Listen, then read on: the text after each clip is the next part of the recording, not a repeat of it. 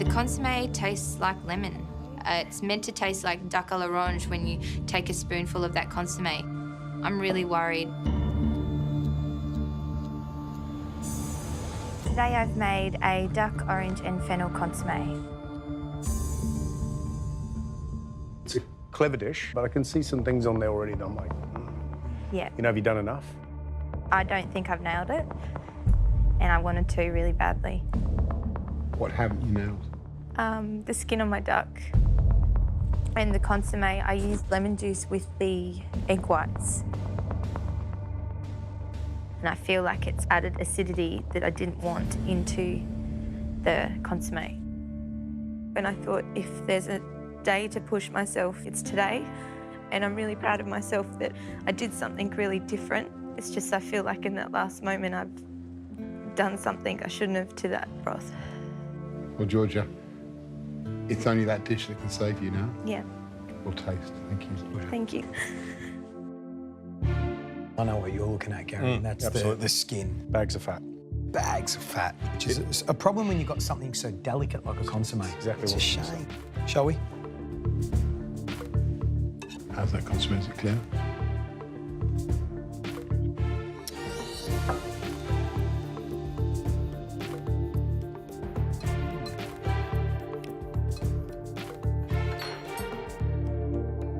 I love the idea that she's pushed herself and done something very different compared to everyone else. And it looked pretty, the pour, you know, it's dramatic, but it's not exactly meeting the brief. It's duck à l'orange, and you get the orange once you've eaten the fennel with the orange in it. But she's made a big mistake by adding that much lemon to the raft. If you're going to make consommé, it's got to be like liquid gold. That's the joy for me of eating consommé. And the duck's too fatty. The mystery box today was all about ingredients that you could buy for $1 or under $1. And I don't think that was as easy as you thought it was going to be. There's some of you that certainly struggled. Remember at the beginning of the challenge, we said we were only going to taste the 3 most appealing dishes. The first one up is Georgia.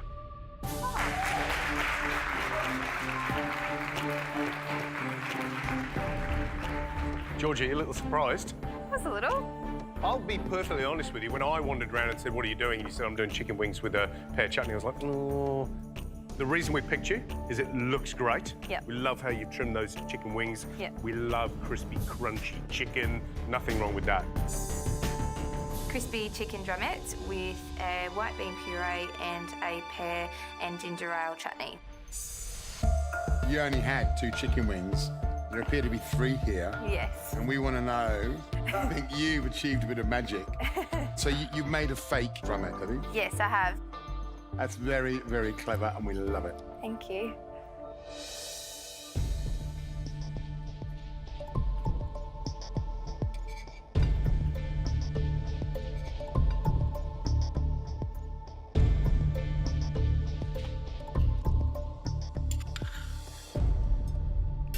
You know what I like? It's a clever dish on a budget. And I also like the fact that those chicken wings have been beautifully prepared. Take a chicken wing, everybody at home would normally just leave all the bones in and roast them with, I don't know, Coca-Cola or some sweet and sours. And I like the fact that you spent time and made it, you know, really special. That little drumette's delicious. I'm really impressed by this. Good budget cooking, Georgia. Well done. Thank you. Thanks very much.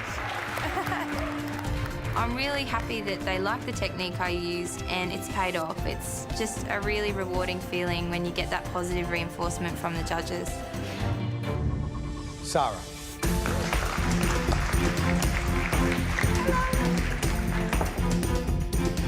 Four out of 4. Yes. Pleased? Yeah, I'm really happy. I made eggplant and ricotta tortellini with a purple sage butter sauce. And you made ricotta, didn't you? Yes. Excellent. Yeah.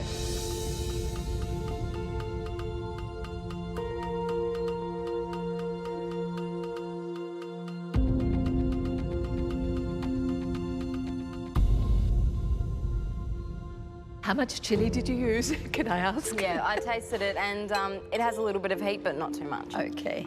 The heat is coming a little from Is me, it? but Okay. then that's because I'm a wimp. No other reason. The pasta is really good. Nothing is worse when the pasta is too thick in the mouth, and I really like it. Good flavour balance in there, and you push yourself for 1 hour. So credit, well done. Thank you. Thanks, Art. My feedback is positive, but I'm not getting rave reviews, so I'm crossing my fingers. I'm going to get the advantage today. Well, Harry chose a cooking technique which is one of the hottest things around.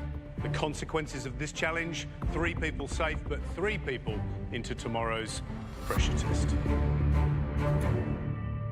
First dish we'd like to taste belongs to Melina. I want to show growth to myself and to the judges, and I feel like I've done that today. I'm hoping that they see it too, and I'm pretty happy walking my dish up today. Alina, what have you cooked?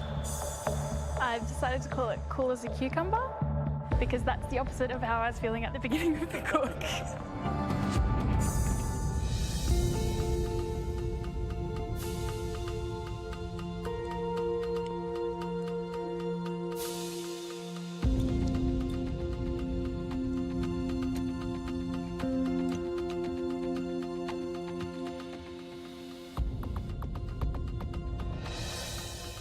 I love it. It's refreshing, it's interesting, and you had to use liquid nitrogen, and you use that in a really smart way. This is really what so much modern cooking is all about. Take one ingredient and just explore it in lots of different ways, both texturally and in terms of your flavour pairings. And I love the fact that every mouthful is different. Sometimes you get a little hint of apple at the back of the cucumber. Sometimes you get a little hint of dill. This style of cooking, this kind of level of complexity becomes you. It's wonderful. Well done, Alina. Thank you. Cracking. I am over the moon with the feedback from the 3 judges today. Good job, darling. As we walk up with our dishes, I'm feeling really confident. I can't imagine how we could possibly be the bottom team with this food. Wow. It's chocolate fettuccine with pan-seared lamb and a red wine chocolate reduction. Colin, have you any idea how much I really don't like chocolate pasta? Oh, really? I have no idea. Given the choice, I avoid it like the plague.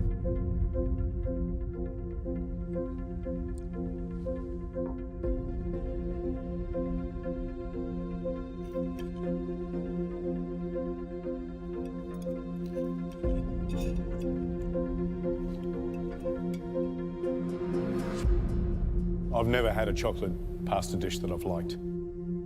Ever. Hate it. But that, I love.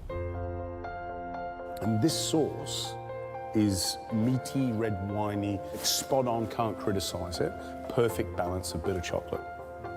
No joke, I can drink this stuff. In fact... No, Gary. I think I will. Great dish. Colin, man, whoa. I'm thrilled not to have let my teammates down. Hopefully their dessert gets as good a rap and we might be over the line for a win.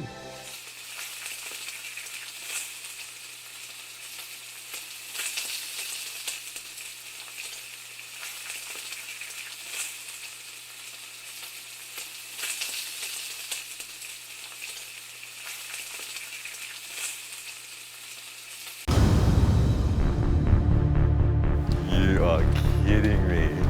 Oh my God! Fun just got scary.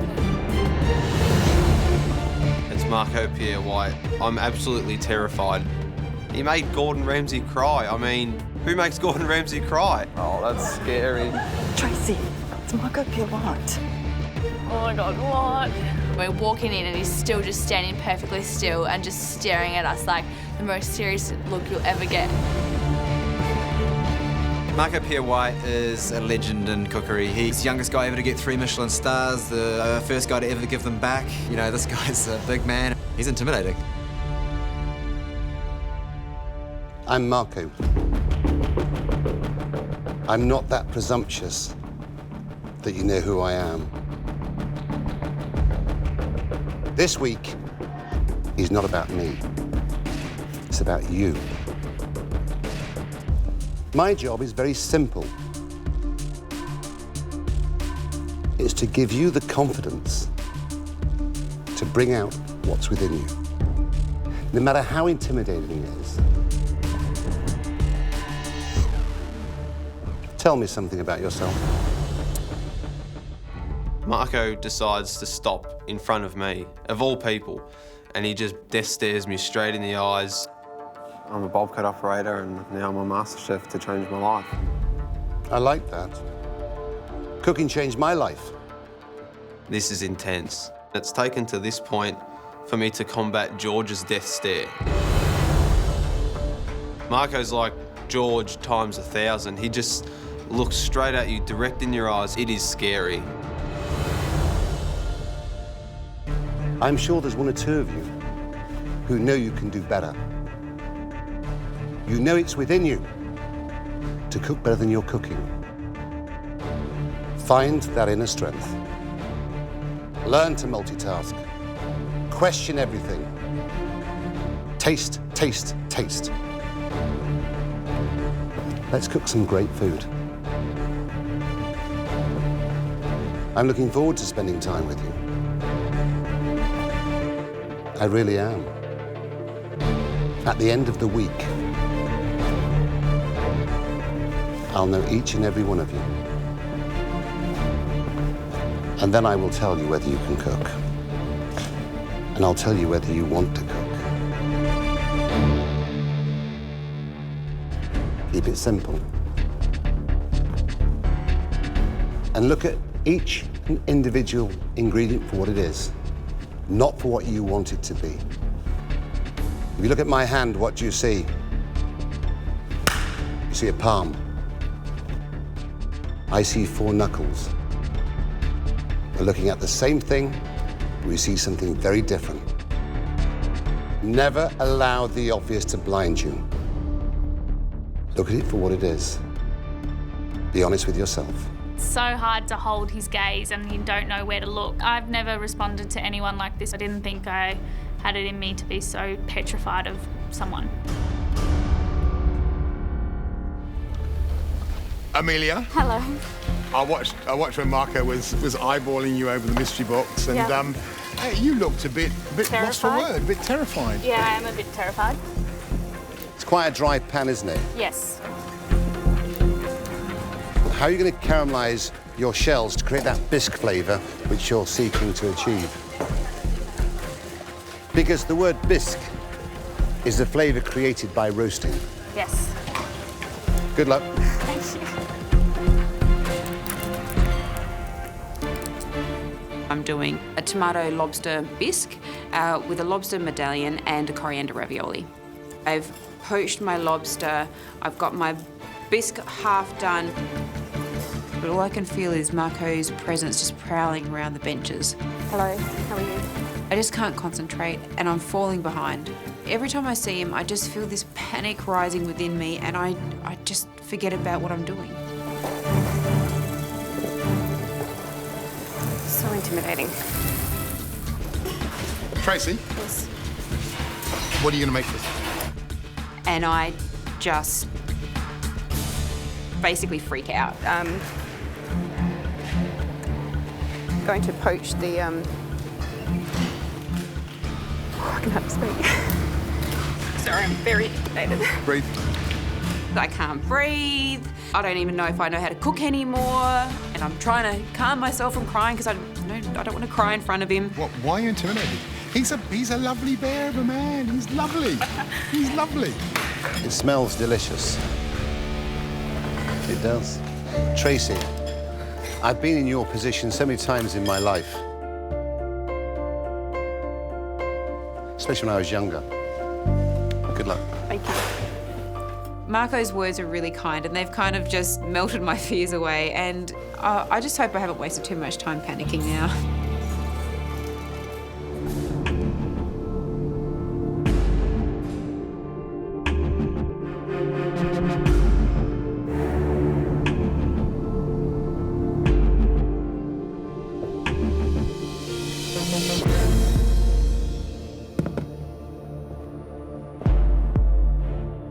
God.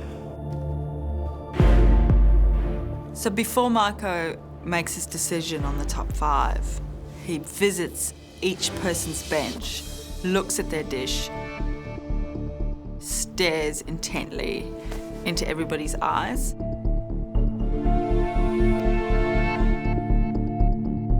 Everyone is enthralled, and it's quite intimidating watching him do that with everybody, knowing that he's on his way up to me. Oh, my heart's pounding while he's coming up to the bench. I'm waiting for him to stare me in the eyes like he has been all morning, and he doesn't look at me. I don't know whether that's good or bad.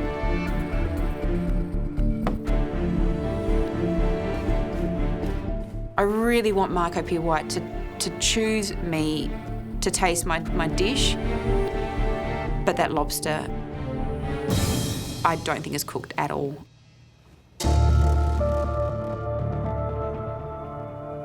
You should never hide your tears. Trust me. I know we've tasted 5 dishes, but there's just one more dish I would like to taste. Only one. And that dish belongs to Tracy. Please bring your dish up. Thank you. Hello, Tracy. Hello. How are you feeling? Very overwhelmed. It's a lobster broth with a coriander ravioli and a lobster medallion. Before you taste, I fear that my lobster is undercooked. Thank you for your honesty. Right, let's cut this lobster, shall we? I just really want to hold this together, but now's a moment of truth. My heart is sinking to see this raw lobster being cut. He looks perfect to me. Why are you apologising? You know what? I reckon so far that's the best bit of lobster we've seen in terms of good, how yeah, it's it's cooked. perfect. Really That is good. very perfect. Really good.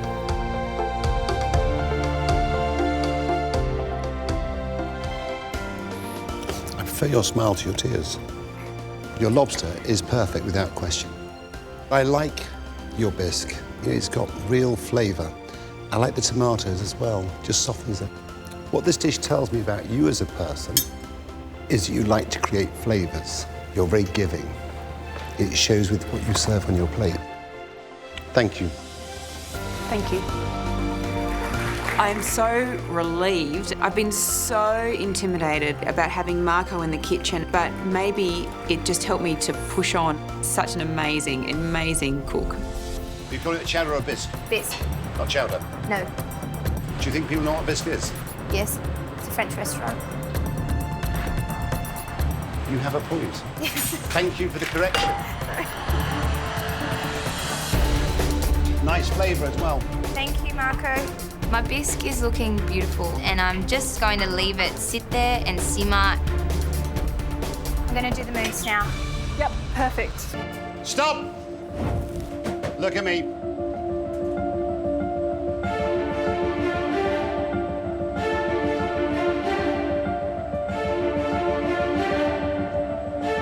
Remember this. Win this, and you're into the finals.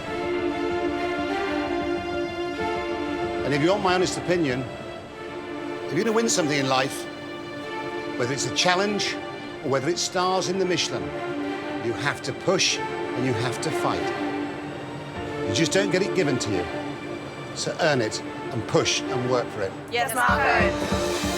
So just remember one thing. Do you want me to push you? Yes, Marco. Do you? It's not personal. We're here to do a job, and that's to feed all those people well. And I want you to walk out of this service feeling proud of yourself and knowing that you gave your best and not your second best. Yes, Marco. But let's do the job. Yes, Marco. Service, Senate! On order, 1 salmon. Okay. 3 chowder. How long? How long? 5 minutes on the pass. 5 minutes for 1 salmon, 3 chowder. Yes, Marco. Yes, Marco. Yes, Marco. Push, come on. Come on, we've only got 70 covers to do. We've only got 60-60 now. Hot plates, not cold plates. Hot plates, not cold plates. In the hot plate, in the hot plate. Come on. Service time has started and we have to get these dishes plated up. How long? How long? Quickly. Marco is questioning how long it is until we are going to have a dish up, and how long? I really don't know. Guests are waiting. If you were a guest, would you want to wait or would you want to eat your delicious food? Marco is on top of his game. He's obviously had his wheat beats this morning. How tough is this? Very tough. But you want it, you see? You want to get to the final, don't you? Yes, I do, Marco. And you may hate me for what I'm doing. No, I but don't. seriously, I want you, like everybody else in this kitchen, to get to the final. There's no favouritism. It's all about the job. Yes, Marco. How's your garnish? How's your garnish? How's that garnish? He is yelling and tapping and pushing and questioning everything you're doing. Come on, make it pretty, serve it hot. Keep it tidy, keep it clean. Quickly, quickly, quickly. Plating up the bisque is taking a little longer than we'd like. Quickly, quickly, quickly, quickly, quickly, quickly, quickly. Put it more central. Put it more central. Just pour it in. There we are. Put it over there so it glazes it, so it doesn't look dry. There you are. Come on, have some confidence. Marco Pierre White. Oh, my God.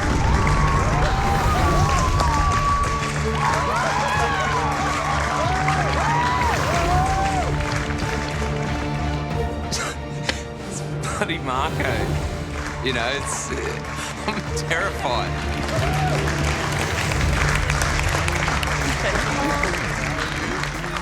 Oh my goodness, I'm cooking for Marco. He's really here, like, he's really here.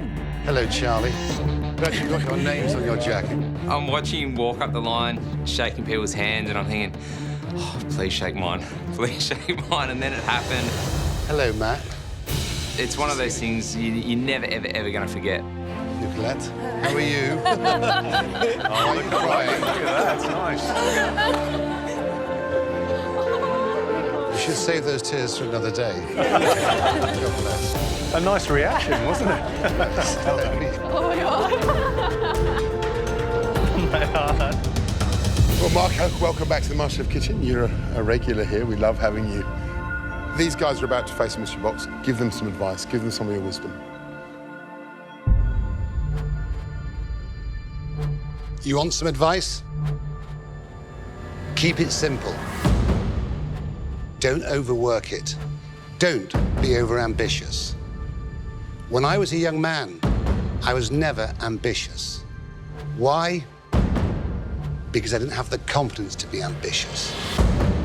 I was motivated by my dreams, ruled by my fears of not being good enough. That's the truth. So the truth is, I'm still that same boy.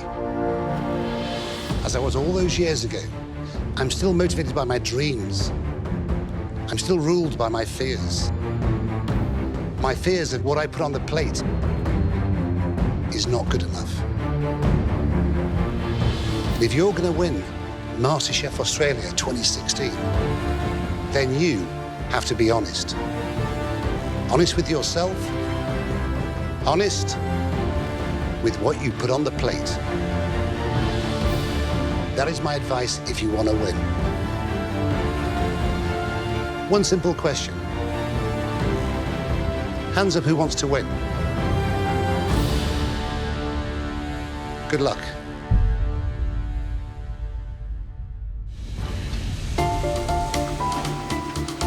Today, I'll be making pepper lemon cream chicken with the flaky paratha and potato crisp.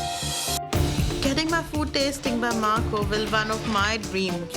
I've always told my husband that I really want to present Marco with the fiercely Indian curry, which has lots of love just made for him. Looks good, Nidhi. It smells good. Really good. So I hope Marco tastes my dish. I cross my fingers and my toes.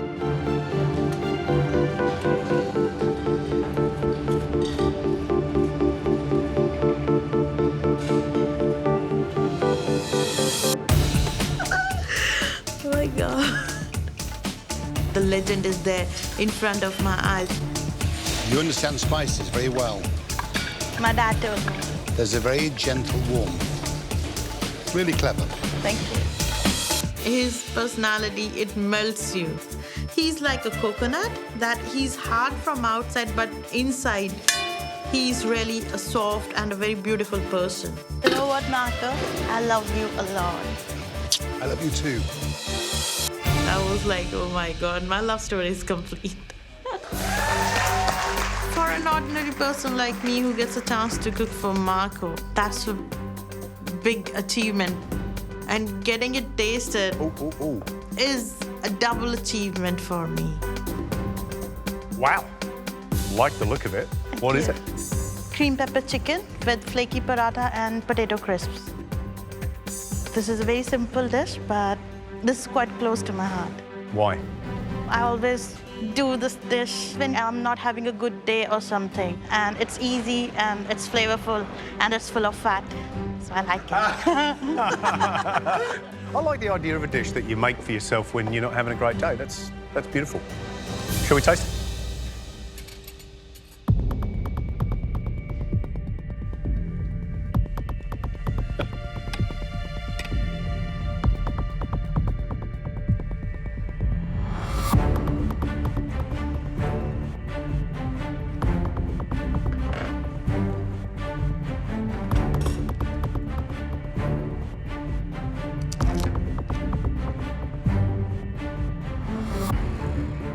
Nidhi, in 35 years of being in this industry, I've never seen a dish look like that. Tastes so good. It's delicious. The combination of chicken fat and that black pepper, which is beautifully balanced, and that little squeeze of lemon, sensational. The crisps, a little bit of salt. Well done. Thank you. It nailed the brief, and the brief was simplicity, tasty, yummy. That's, what more can we say? Definitely have to have a run after that, that's for sure. Good stuff. Well done. Cooking for a legend, not everybody gets a chance. Only I can say that. Must have done something too good in life.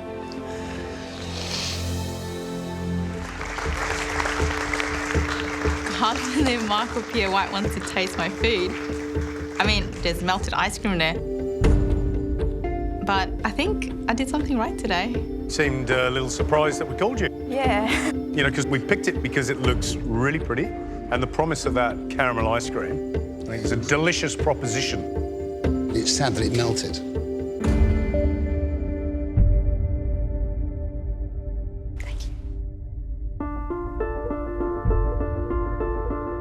What have you cooked?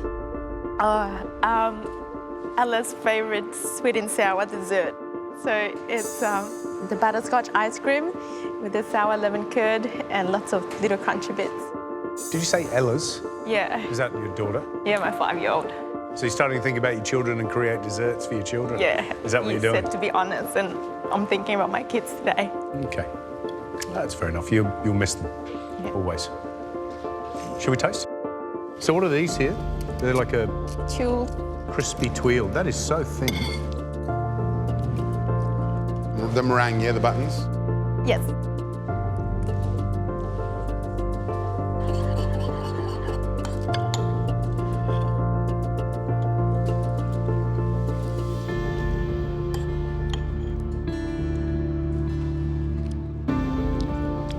It's like the lightest lemon meringue pie in the world.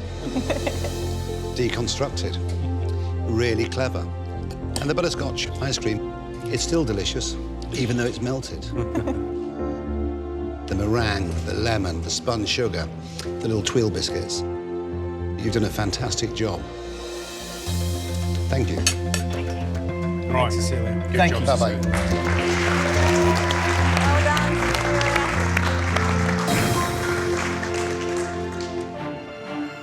The last dish we'd like to taste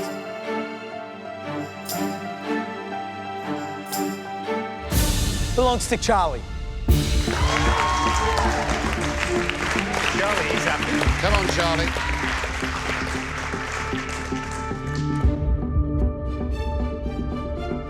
Gee, Charlie, from elimination last week, tasted this week. What's the dish? It is a honey semi-freddo, lemon crumb, candied lemon, and a lemon and honey caramel.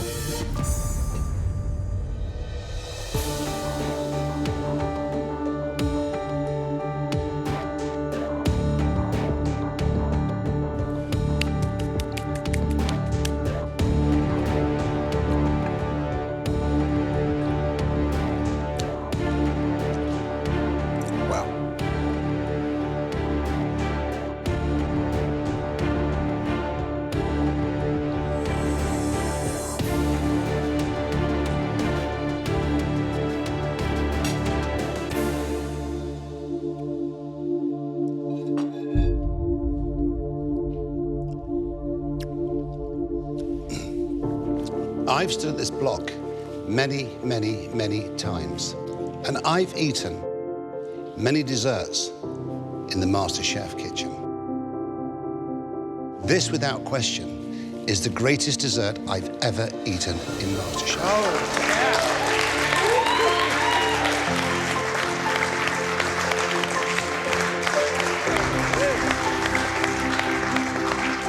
If I went to a Michelin-starred restaurant today and ate that, I wouldn't question it. I'd more than likely ask for the recipe. It is delicious. The smoothness, the balance of honey and lemon, the crunch, all together in one. Have the confidence to sprinkle it all over. Have that confidence. Allow your fingers to create the design. Don't force it, make it sensational. Thank you. Thank you so much. I've got nothing to say, really. Yeah, I've got nothing to say either. How can you finish on that? That's amazing. Charlie, how does that feel, man? Really? It feels awesome, you know, to be at the bottom of the pack and kind of questioning everything after that first cook. And then to hear those words from Marco, it's just, yeah, honestly, I have nothing to say. It's just crazy. Thank you so much. Thank you. Stuff, Charlie. Well done. The feeling that I'm feeling today is absolutely on the other end of the spectrum from last week. It's amazing to go from such a low to such a high. That has happened, guys. Those words will live with me forever, and it's something that I'll always be able to fall back on and far out and draw confidence from. How heavy are they? 170. 170, I'm told. That's 181. I'm only joking.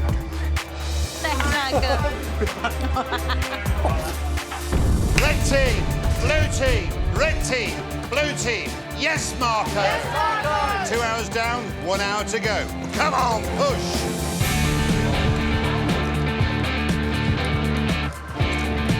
In 35 years of being a chef, I have never seen anybody roast potatoes with white pepper.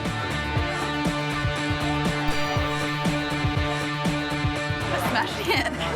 At this stage, I think everything is coming together well, so there's a real vibe now. Happy cooks cook happy food. Let's go, red team! Red team, blue team, come here. Service starts in 1 minute. And the key is, listen. My job is to be the Pied Piper, and you have to follow me. And remember, the winning team are safe, and the losing team go to an elimination. Give it everything you've got. Good luck. Come on.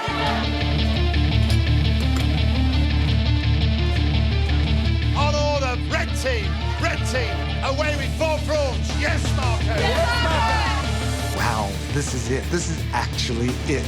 Come on, red, let's go. Blue team, 4 scallops on the pass in 90 seconds. Guys, 30 seconds on those scallops. The restaurant is full, the place is pumping, there's people everywhere. It's starting to get a little bit hectic in the kitchen now. Give me 15 prawns. Marco's so organised at the pass, he knows exactly what's going on. Come on, get more prawns on. It's pretty cool to have him taking charge. Do you want me to go easy with you or do you want me to push you? Push us. Shout at me then, say push. Push us, Marco! How long for my scallops? How long for my prawns? I want my prawns. How long? Oh my goodness, he's yelling, and he's not yelling a little bit, he's yelling really loudly. 12 scallops! Come on, where's my prawns? Where's my prawns? Prawns are coming, Marco! Be the wolf pack. Work as a team, come on. Make sure they cook, Jimmy. So service has started, the guys are working on the entrees. Now what I've got to do is start my fish. Are we pre-cooking it? Add it to the oven. Why are you cooking the fish now? Why To are get you it in the cooking oven, the fish Marco. now? To get it in the oven. What, it'll be overcooked? We haven't even sent a starter yet, have we? You don't cook delicate fish before they want it. Marco is terrifying. Harry, follow my instruction and you'll be safe. How long for my scallops? Get your team working with you. The kitchen's frantic. It is chaos. Can you do the puree? I'll do the scallop. You do the crumb. And I'll do the drizzle. Yeah. We've got a little roundabout puree. We've got our 4 scallops, our pancetta crumb crumbed over the top, and then a little drizzle of our parsley oil. Are you happy with that? Yep. Service, come here, waiters. Come here. Table 2, away you go.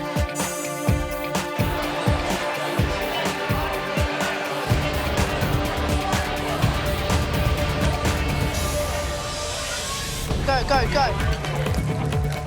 Come on, blue people. Quickly, quickly. I'm waiting for 10 kingfish. Now it's Harry's moment to shine. That fish has got to get crisped up as quickly as possible and onto that plate. I'm terrified. I'm waiting for 10 kingfish. How long? Come on. Hey, we need more fish on the go. How long? How far 10 away? minutes. 10 minutes? Yeah. What do you mean? Where's my kingfish? Where's my kingfish? Harry, where's that kingfish? They're not ready, not yet. Harry is he's looking a little bit flustered, but you know that you can't send out fish that hasn't been cooked properly. Is that crispy enough? Oh, a little longer.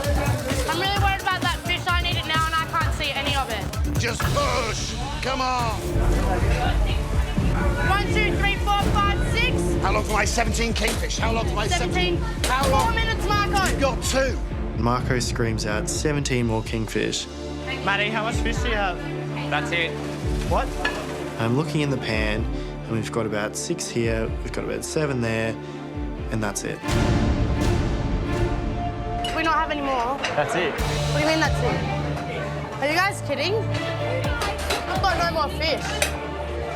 Zoe, we're out of fish. What do you mean we're out of fish? Something's happened, and there's a lot of fish missing.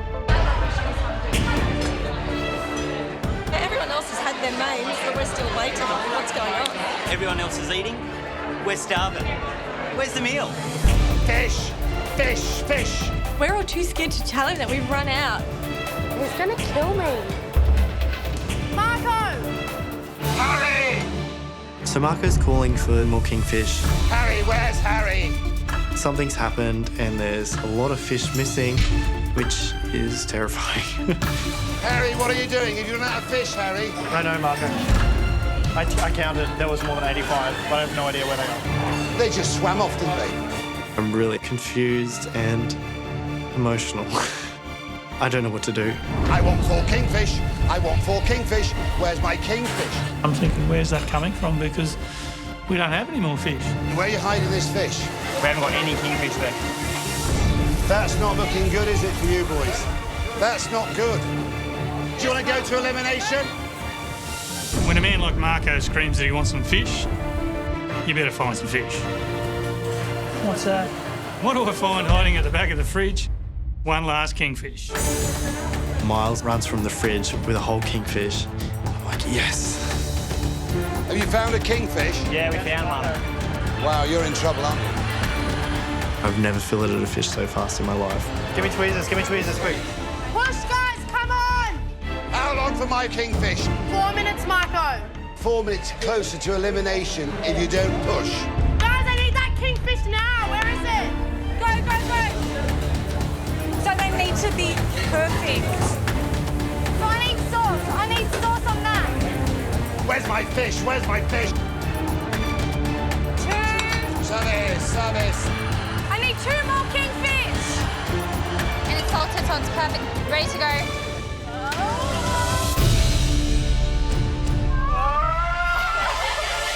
Run! Come on, move! Run! Don't walk, run! Quickly, the first 3 to my right, the second 3 behind me. You're the red team, you're the blue team. She's see the dishes? Yes, Marco. That's what you're making. Holy crap. You have to make enough to feed 120 diners. Do you see the clock behind me? Oh, shit, it's going. It's already ticking. 3 hours until your guests arrive. Get your aprons on and start cooking. Let's waste no more time. Every second counts. Your recipes are in front of you. He is back. Oh my God. And now we're doing a Marco Service Challenge. This is like all the hard things of the MasterChef kitchen combined in one with Marco Pierre White.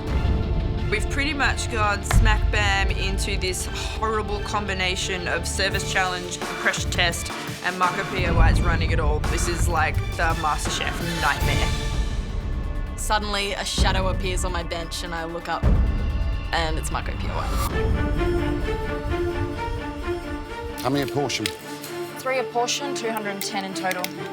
It's a lot of prawns. How long do you think it will take you to do 210? It's going to take a long time. No, it's not. If you push. Come on.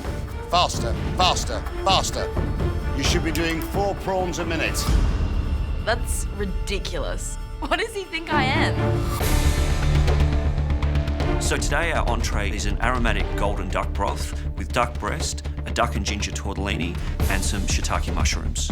I've made pasta a lot. It looks like something that I can achieve, but knowing how much work there is to do this for 60 people, it will be a challenge. I need to break down 12 ducks. I know that that's going to take me a lot of time, so I start doing that. Why are you using a veg knife? And why are you shaking? No, use a boning knife. Taking the wishbone out helps, doesn't it? Yes, Marco. No faffing around, clean. Thanks, Marco. This is a tough challenge with Marco in the kitchen. We have to do things absolutely perfectly. I'm watching, Matthew. Yes, Marco. We need to make sure that everything that we put up meets his exacting standards. The first thing I need to do is cut down and clean 12 lamb necks, and then they need to go in a pressure cooker for like 90 minutes, so I need to get moving. I'm watching. Alright. Don't allow me to slow you down. No problem. There is a lot of butchering going in today. I've got a lot of meat to break down. Very, very time consuming. So I really need to push myself to keep up. For the main, we're making baked snapper with roast tomatoes, zucchini flowers stuffed with a scallop mousse and basil oil. Oh my God, so many snapper. The first thing I get onto is cleaning and filleting the fish. It's the biggest job on my recipe, so I need to get that out of the way. I haven't filleted 35 fish before in a row because I've never had to cook for that many people before, so definitely feeling the pressure. There's a huge amount of prep to do with these fish. I have 35 whole fish to fillet and trim, and then I have to pin bone them. It's a really fiddly and time-consuming job. Hold on. Marco comes over and I think he can see that I'm pretty slow at it. Are you right-handed? Yes. Head to the left. Marco makes everything look easy. You see, once you open that up, it falls open, just what I'm saying. Yes, I can see what he's doing. I just can't do it at that speed. I hope I can do this fast enough. This is quite a big job, isn't it? It is a big job. You struggling? No, just You sure? concentrating. Yes. You've got Marco Pierre White kind of circling us like a great white shark, just wanting to make sure that we do everything correctly. You just don't want to put a foot out of line. Stop. Look behind me. The tables are being laid. Oh, God. 2 hours to go. Come closer. Don't be scared. Should I tell you in a nutshell? It's one plate every 20 seconds. It's not until Marco says a plate every 20 seconds you begin to understand the enormity of the challenge. But remember, It's not just a plate of food. It's got to be right. There's one little question I'd like to ask all 6 of you. How hard do you want me to push? Do you want me to stroke you? Or do you want me to push? Push. I'll remember that. Trust me. Because remember, if you fail, I fail. And I don't like to fail. Yes, Marco. Now push. Let's go. Run. All right. Come on, run. Yes, Marco. Yes, Marco.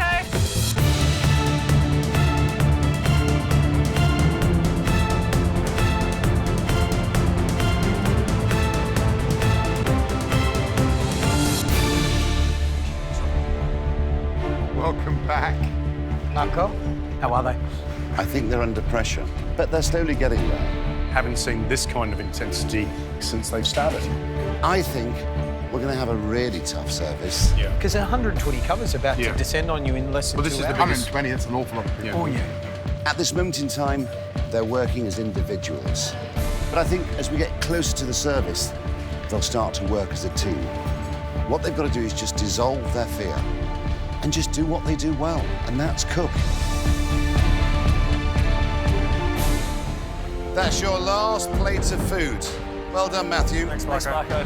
Blue team, well done. Thank you. Oh my God. It's a huge relief to get all those plates out. Marco wanted a plate to go out every 20 seconds, and I reckon we came pretty close to that. Gather round. Do you want to hear the really good news? Yes, please. Yes, Marco. You got 1 dish out every 30 seconds.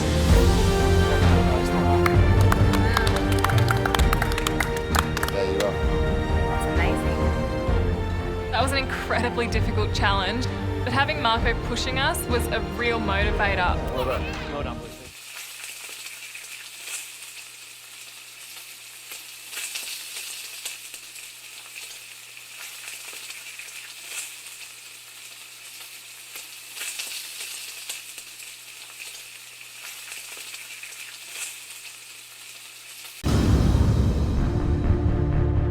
You are kidding me.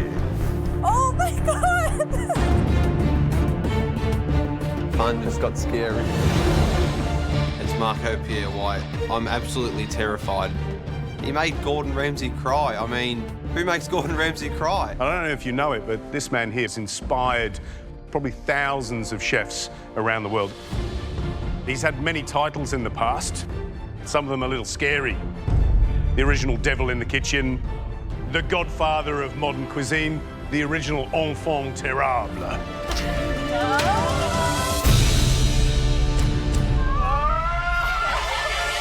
Run!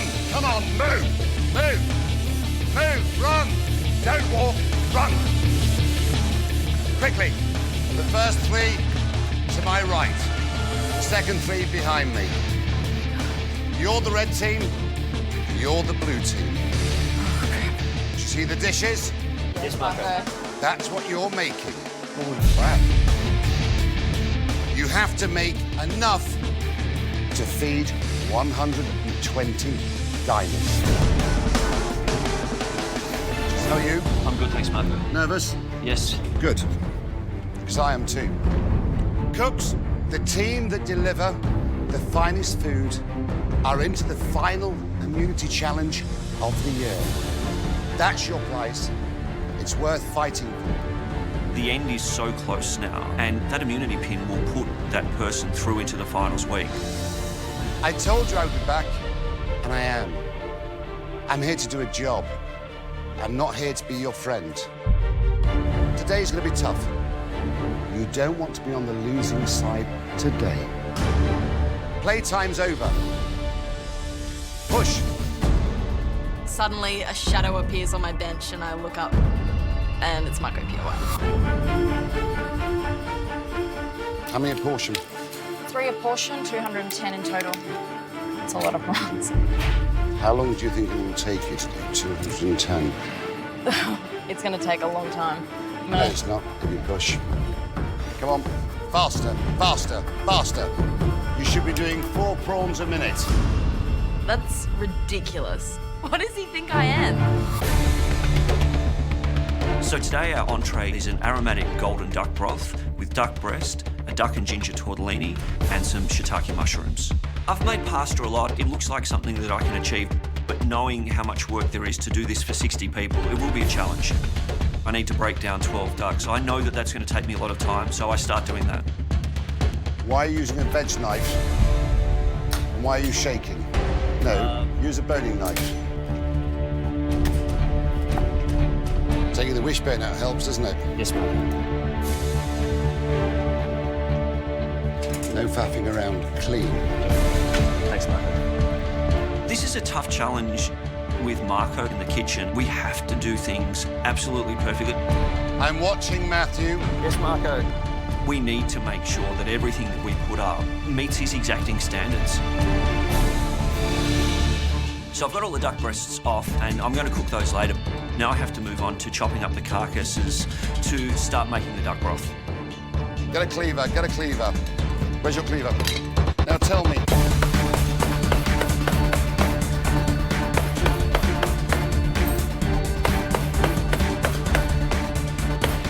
Is that easier? Much quicker, thanks, Marco. There you are. Time's important. I can't measure up to what he expects of me. But equally, I'm learning from Marco Pierre White. What more can you ask for?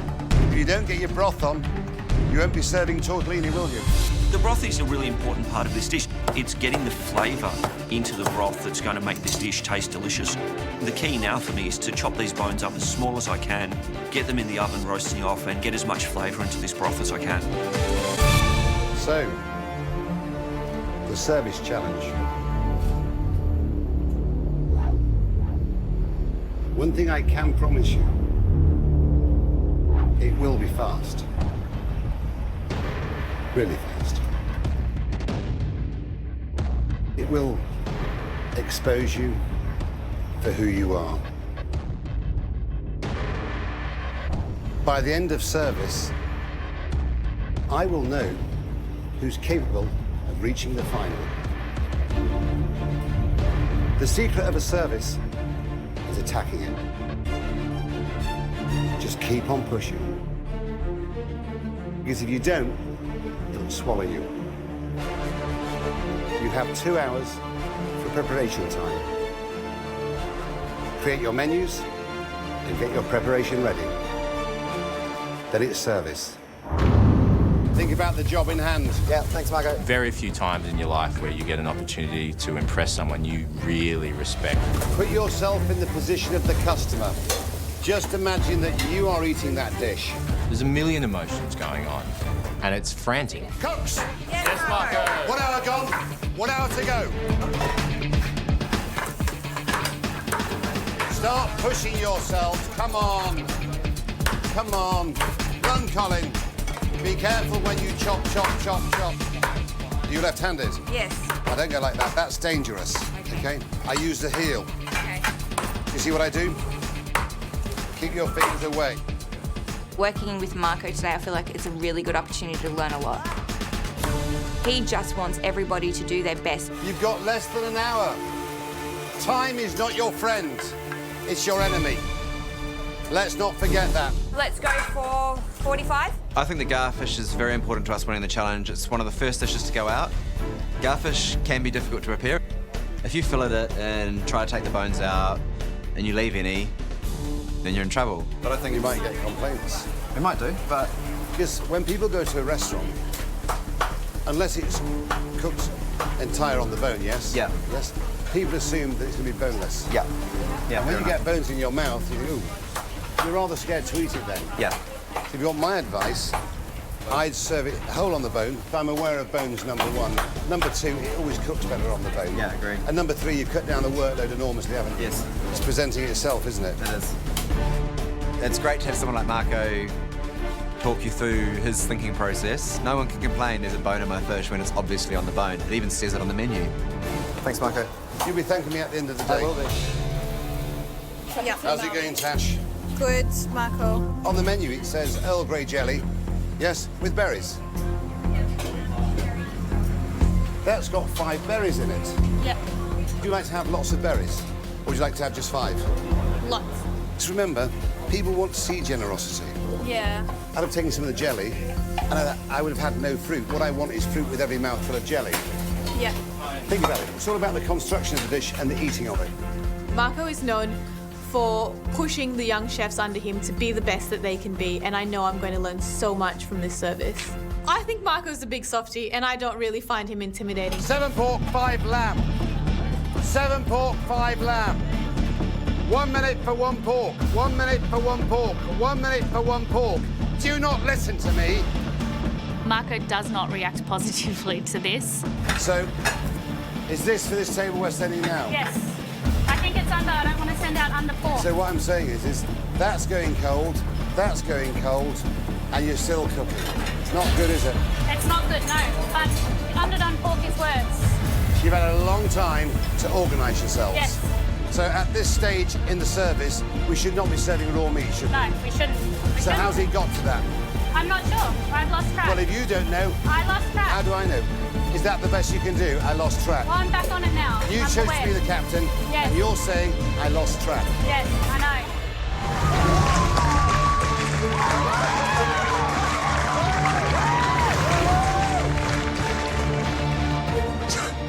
It's bloody Marco.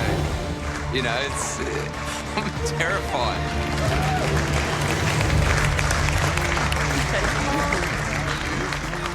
Oh my goodness, I'm cooking for Marco. He's really here, like, he's really here. Hello, Charlie. But you've got your names on your jacket. I'm watching him walk up the line, shaking people's hands, and I'm thinking, oh, please shake mine. Please shake mine. And then it happened. Hello, Matt. It's one of those things you're never, ever, ever going to forget. Nicolette, how are you? Oh, look at that. That's nice. You should save those tears for another day.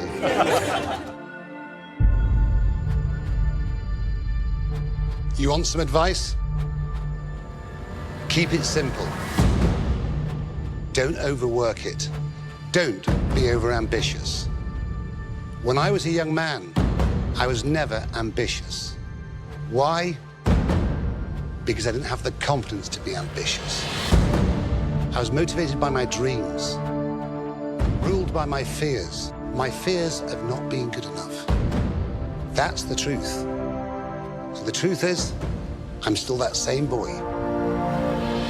As I was all those years ago, I'm still motivated by my dreams. I'm still ruled by my fears. My fears that what I put on the plate is not good enough. If you're going to win MasterChef Australia 2016, then you have to be honest. Honest with yourself, honest with what you put on the plate. That is my advice if you want to win. One simple question. Hands up who wants to win. Good luck.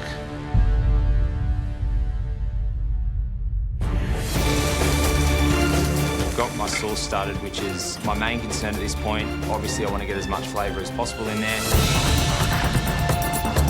I taste the jus, you know, like one after another, to make sure that, you know, it's on track. There's a good flavour profile in there. And lo and behold, Mr. Pierre White approached my bench. All right, Matt. Yeah, mate. Taste my jus. Just gives you that classic glare.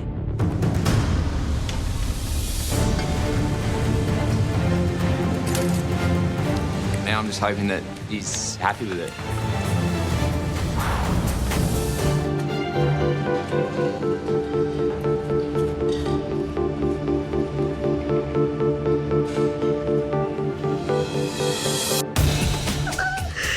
Oh my God.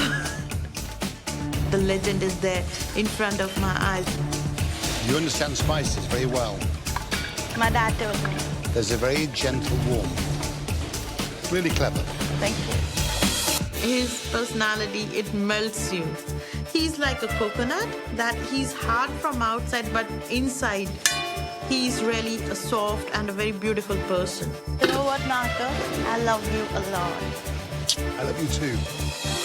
I was like, oh my God, my love story is complete. A little bit worried. You should be. I just really need to start hammering, put it all together, and just try to make sure I nail everything. It's gonna be close. That's right, I'm pushing.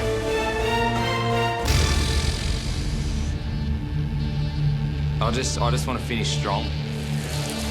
Get your gas right and then turn them individually. Then you don't create inconsistency like this. Yep. Remember, fingers are for burning. Yes, sir. Be in touch with your food. There you are. Use your tongs, you prefer them. It's so hot in that pen. Oh. There's no way in the world that I'm going to wuss out and start pulling away. It's like, mate, if you're in, I'm in. Fingers will heal. That's something I was never, ever going to pass up. Can I just say this is probably the greatest day of my life?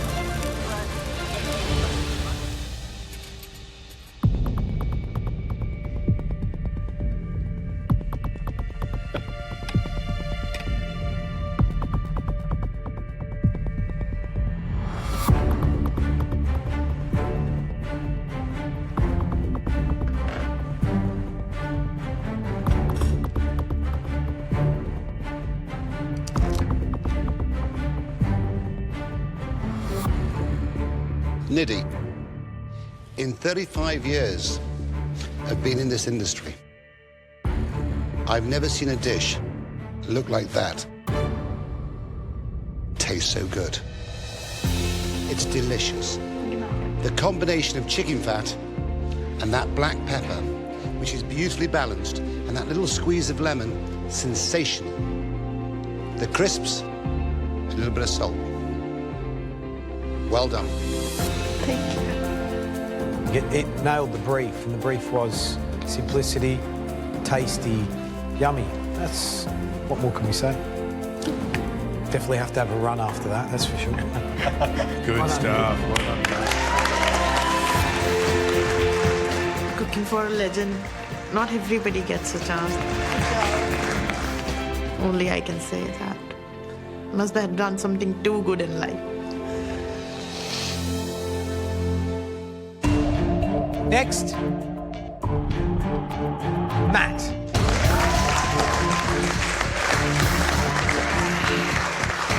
Hey, look at that. That is a bowl of crunch, isn't it? Yes. So it's a pan-fried gnocchi with some toasted breadcrumbs, crispy bacon, chicken skin, and a chicken and bacon jus. You leave a little bit of sauce in the jug for me, so Yes. I can taste it separately. Absolutely. Thank you.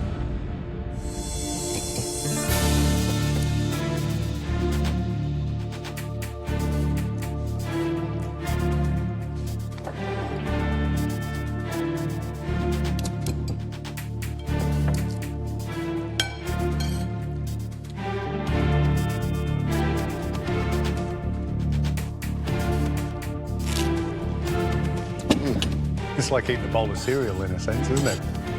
Savoury, chickeny, bacony cereal. Genius! Nice.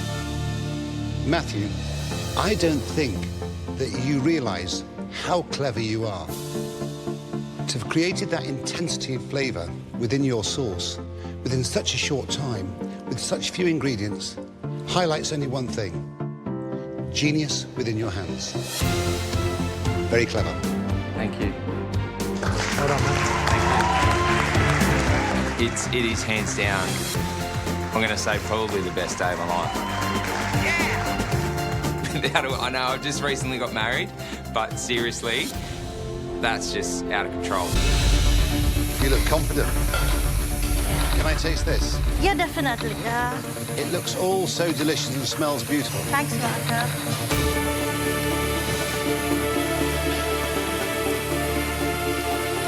Do you regard cooking as a form of therapy? Definitely. So do I. Oh. All my life. It tastes really delicious. Thank you, Marco. Make an extra one for me on the side. I just love your cooking. Your use of spice is genius. Nidhi, It's Marco. tell me, what's your dish? It's an Australian classic Indian way. Lamb South Indian style. sweet carrot pudding with an onion yogurt, parsnip chips, and a bread with onion stuffed in it. Did you say that one was for me? Yes, that one's specially for you. Today I made it for you. See? All Thank the you, special darling. stuff Thank for you, thank you, thank you. Thank you. I'll have one of these then.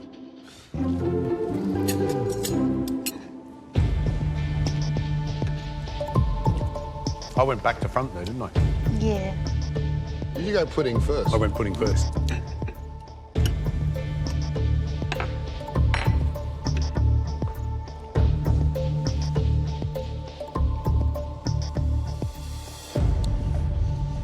This morning, you were top 5. This tops what you cooked this morning. This is beautiful. Thank you, Marco. I wish you had a restaurant where I live. I'd be there every week. Oh, thank you, Marco. Thank you, thank you. This little carrot pudding is, well, it's better than anything I've ever had in India. This is one of those sort of things you try and you come back for the next morning, you wait and you queue up, waiting to get in. I love it. Thank you, Marco. Love it. Well done. Well done, girl. Delicious. Good luck. Oh my God, Marco wants me to have a restaurant. It was the proudest moment. I don't know if you know it, but this man here has inspired probably thousands of chefs around the world. He's had many titles in the past, some of them a little scary. The original devil in the kitchen, the godfather of modern cuisine, the original enfant terrible, as he was when I was working in London. But this week, it's not about scary Marco. It's about the mentor that is Marco. Yeah. The trainer, the guy that's going to pass on his knowledge to you, take you on as his apprentices. Before MasterChef, I was a sales rep driving around Brisbane. And now all of a sudden, I'm Marco Pierre White's apprentice. I feel like I'm in a dream. It's surreal. This isn't real life. Well, I started in the late 70s. It was the hardest job I ever had. The one thing they instilled in me as a young man was that fear of failure. When I was 17 years old, I went to work in a restaurant which had 2 stars in Michelin. In those days, there was only 4 restaurants in Britain with 2 stars. But my dream was 3 stars. That was the impossible. And everyone around me, they thought I was a dreamer. But I had my dream, and every day I pushed and got that little bit closer to my dream. Dreams are without question the most important. Because without them, you'll never achieve anything. I say to my little girl, every week of her life, Mirabelle, do you have a dream? And she always says, yes, Daddy. And I ask her what her dream is, and she tells me. And then I say to her, if you have a dream, Mirabelle, then you have a duty and a responsibility to yourself to make it come true. Because if you don't make your dreams come true, then you're just a dreamer. I first did this dish over 30 years ago when I was the apprentice to a great chef called Michael Lawson. The restaurant was the Box Tree, 2 stars in Michelin. Only one of 4 restaurants in those days to have 2 stars, no 3 stars. I was 17 years old, a year younger than yourself, Andrea. This was the dish I did on my very first day on the sauce section at the Box Tree.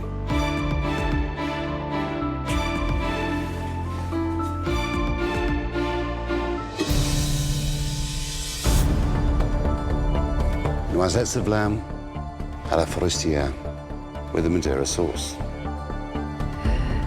Very simple.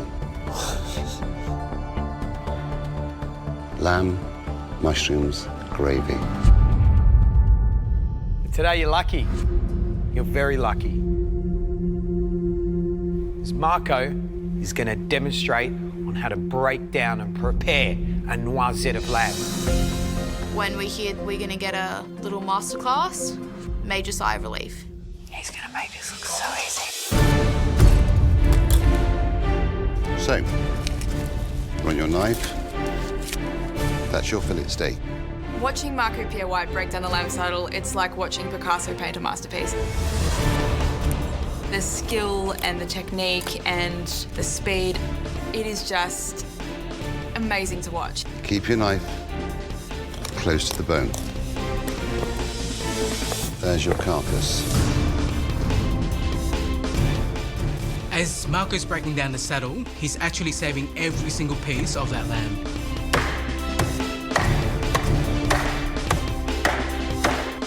Always keep your hand away. He's going to use the bones for the Madeira sauce. Take your flank off in one. The back straps and fillet will form the noisettes. Now, this is the difficult bit. The skin will actually wrap around the 3 different layers of meat and hold it together as it cooks. Taking away all the meat. Don't try and rush it. Let the knife do the work. If you mess that one up, then it's over. This is the assembly of it. Rump end, neck end. So then, shape it. And putting lots of pressure on it. And that's what's bringing it together. So that's quite simple. It's doable. I'll remember those words. It's doable when I walk past you. I believe you. It's absolutely insane that I'm cooking a dish for Marco Pierre White. Really an amazing moment, once in a lifetime opportunity that I get to do this. John. Hey, Marco. You're rushing. I'll slow down. Just slow down. Yep. Just remember what happened to the hare. The tortoise won, didn't it? Do you want to be a hare or a tortoise? A tortoise. That's right. Be careful. Slow right down, John. Let the knife do the work. Whatever you do, Andrea, Yes. don't rush it. Otherwise, you'll be going home. Yes, ma'am. Good girl. Relax. Really think about it, okay? I think I'm mostly there. Here. Beautiful, Andy.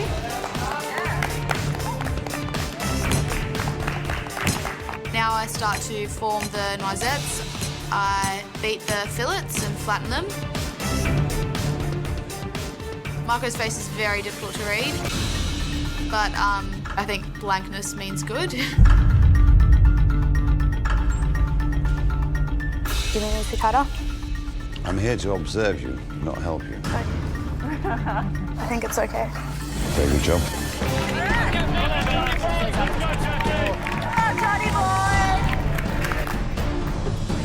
Are you kidding?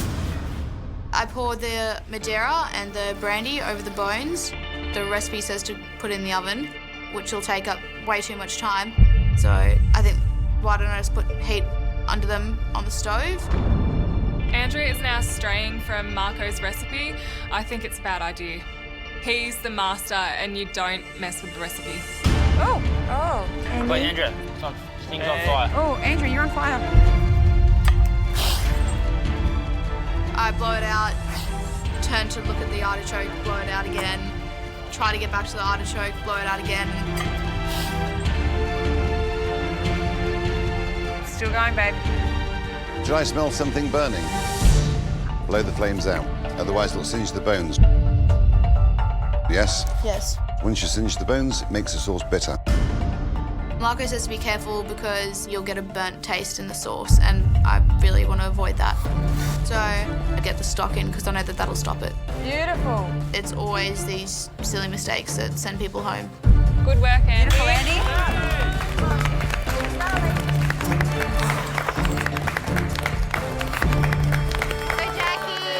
Contestants, your place in this competition is at stake. 45 minutes to go. Push. Come on. Push. Push. Let's go, Jack. 45 minutes to go, and I'm really under the pump now. It's a Marco Pierre White dish, and there is still so much to do. I take my caramelised bones out of the oven, put them onto the stovetop, add stock, let it simmer for another 30 minutes, like the recipe says. Really good, Jackie. Well done. Keep pushing it. Marco comes to my bench and he has a taste. It's amazing what you can achieve with a bit of thought and care and love, isn't it? Yeah, that's beautiful already. How long has this been cooking? 12 minutes now. It was your sauce that got you here. Yeah. It could be your sauce that gets you out of here. Remember, a clock is only a guideline. I think he's trying to tell me something with that, and it clicks to me that the sauce doesn't have to be on there for 30 minutes. If it tastes right, it's ready. Take it off. That's good, Jack. Good, good, good. By taking my sauce off early, I'm taking a risk. I'm not following the recipe to the T, but it tastes good now. I'm going to trust myself, I'm going to trust my palate, and I'm going to pass my sauce now to finish it off.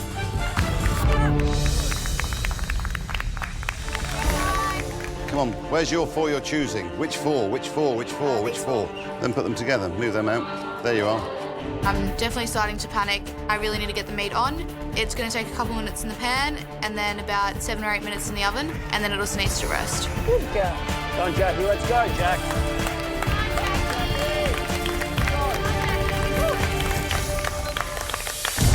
I'm struggling to stay on top of everything and I'm falling behind. John, where's your pan? Where's your pan? Where's your pan? Where's your pan? What's that for? For the mushroom. Okay, what's that for? For the steak. How's that look? It's getting really tough and Marco is definitely pushing me to my limits. Come on, come on. Come on, quickly, quickly, quickly, quickly, quickly, quickly, quickly, quickly, come on. The pressure is really on. If you continue like that, you will not be ready. I know I really need to dig deep inside to create something as great as Marco. Service starts in 1 minute. And the key is, listen. My job is to be the Pied Piper, and you have to follow me. And remember, the winning team are safe, and the losing team go to an elimination. Give it everything you've got. Good luck. Come on.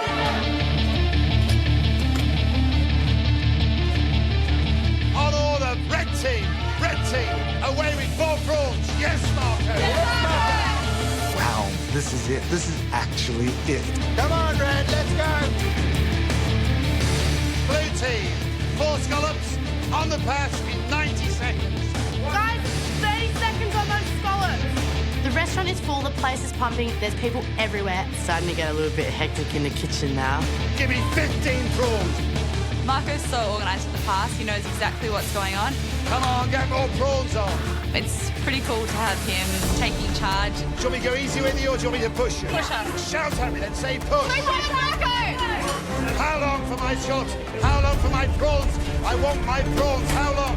Oh my goodness, he's yelling, and he's not yelling a little bit, he's yelling really loud. 12 scallops! Come on, where's my prawns? Where's my prawns? Prawns are coming, Marco! Be the wolf pack. Work as a team, come on! Make sure they cook, Jimmy. So service has started, the guys are working on the entrees. Now what I've got to do is start my fish. Are we pre-cooking it? Into the oven. Why are you cooking the fish now?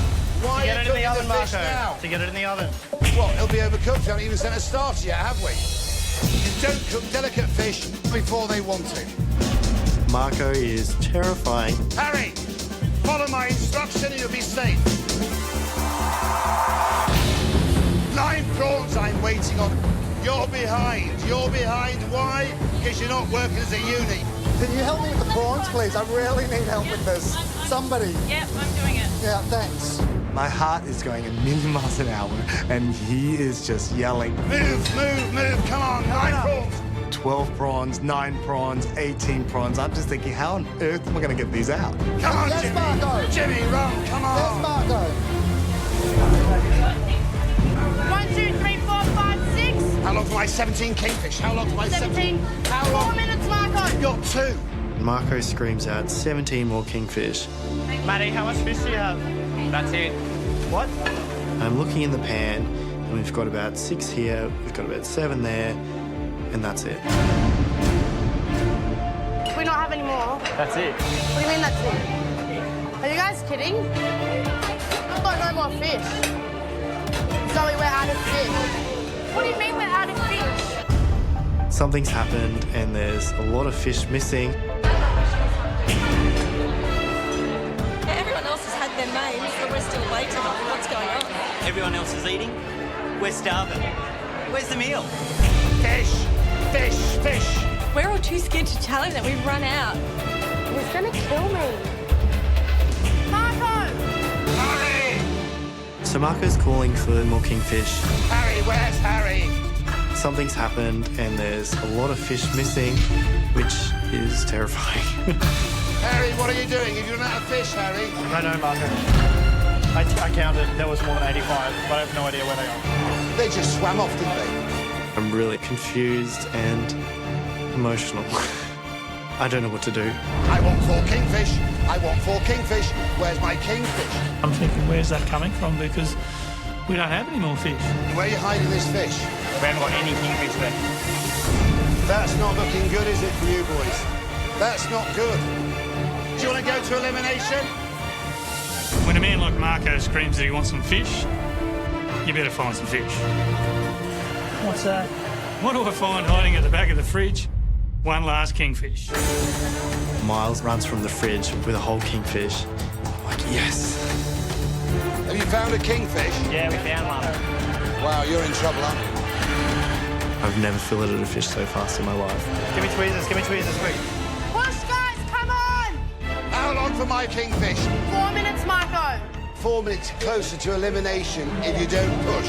Guys, I need that kingfish now. Where is it? Go, go, go. Well, I have to say, you did amazingly. You surprised me. 420 plates of food. That's a lot of food, trust me. That's more than 4 plates a minute. And I think some professionals would have struggled to have delivered what you delivered today. Well done. And thank you for giving me a croaky voice. It's simple. It's my little lamb chops on crepinette. This is Marco Pierre White. He's the master of French cookery. There's no way this is going to be a simple lamb chop. It's a double lamb chop on crepinette, which is pig's gall, topped with tongue, ham, and truffle.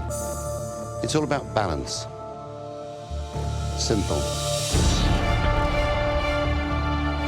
You look worried. But I'll be very honest. It's not going to take very long. For me. Just a little bit of butchery to slip the dough off.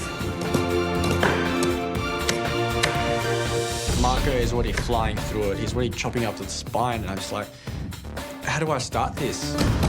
I'm just cutting through the saddle, just hacking through it. I don't know if I'm doing it right. French trim. Clean your bone. Marco's butchery skills are out of this world. I've never seen anything like it. Clean. Link can keep up. Marco is the master. It is mind-blowing how fast he is, and I am so glad I'm not down there having to keep up with him. This is a 3 Michelin-star dish. That means everything has to be perfect, right down to how finely I cut this tongue and ham. I'm watching you, Reynolds. Yes, Marco. Are you watching me? Yep. Is it fine enough, Reynolds? Yes, Marco. Good. Split them down the middle, halfway down, because we've got to get the grit out. Yes, Marco. Yes, Marco. Wash your leeks. Yes, Marco. Yes, Marco. Take your baguette leeks and dice them. Yes. Yes, Marco. See, the reason why you have to answer me is because then I know that you've taken instruction. If you don't answer me, I'll keep on asking you the same question. Yes. Yes, Marco. Billy, Reynolds, Matthew. I've got to say, you did impress me. Because to keep up with me is not the easiest job in the world. And I'm not saying I'm quick, but I've done that job many times before. You haven't. So I have to applaud you. I really do. Well done. Thank you, Marco. The dish we're all going to cook was a speciality at lunchtime at the Hyde Park Hotel in Knightsbridge, London. Very simple, very quick. Giandouri à la niçoise, in that style from the south of France. Tomatoes, olives, anchovies, shallots, garlic, fennel, olive oil, lemon, crystal salt. How easy. Sounds simple, not going to be simple. It's all about knife skills, being able to multitask, precision, making something delicious. If you keep up with me, you won't go far wrong. But remember one thing, if I have to leave you behind, I will. First job, prepare your Giandouri. This knife. Simple. Keep one eye on me. Down the back of the gills. Run your knife down the spine. Knife down the belly. Cut the tail. Exactly the same on the other side. You all got that? Yes, Marco. Yes, Marco. Knife down the spine. Knife down the belly.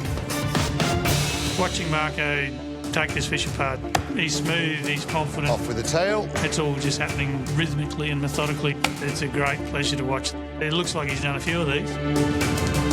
Off with the head. Wow. Good job, Cecilia. Come on, Con. That's the easy bit done. Scissors, cut the spiky bones off. And then skin. To get the skin off a fish fillet, there's two things you need to do. One, make sure you've got the skin in your hand nice and tight. And the other one is just be confident with your knife and go for it. It's very important to get the whole thing in one go. Otherwise, it's like, you know, peeling an egg, going by the little bits and pieces. You don't want to do that with a fish. Take the rib cage out. Guys, are you watching him?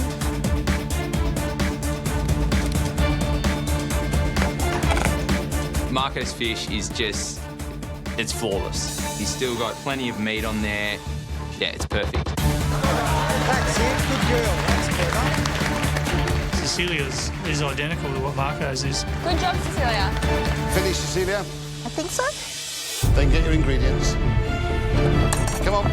2 pans of water on the stove. Come on, boys, keep pushing. Prepare the fennel. Come on, Con. Marco's moved on to his fennel. The boys are still filleting their fish. They're supposed to be, you know, following him and watching how he's doing it, learning off him. How are you supposed to do that when you're fighting the fish skin? Come, Nathaniel. Move it, Con. Let's go. I'm just having so much trouble on this fish. And I look down. Oh, God, no. I've cut my thumb. I feel sick in my stomach. It's all right, Con. I don't have time for this. Finely chopped shallots. Finely chopped shallots. Yes, Marco. Yes, Marco. I'm only using a half a shallot. I'm not using a whole shallot. Not even that. Half a shallot. Marco's dicing his shallots. He's looking me in the eye. Nathaniel, shallot's done, yes? Not yet, Marco. I'm watching you. Very fine. He's just straight through it. So, fish ready, yes or no? Yes. Yes, Marco. Yes, Marco. Fennel prepared, yes? Yes, Marco. Shallots chopped, yes? Yes, Marco. Now crush your garlic. Con, you need to move, mate. You're lagging, yeah? Yes, Con, George. yeah? You're Yes, lagging. George. You haven't started shallots yet. When I talk about crushed garlic, are you listening? Yes, Marco. When I talk about crushed garlic, it should be the finest paste so it just disappears and dissolves into the concasse. Crush your garlic first by slicing wafer thin. Yes, Con? Yes, Marco. Nathaniel? Yes, Marco. Cecilia? Yes, Marco. It's all right, Con. Just breathe. Right, Con? Yes, Marco. I'm only a couple of steps behind. I can still keep my head in this. I got to get in second gear. I need to fight. Come on, Con. And a little bit of salt to assist in the crushing of it. Yes? Yes? Yes, Marco. Good job, Cecilia. Keep it up. Chefs? Yes, Marco. Crushed garlic. Sliced very thin. Please look. Do you want to go home? No. Then watch me. Crush your garlic, slice it wafer thin. A little bit of crystal salt, then crush it to a fine paste. Fine paste. Yes, Marco. Who's got their concasse ready? What's a concasse? Nathaniel, do you know? I'm learning right now, Marco. Do you want me to show you some? Yes, please. Yes, please. Yes, please, Marco. It's diced tomato. It's that simple. Sounds rather posh in French, but it's diced tomato like so. Yes, Marco. Thank you, Marco. You see? Okay. Yeah. So your concasse should be consistent, so it cooks consistently. Dish finished! That's it! You have 10 seconds! 9, 8, 7, 6, 5, 4, 3, 2, 1. That's it! Your time's up.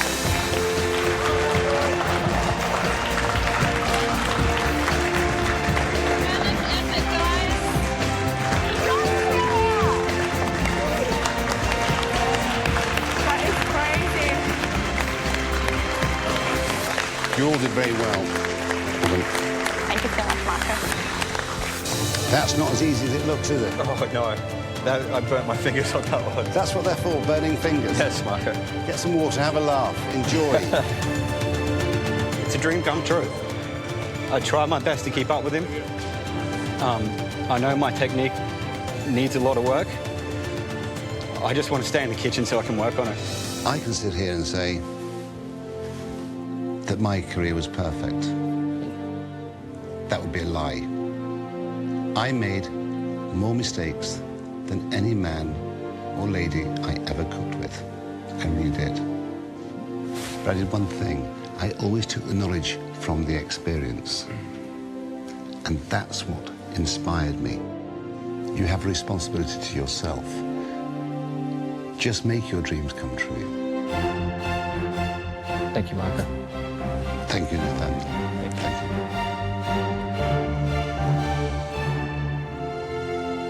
you. The speed you absorb information is incredible. When people can perform under pressure, that tells you how far they can go. And the one thing, if you worked in my kitchen, I would know about you, is that I could trust you. And trust is the greatest compliment you can give your chef. Thank you. But you know something? She sat there and she was honest. Rather than hoping that we won't pick up on it, she was honest straight away. And like when I was a boy in the Gavroche, I'd always put my hands up when I was wrong. It's Marco Pierre White. I'm absolutely terrified. He made Gordon Ramsay cry. I mean, who makes Gordon Ramsay cry? Oh, that's scary. Tracy, it's Marco Pierre White. Oh my God, what? We're walking in and he's still just standing perfectly still and just staring at us like the most serious look you'll ever get. Marco Pierre White is a legend in cookery. He's the youngest guy ever to get 3 Michelin stars, the first guy to ever give them back. You know, this guy's a big man. He's intimidating. My job is very simple. It's to give you the confidence to bring out what's within you, no matter how intimidating it is. Tell me something about yourself. Marco decides to stop in front of me, of all people, and he just death stares me straight in the eyes. I'm a bob cut operator and now I'm a master chef to change my life. I like that. Cooking changed my life. This is intense. It's taken to this point for me to combat George's death stare. Marco's like George times 1,000. He just looks straight at you, direct in your eyes. It is scary. I'm sure there's one or two of you who know you can do better. You know it's within you to cook better than you're cooking. Find that inner strength. Learn to multitask. Question everything. Taste, taste, taste. Let's cook some great food. Keep it simple. and look at each individual ingredient for what it is, not for what you want it to be. If you look at my hand, what do you see? You see a palm. I see 4 knuckles. We're looking at the same thing, but we see something very different. Never allow the obvious to blind you. Look at it for what it is. Be honest with yourself. So hard to hold his gaze and you don't know where to look. I've never responded to anyone like this. I didn't think I had it in me to be so petrified of someone. Tracy, Yes. what are you going to make this? And I just basically freak out. Going to poach the, I can hardly speak. Sorry, I'm very activated. Breathe. I can't breathe. I don't even know if I know how to cook anymore. And I'm trying to calm myself from crying because I don't want to cry in front of him. What, why are you intimidated? He's a lovely bear of a man. He's lovely. He's lovely. It smells delicious. It does. Tracy, I've been in your position so many times in my life, especially when I was younger. Good luck. Thank you. Marco's words are really kind and they've kind of just melted my fears away, and I just hope I haven't wasted too much time panicking now.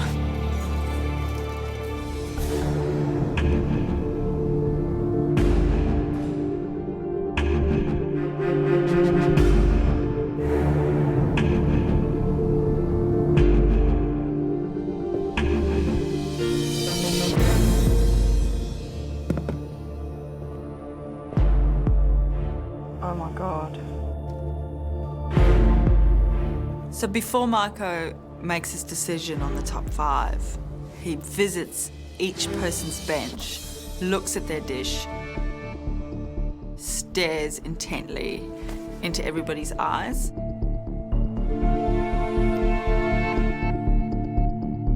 Everyone is enthralled, and it's quite intimidating watching him do that with everybody, knowing that he's on his way up to me. Oh, my heart's pounding while he's coming up to the bench. I'm waiting for him to stare me in the eyes like he has been all morning, and he doesn't look at me. I don't know whether that's good or bad.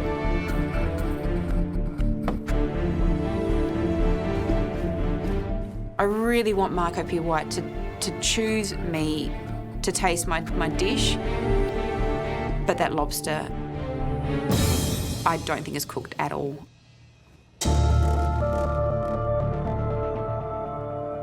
You should never hide your tears. Trust me.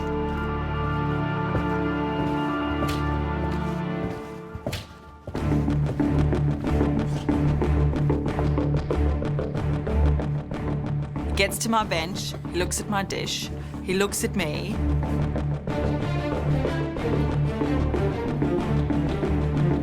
And walks away, giving away nothing. Tracy, please bring your dish up. Thank you. Hello, Tracy. Hello. How are you feeling? Very overwhelmed. It's a lobster broth with a coriander ravioli and a lobster medallion. Before you taste, I fear that my lobster is undercooked. Thank you for your honesty. Right, let's cut this lobster, shall we? I just really want to hold this together, but now's a moment of truth. My heart is sinking to see this raw lobster being cut. He looks perfect to me. Why are you apologising? You know what? I reckon so far that's the best bit of lobster we've seen in terms of It's good, how yeah, it's cooked. perfect. Really That is good. very perfect. Really good.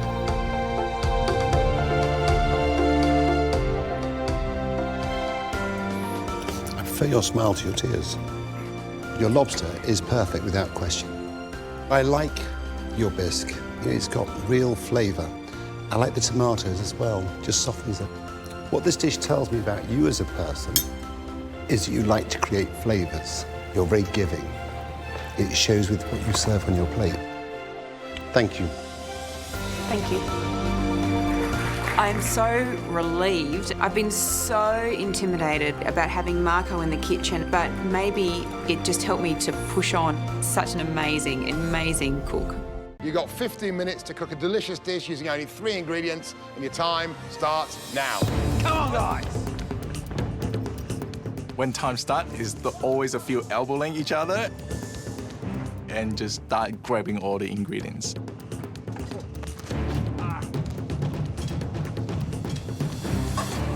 It's stocked with all these ingredients that cook really quickly, like prawns and scallops and Moreton Bay bugs and mussels. It's like really overwhelming. My mind is racing. Chill out. It's 3 ingredients. That's really, really tough. Come on.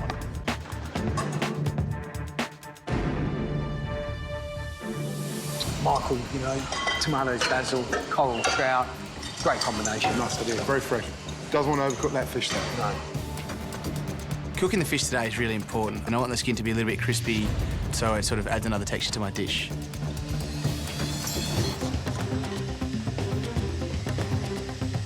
Craig, got some chorizo in the pan, beautiful scallops, seasoned already, an apple for some sort of little crisp garnish. Billy, he's picked melon, prosciutto and some gorgonzola. That sweet saltiness, that creaminess of the cheese. Now, if he can apply some interesting technique to that dish, that'd be a cracker.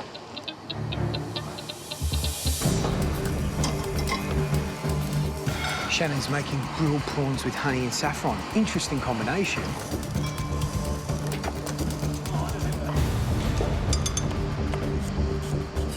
Well, here's Danny going back with her Asian roots, lemongrass chili and some mussels. You know, the great thing about mussels, they don't take long to cook, but you can't overcook them, otherwise they will be rubbery like bullets.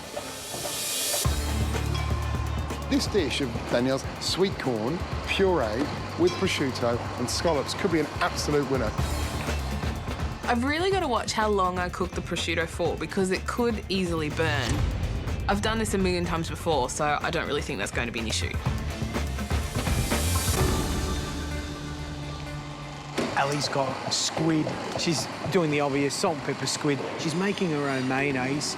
If that squid's crispy, crunchy, and a lovely, luscious mayonnaise, yum, yum, yum.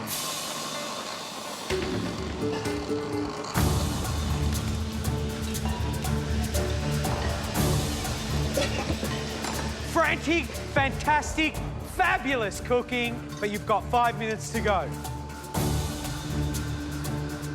I'm looking around and I get this smell of burning, and I'm looking at Ellie's oil, and I'm looking at Danny thinking, what is that smell?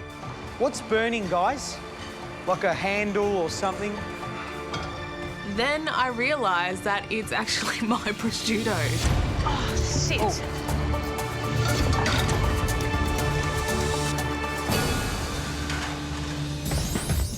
We have to cook a dish in 15 minutes that uses only 3 pantry ingredients. I'm sure that big orange clock is lying. I've got to stay focused, so I grab another baking tray and put some more under the grill. Surprisingly, it takes a while for the mussels to actually open up. I'm a bit worried that I haven't allowed enough time for the mussels to cook. Come on, mussels, open. Guys, remember, we're looking for the top 3 dishes in this round. You got 30 seconds to go. Last little bit of dressing. You need to move.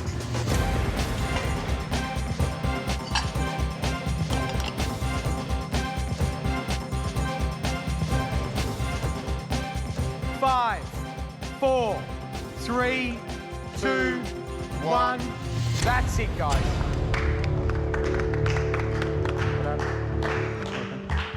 They look undercooked. I'm pretty worried that they are gonna not be able to potentially eat my dish. We'll now taste your dishes, and if your dish is one of the top 3, you're safe. Michael, we're gonna start with you. Michael, what's the dish? I cooked a pan-roasted coral trout with a sauce vierge. A beautiful piece of fish, cooked beautifully.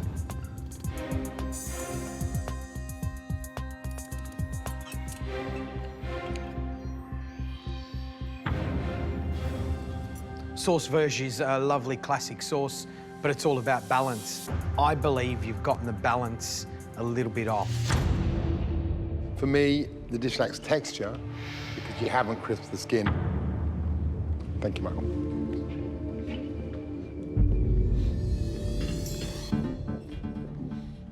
Ellie, what's the dish? Salt and pepper baby octopus with mayonnaise.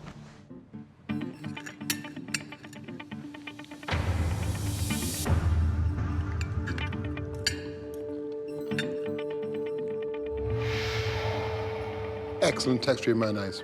Thick, glossy. A couple of these octopuses are absolutely delicious and crunchy and crispy, and then a couple of them are a little bit sort of insipid, pale and rubbery. Craig, what have you made? I've done some pan-seared scallops with chorizo and apple.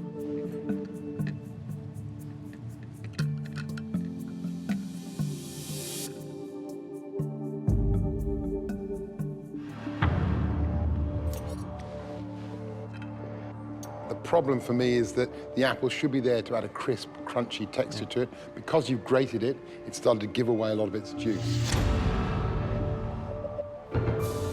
Billy, fantastic, colourful dish. What is it? Thank you. It's rock melon and prosciutto with gorgonzola cheese salad. Hopefully the rock melon the sweetness will balance with the saltiness of the prosciutto.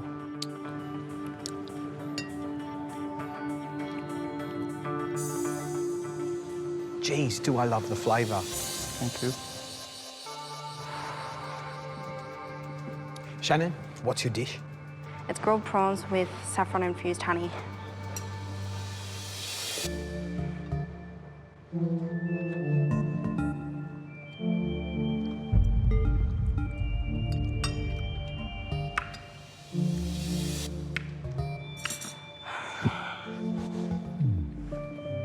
The saffron hasn't been infused into the honey.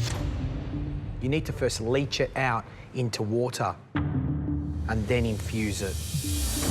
I'm kicking myself because it's not the way I normally cook the dish. I should have steeped the saffron first. Danny, what were the 3 ingredients you chose? I chose mussels, chilli and lemongrass. That mussel looks disgusting. It looks like a slug. They're not very nice. You better prepare yourself for the next round. Danielle, what's your dish? It's pan-fried scallops on a sweet corn puree with a prosciutto crumble.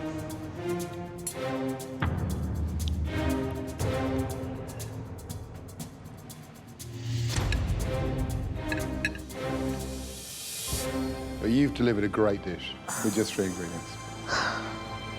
That texture of that prosciutto crumble and those beautifully cooked scallops. It's a really fine example of what a great dish you can do with just 3 elements. So well done. Beautiful. I am so relieved. I'm ecstatic. You're going to have a half an hour and your time starts now. Come on. Don't push, guys. Don't push. Everyone's gonna get hurt. That'll be enough for everyone. In that pantry, it's like Hunger Games. It's just crazy. Everyone's going wild. Have anyone seen eggs? Oh, there. How long did we have on this though? Half an hour. Has anyone seen any ginger? Yeah, here. I would class fried rice as a pretty simple dish, but 30 minutes is tough, so it's a really tight for time dish. Let's go, guys. Come on, get it right. Come on. I fry off my prawns and I start to cut my vegetables frantically.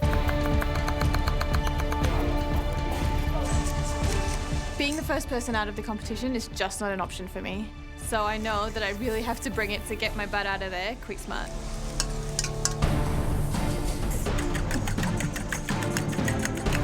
I can't explain how intense it is just because, you know, this is my home dish. So this is my challenge to win. If I don't win it, then, you know, I don't know what my challenge is. I was born in Australia, but my parents are from Malaysia and they're Chinese. And for me to impress Kylie Kwong would mean so much to me and my family. So today I'm going to be doing a fried rice with a chili garlic paste. I'll be using pork-based proteins because pork is such a high influence in Chinese cooking. So I've gone with the pork belly and I'm putting my new take on things. I'm putting in prosciutto as well. I'm feeling as though the prosciutto is a big gamble for me because of that it is an Italian ingredient. but I'm determined to give it a go because at home, I love using prosciutto. It's got a beautiful saltiness to it, and I believe that adds to the whole dish.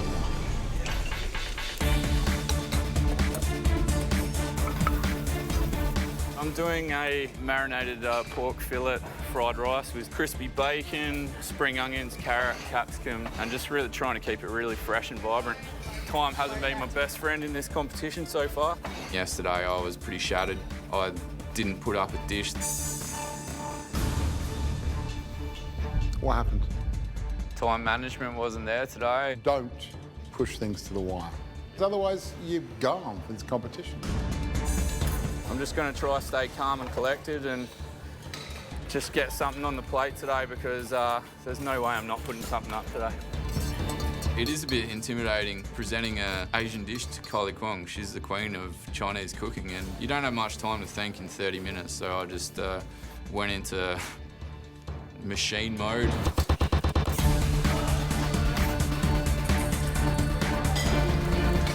Half your time down already. 15 minutes to go. Come on, guys, let's go. Get it up, come on.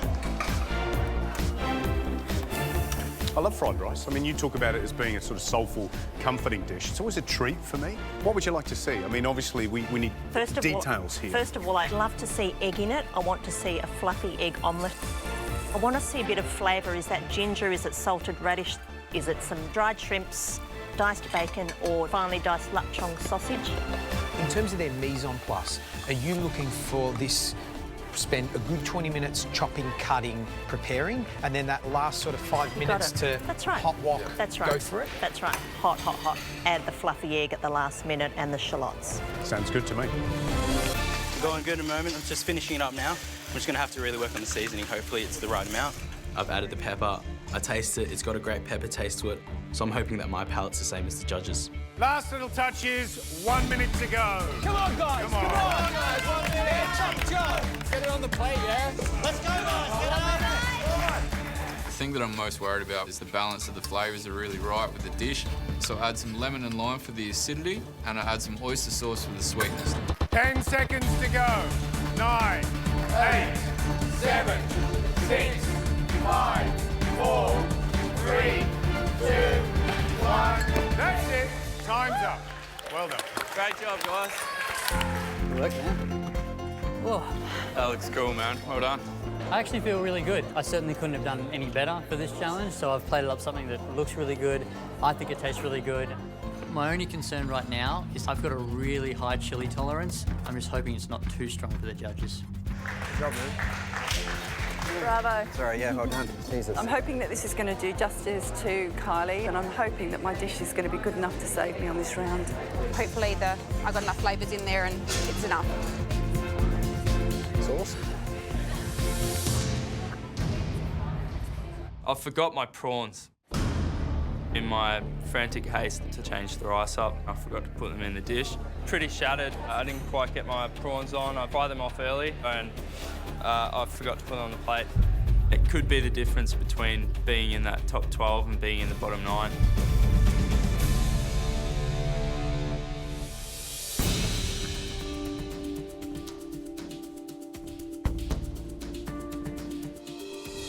We have a saying in the MasterChef kitchen, and that is a quick cook is a good cook. And we're looking forward to some tasty food. Your task, 30 minutes to make the perfect fried rice of your choice, but it had to be Chinese. Remember, we're only looking for the 12 very best fried rice. If you're not in that 12, then you have to go the next round. First up, Dipali. Going into the tasting, my main concern is that bitterness of the burnt onions hasn't carried through to the rest of the rice. Right, Dipali. Have you done a good job? I don't think so. You don't think so? Why not, Dipali? I don't know, like, it looks a lot different to everybody else's, so I shouldn't really compare, I know, but, like, I like my flavours quite strong, being Indian. So you've got lots of little bits and pieces in there? Just little bits and bobs and egg.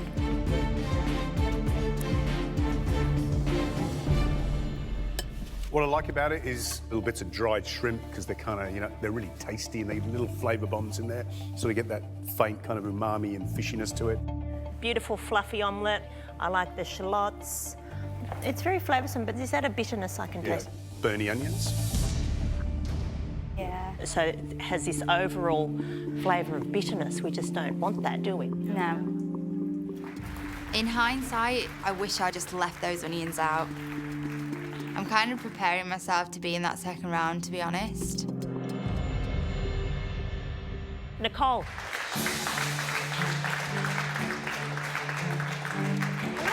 Hello. Hello.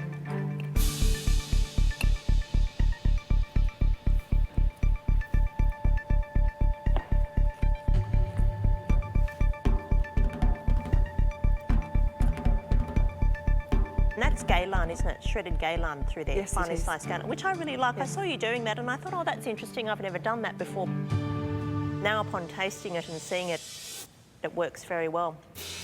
I like it. Well done. Thank you. I can't add anything to that. That's just your little moment together. Thank you.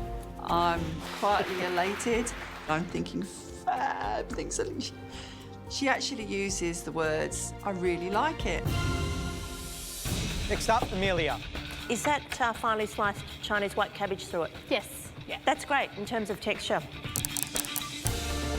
I love it. Yay! Georgia.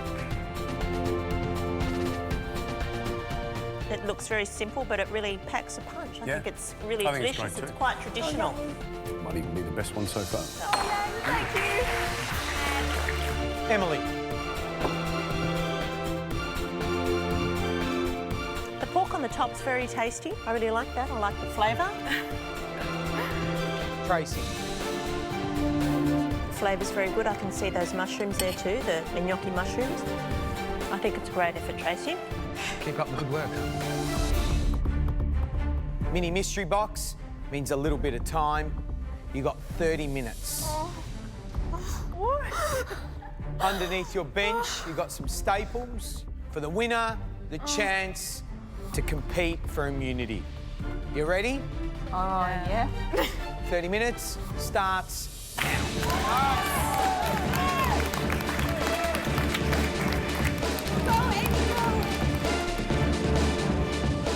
Oh my God, everything is mini.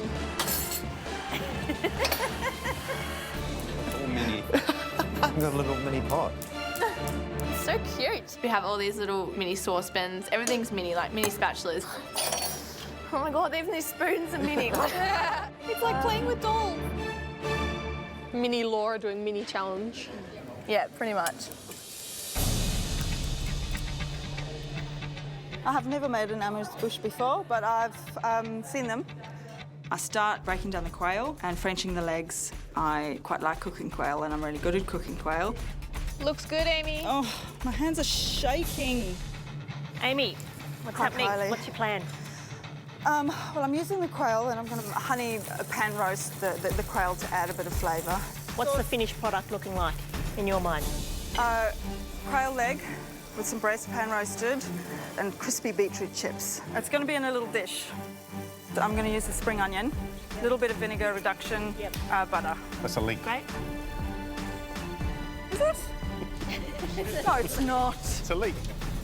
Okay, leek then. One of the main push points of this dish is to cook that quail perfectly. You can't overcook quail. You don't want it to be too under. And obviously with tiny little pieces like that. I'm worried about overcooking this quail because it's the hero of the dish.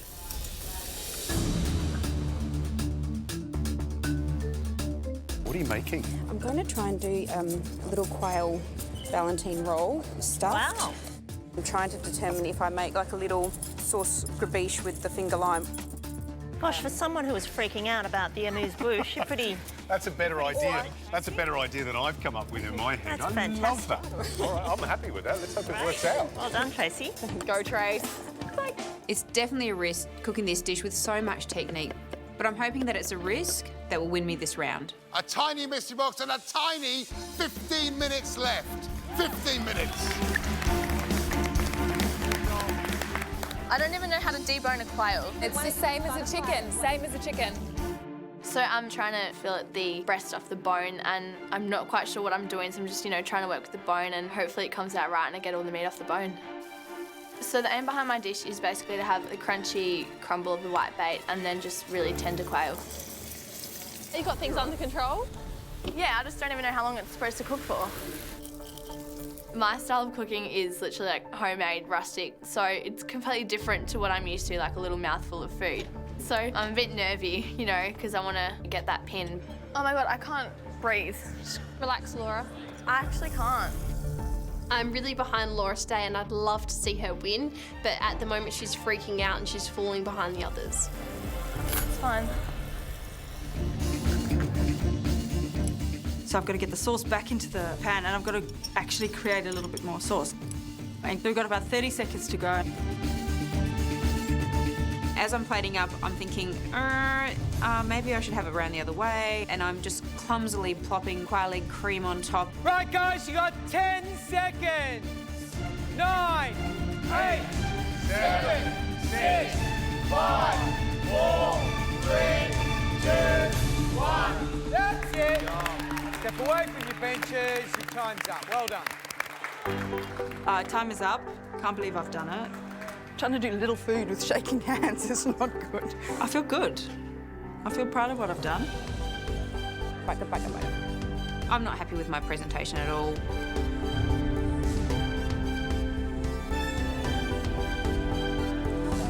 We've all done our best, but I guess it's up to the judges to decide who's the winner. You had half an hour to cook us 4 little amuse-bouche, 4 little tasters out of that mini mystery box. The question is, how well have you done? And I suppose more importantly, who is going to go through and fight against the professional and hopefully win an immunity pin? Let's taste and find out. Hey, Laura. Hello. Hi, Laura. Oh. Wow. So what do we got? Hand-grilled quail with pickled beetroot and roasted beetroot, a whitebait crumble and hard-boiled quail eggs. I would have this one. Yes.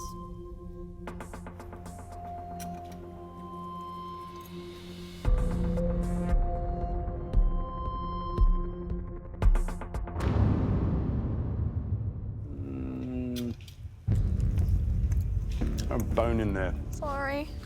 I just don't know how I could have missed a bone that big. I'm sorry. I'm sorry. So that's mighty dangerous. You imagine if I swallowed that. I'm sorry. But you know what you got to do is you got to remember that wishbone's got to come out. Yeah. You can't just, pop through it. For me, the issue with your dish is not about the cooking the quail, which is beautiful, but it's the fact that we have to reassemble, cut the meat off the bone, and yeah. it just isn't very easy. The positive is, Laura, there's some good flavour there, and I love the little crumble of whitebait. I think that's lovely with that sort of acidic pickled beetroot, little crunch there. So some good elements and some not so good elements. Thanks, Laura. It's a really bad feeling, you try and pour your heart and soul into something, and I know I'm not going to win, and I'm just not happy. A little quail sausage with quail egg cream and a slice of candied beetroot. I would have really liked to have refined and cleaned my plate. All of a sudden, my eye just catches this little bit of thread, and I'm just like, Oh my God, I've just noticed as well, I've got a bit of string right here. Oh my God. Just remembering too, it's the very first, mouthful in the restaurant, so it's got to make that incredible impression as well as taste delicious.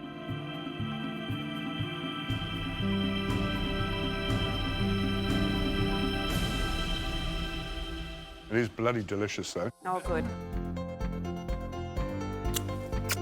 Beautiful. The actual ballantine, the little tasty. quail sausage is delicious. Very good. In terms of flavour, I love it. And you've shown technique here. Breaking down the bird, stuffing it, rolling it. Well done, Trace. Yeah. Thanks. Tell us what you've done. I've done pan-roasted quail with a finger lime and honey glaze and crispy fried beetroot. Fantastic. It looks like the kind of amuse-bouche you'd get in a restaurant, isn't it? Should we taste? Yeah. Definitely.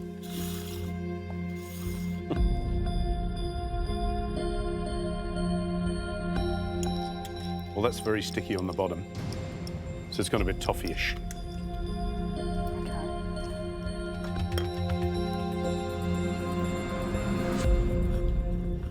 Look, the flavour's good. It's honest. There's nice pepper, there's nice sweetness, there's nice umami and roastiness, which I like. I judge Ms. Bush on one really important thing, and that's how succulent my mouth is afterwards. And my mouth is awash at the moment, and that is a very, very good sign. Beautiful. I really enjoyed it, Amy. I mean, as you can see, I wish that was a little bit less caramelised toffee, because I can still sort of feel it on my teeth, but I thought it was very honest. I thought it was great. Thanks, Kylie.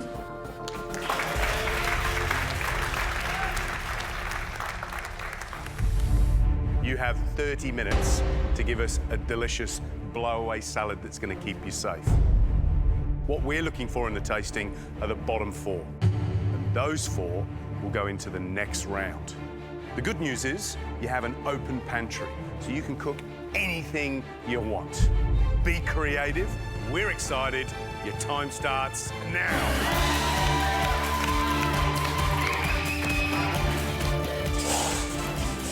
Half an hour is not a lot of time, especially when you've got to run around, think of an idea, pick the ingredients. If I put up a salad that doesn't blow their minds, I'm one step closer to going home today. I'm going to be in the bottom 4 and have to go through to the second round. Kind of looking at the produce, trying to get some inspiration, and I see all these beautiful heirloom tomatoes, different shapes, different colours, and I'm like, yeah, we're going to do a tomato salad in a way that isn't traditional, and it's going to be unexpected. Has anyone seen vinegar? I've got this idea of a roasted peach salad, which is beautiful, but I'm looking around and there are no peaches. There doesn't seem to be many fruit options. So I'm still thinking on the same lines. I see some beautiful figs. I know that that's a lovely summer fruit and that will be beautiful in a salad as well.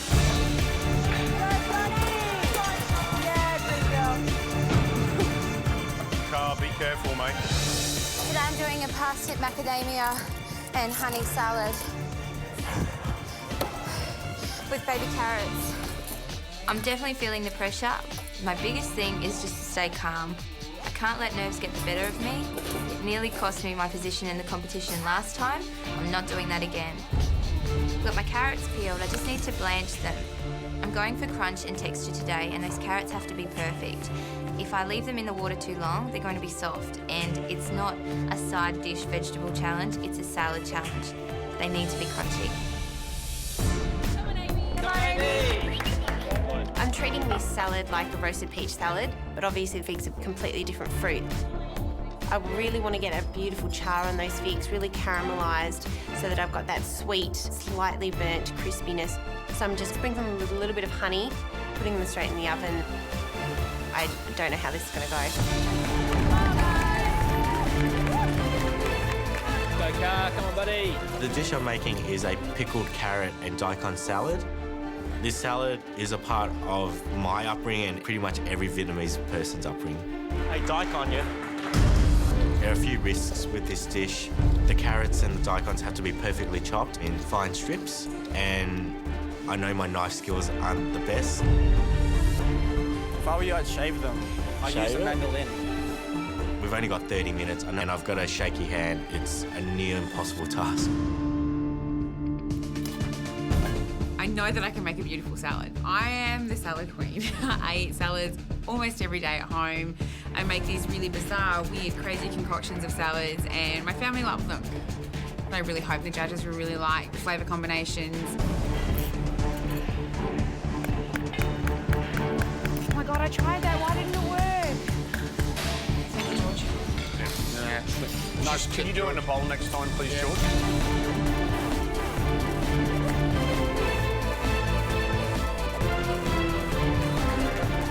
I'm just going to roughly cut in kind of obscure shapes the tomatoes. What are you making? I'm going to There's make... lots of chopping, that's for sure. I had this vision of just red. I wanted ruby, like pomegranate, red capsicum, red, you know, heirloom tomatoes kind of a thing. Why chop everything? Oh, look at that in there. Yeah. That looks amazing. Just so beautiful. I'm chopping them different, so I want to showcase some like this and like that. So you're just going to kind of toss it together? Yeah, I'm thinking flat on the bottom. Yeah. Just be careful. Okay. There's not many ways I can plate this salad up, so I just pick it all up, drain some of the dressing off, and garnish it with some feta. 30 seconds. Dress, dress, dress. Come on. Come on, guys. Come on. Come on, guys. Come on, go, guys. 10 seconds. 9, 8, 7, 6,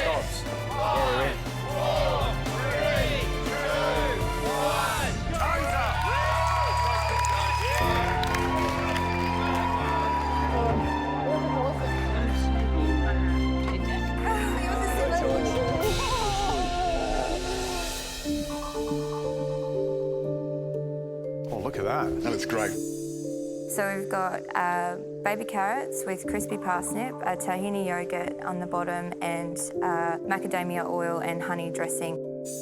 It's all about the carrots. If those carrots are amazing. I want them to be bitey. I want them to still be crunchy. Okay. Well, there they are, crunchy.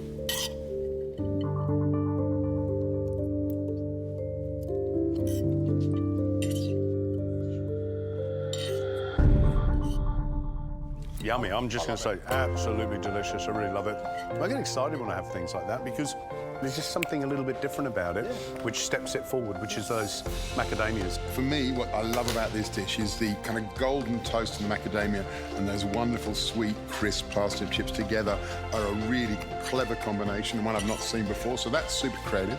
I like it. I like it a lot. The judges are so happy with me. I'm so stoked. Wow, that looks like a riot. I love it. It looks really, really good. It's a couscous, roast pumpkin, prosciutto and goat's cheese salad. Should we just taste it? Yeah. Oh, yeah.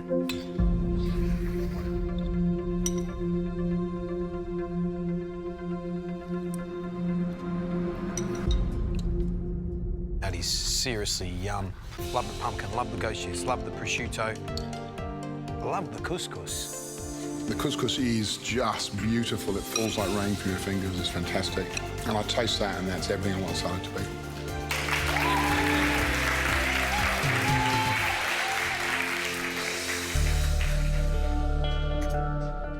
Car, what's the dish?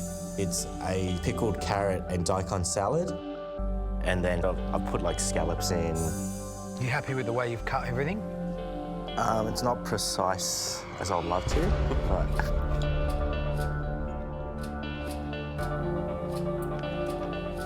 The problem with this dish is it's clumsy in terms of the cutting, and it impacts on how you eat it. And you've taken those beautiful scallops and you've chopped them up. It doesn't excite me. I look at it and go, that is flat.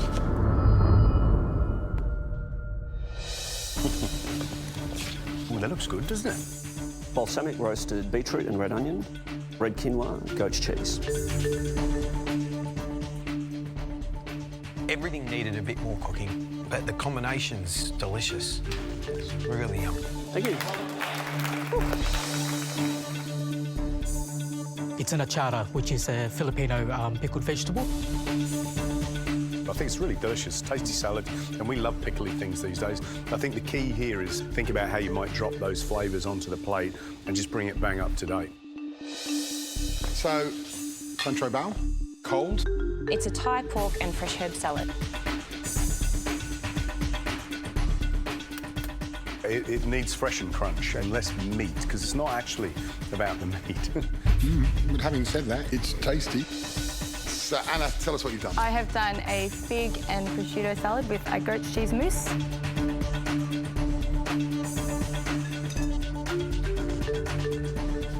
Absolutely classic combinations.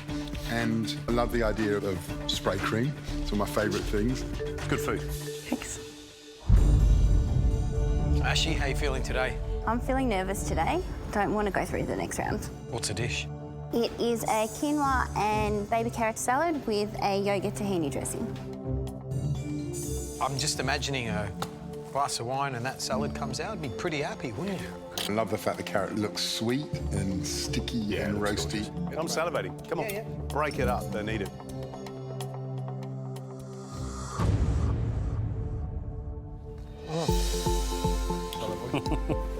You eat all the carrots. They are soft, aren't they? Oh, the soft carrots, they're just absolute. For me, I could just eat a plate of those. You know, the crunchy quinoa. It's delicious, it really is. Yum, no, that is a cracking dish. I'd seriously consider chatting to my chef Sagazi and do a similar take on that, because that is wonderful. It completely blows my mind. I was so surprised I didn't realise it was that good. Thinking on the same lines, I see some beautiful figs. I know that that's a lovely summer fruit and that will be beautiful in a salad as well.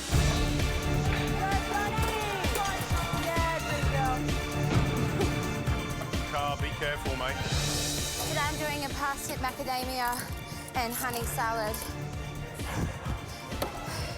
with baby carrots.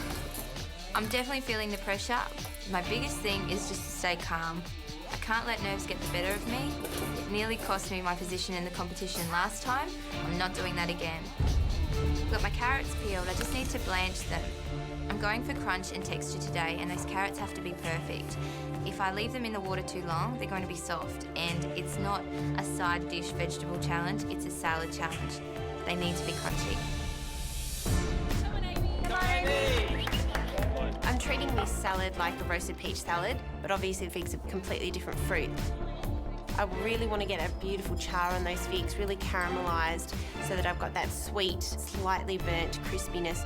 So I'm just sprinkling them with a little bit of honey, putting them straight in the oven. I don't know how this is going to go. Go car, come on buddy. The dish I'm making is a pickled carrot and daikon salad. This salad is a part of my upbringing and pretty much every Vietnamese person's upbringing. Hey, daikon, yeah? There are a few risks with this dish. The carrots and the daikons have to be perfectly chopped in fine strips, and I know my knife skills aren't the best. If I were you, I'd shave them. I'd use a mandolin. We've only got 30 minutes, and I've got a shaky hand. It's a near impossible task.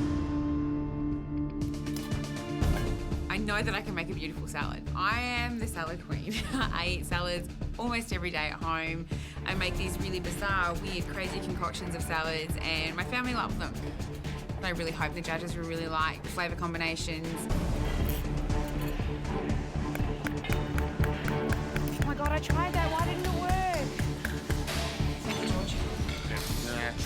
Nice. Can you do it in a bowl next time, please, George?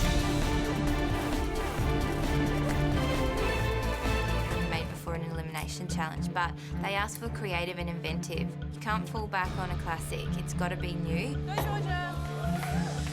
I've got my carrots out of the hot water and they're perfect, nice and crunchy. The next thing I need to do is get stuck into my dressing. I've got yogurt, tahini and lemon juice. It's beautiful and creamy, and that's going to go across the plate at the base of the dish. I think it's creative and I think it's going to taste fantastic. I just hope that the judges like it. We love the smells, we love the energy, but the question is, with 10 minutes to go, will we love your dish? Come on, guys.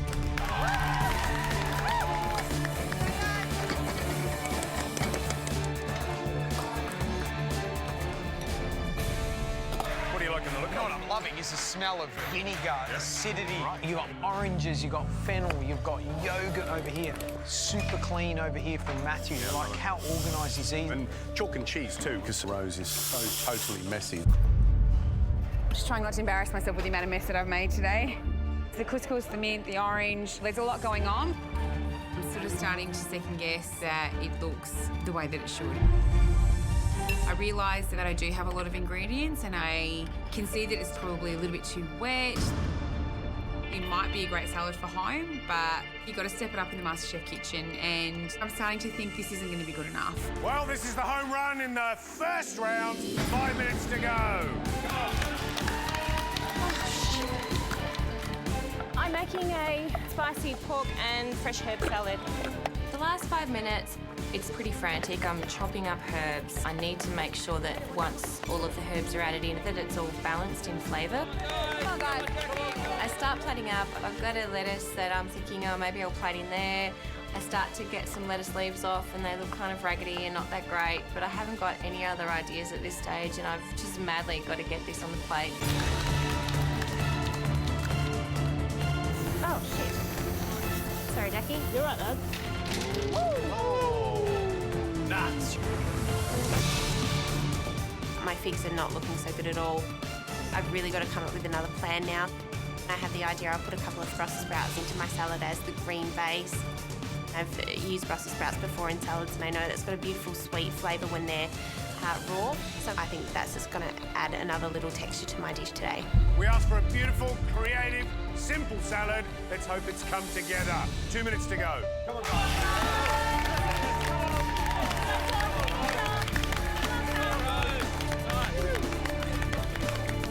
There's not many ways I can plate this salad up, so I just pick it all up, drain some of the dressing off and garnish it with some feta. 30 seconds. Dress, dress, dress. Come on. Come on, boys. Come on. Come on, boys. seconds.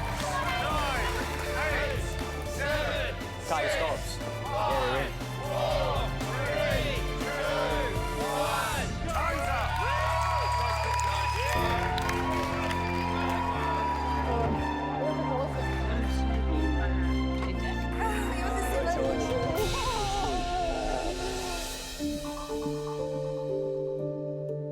Oh, look at that. That looks great. So we've got baby carrots with crispy parsnip, a tahini yogurt on the bottom, and macadamia oil and honey dressing. It's all about the carrots. If those carrots are amazing. I want them to be bitey. I want them to still be crunchy. Okay. Well, there they are, crunchy.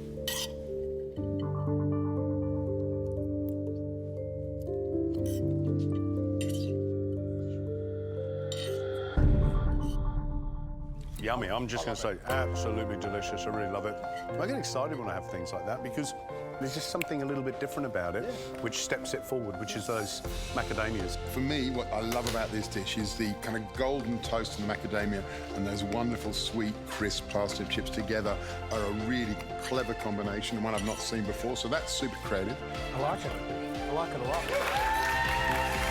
The judges are so happy with me. I'm so stoked. Wow, that looks like a riot. I love it. It looks really, really good. It's a couscous, roast pumpkin, prosciutto and goat's cheese salad. Should we just taste it? Yeah. Oh, yeah.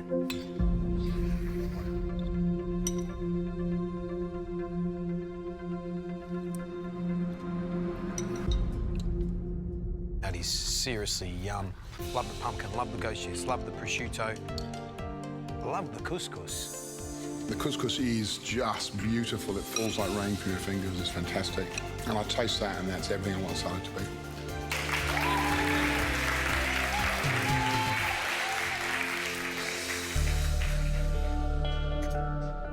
Car, what's the dish? It's a pickled carrot and daikon salad. And then I've put like scallops in. You happy with the way you've cut everything? It's not precise as I'd love to, but...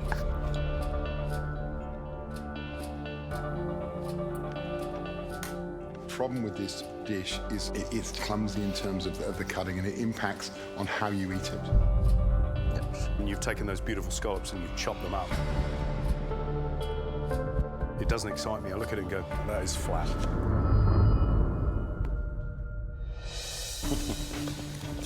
Oh, that looks good, doesn't it? Balsamic roasted beetroot and red onion, red quinoa, goat's cheese. Everything needed a bit more cooking, but the combination's delicious. Really yum. Thank you. It's an achara, which is a Filipino.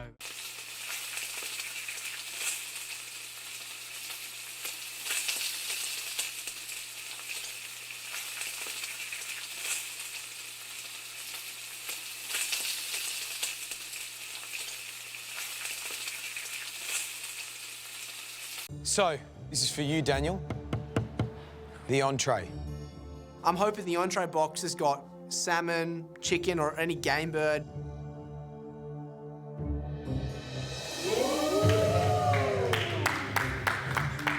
Eggs. And lots of eggs. Duck egg, quail egg, hen eggs. You've also got some salmon caviar. Heston, is there something Daniel should be thinking about right now? A bit of advice, I would just say, keep it simple. This is a dish that I've just seen in books and stuff, like elements and whatnot, but it's kind of like a breakfast in a way, and it was the first thing popped in my head. And 62-degree egg is the hero of the dish. Like, he's got the egg right there. It's gonna have garlic croutons, Parmesan wafer with a mushroom custard, and then salmon roe emulsion. The sous vide would take a while to get up to temperature. I've got to cook the egg as well, which will take at least 45 to 55 minutes. It's imperative I get this on ASAP, otherwise the egg will not be set in time. A 62-degree egg is a whole egg placed in a water bath at 62 degrees. Boiling an egg normally, water boils at 100 degrees, so you'll get a lot softer consistency in a 62-degree egg. It can be a tricky technique. Using a number of different techniques today, so Hopefully it shines. It's imperative I get the techniques right today, because it's not every day we get to be in the same room as Heston, let alone cook up against him. Right now I'm just making my mushroom custard, which is going to be the base, or hopefully the reveal element of the dish. The idea of a mushroom custard is similar to a concept of a sweet custard, except you're imparting mushroom flavours into a cream base, which is then partially set. My sous vide is at temperature now, and it's time to put my eggs into the actual machine itself. I'm going to cook these eggs for about 45 to 55 minutes. I've got to essentially have that done. If the egg isn't cooked the way I want it to be, there's no point having the dish. So, a bit stressful. The base of my dish is a mushroom custard, and as it's cooling, I'm whisking up 4 eggs, which is then going to be the setting agent for the custard. It's important that the setting agent is in similar temperature to the actual sauce, otherwise the temperature will allow the thing to split. Daniel might be struggling. I get my mushroom sauce, but it's not cool. I'm definitely worried that I'm falling behind. If I screw it up, I'm going to be so disappointed. Daniel's, from what I can see, he's really stressed down there. The pressure's getting to him. Can you just slow down? You're making one dish. Focus. Yeah, think about what you need. Let's go, Daniel, mate. Come on, clear your head. You're getting flustered. I pour my custard mix into the jars, and then they go into the oven at 120 degrees. Daniel's finally back on track. I think he's going to get a great dish up.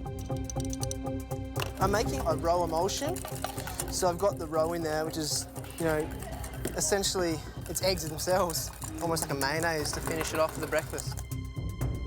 How are the eggs going? Finding out right now.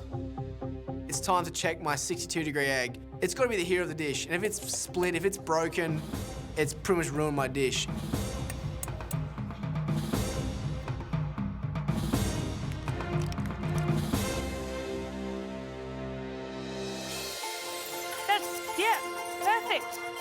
I've cracked it, and it's the way I want it to be, so I'm very, very relieved.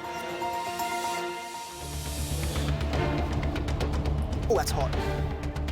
I don't know if the custard's set enough. I've never done it before, but hopefully, seeing it wobble slightly, maybe jiggle a little bit too much, I'm concerned it isn't set. I add my sprinkle of texture elements in my garlic croutons and my Parmesan wafers. And then to go with that, the salmon roe emulsion. The next part is adding my 62-degree egg into this jar, and it's looking great. Now it's time to do something I've never done before. So I grab a blowtorch and a smoking gun. Here's to you, Heston. I'm gonna smoke the jar. I've got no idea how it's gonna turn out. I don't even know if I'm using it right. I wanted to prove myself today, and here's a perfect opportunity. Fingers crossed. For your entree, we have 62-degree egg and hay-smoked mackerel. Interesting, isn't it? Yeah. Should we taste the one in the jar first? Yeah. Oh, nice.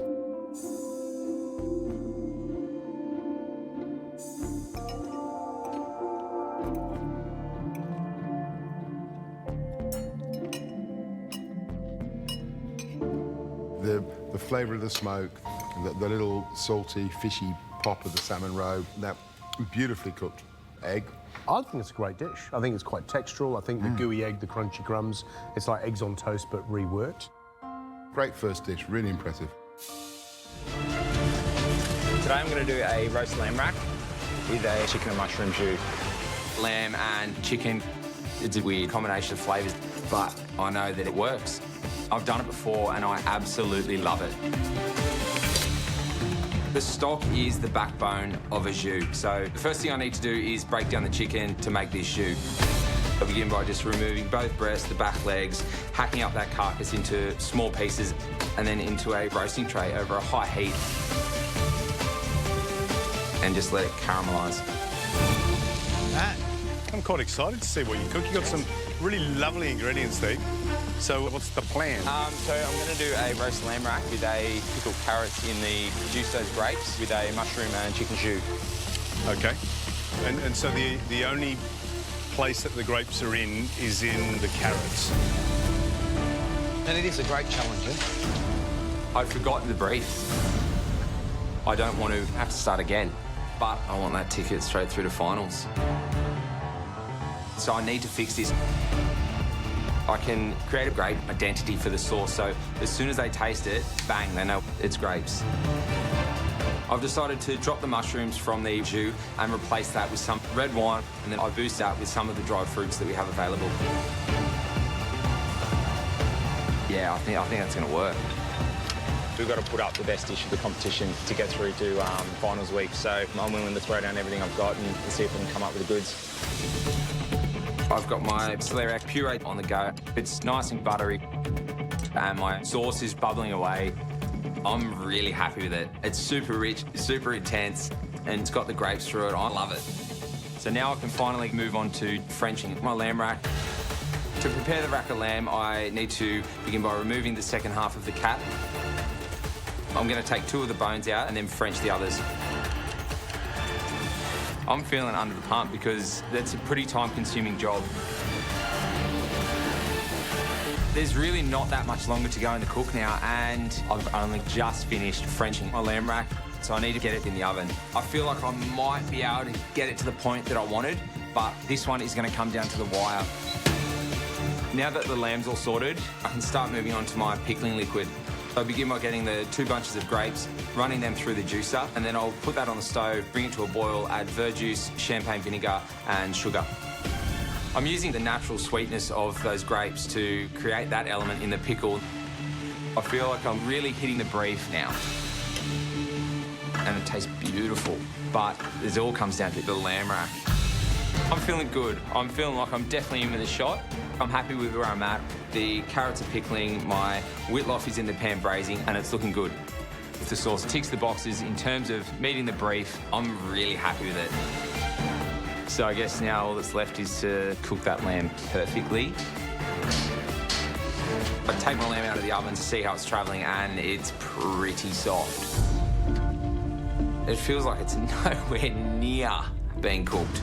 I put it in the oven too late. I need to fix this. I need to get it in the oven. If I don't get a flawless piece of lamb on that plate today, there's absolutely no way that I'm going through the finals straight away. I'm walking my plate into the judges, and I'm really happy with everything that I got on there today. I'm a little bit suspect on the lamb. The last thing I want to do is serve undercooked lamb. I just hope I got it right.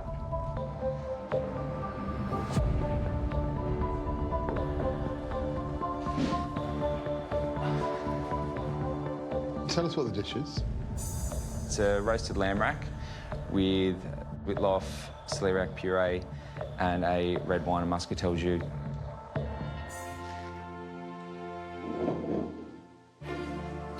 How good does that look? That looks fantastic. Right? Yeah. You know, detailing the vegetables, that little charriness of the whitloaf. Yeah. You know, it's fresh grapes. Fresh grapes. Yeah. I mean, we know that right at the end he was having some issues with the lamb, yeah? I mean, with a minute to go. He took it down to the wire, didn't he? Let's see. If it's cooked, shall we? Do it.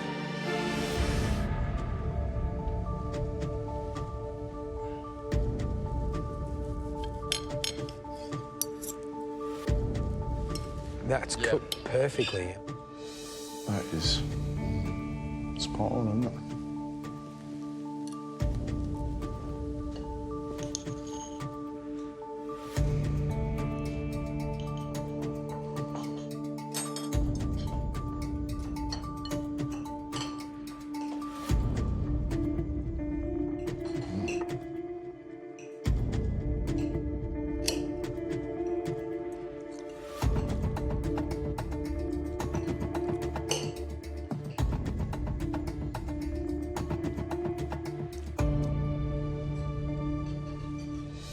What I love about the dish, the lamb, the char on the whitloaf, the way that balances, its bitterness balances that really delicious, thick, rich, sweet gravy. And that butter puree, which has been cannily held together with a little bit of celeriac. That combination is so delicious. You know, the lamb is cooked perfectly. The whitloaf is outstanding. The sauce is just, there's a lot of work in that sauce that says, this guy knows how to cook. This challenge was all about grapes, and that sauce, he has gone to town with grapes. Yeah. Big thumbs up. Yeah. Great food. Every week I tell myself, you've got to do better. Stop being second best and show them that you can fight with the big boys in this competition. And every week I'm just miss out. So today I want to be at the top of the pack. Hello. So this is cauliflower 3 ways. I'm doing it cut down the middle and roasted, raw, because I want it to be kind of resemble couscous, and braised. I'm pairing that with an apricot and an almond puree. And I've got some lamb that has sumac, cumin, coriander, cinnamon. Right. You want that power apron? Yeah, I want it. You don't even have to ask her, do you? Well, it's not even about one. I think it's not even about the power apron. It's about stamping your authority back into the competition that you are the one to beat. Yeah, well, like, there's no one more competitive than Sarah. It's like that. George and Gary are like egging me on. It's like coaches before an Olympic run or something. You're just like, yeah, I want this apron, come on. It's a spice rubbed lamb loin with cauliflower 3 ways, charred as a couscous and braised in cinnamon and other aromatics.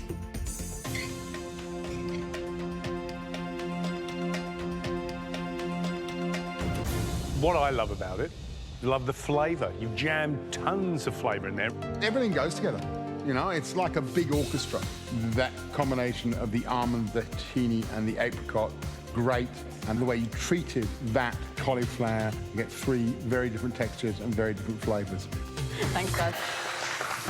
I walked in today expecting there to be, you know, circuses set up and tents and all this amazing equipment, but Heston wants to see a bit of us and a bit of Australia, so that's what I'm going to show him, just in a bit of a modern way. Growing up, we didn't have a great deal of money, so once every fortnight or so, we'd have a roast dinner on the Sunday night. So that's a great memory for me, and it pays a lot of respect to my mum because she tried really hard. So I'm going to use the native ingredients. I'm going to use a little lamb fillet and some raw pumpkin. Raw pumpkin. It's the freshness, it's crunch, and it's got flavour from the fat. I watched Jock do it. That looked really tasty. I hope Heston thinks the same. Next up, Brent. I've used a family memory, and I'm actually really excited to let Heston taste it. My only concern is that raw pumpkin, and I just hope that it's nice. So it's a lamb fillet, roast carrot, raw pumpkin, and a mustard cream, native greens.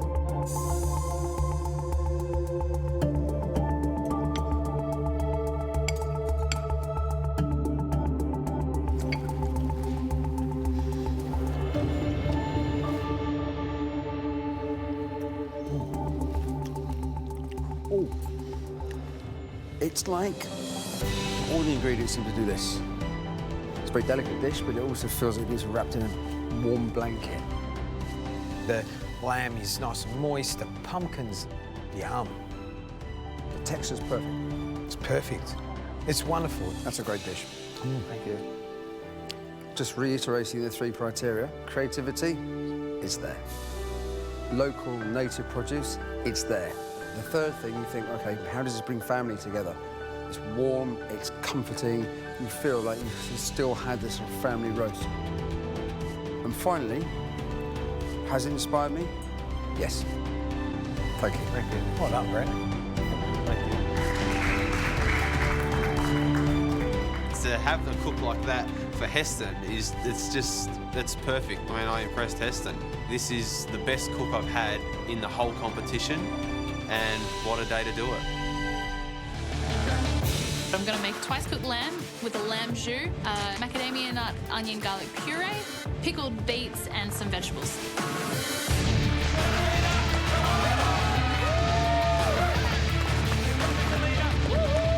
I let myself down in that last cook. I let myself get completely overwhelmed by the pressure, and I kind of refusing to do that this second round. I know what Matt is capable of with savoury dishes.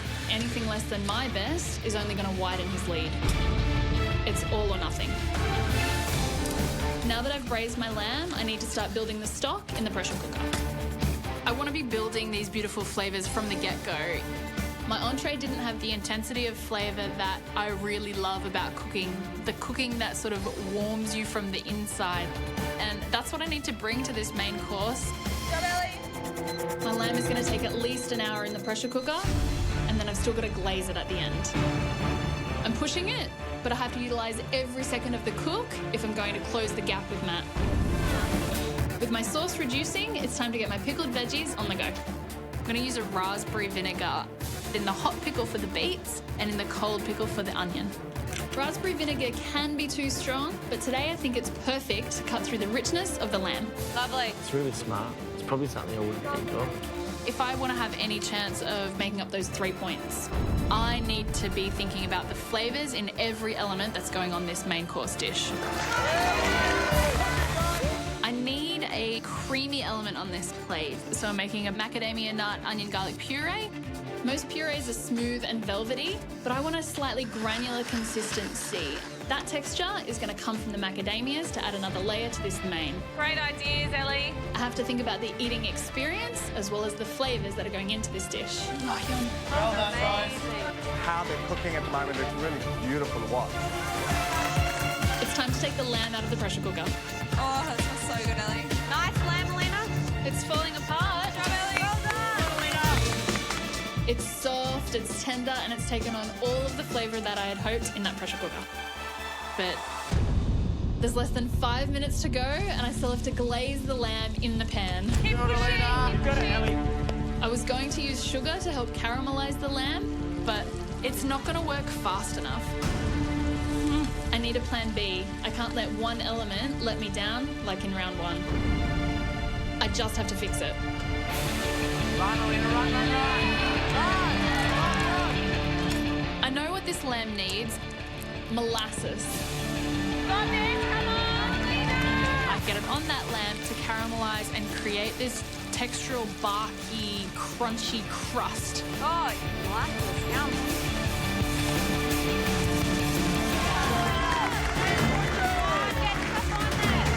I've got to start building this main so that as soon as the lamb is ready, I can rip it off there, put it on the plate as beautifully and delicately as possible. Make it beautiful. I have to treat this plate like I'm building a piece of art. Done such a good job, Ellie. Bring it home. You got 1 minute! Time is running out and it's go time for that barra. I grab it off the pan, have a look, and... Is the fish perfect? Crispy skin, golden caramelisation around the edge, spot on. Matty, that was beautiful, mate. What about your meat? Get your lamb out, Elena. My molasses has done its job perfectly. It's nice and shiny and rich. 10 seconds! 9, 8, 7, 6, 5, 4, 3,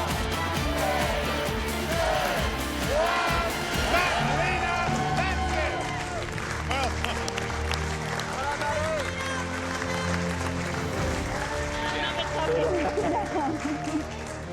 Well,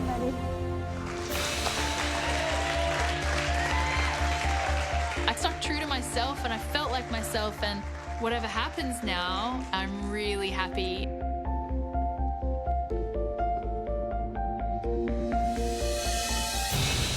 Elena, what's the dish?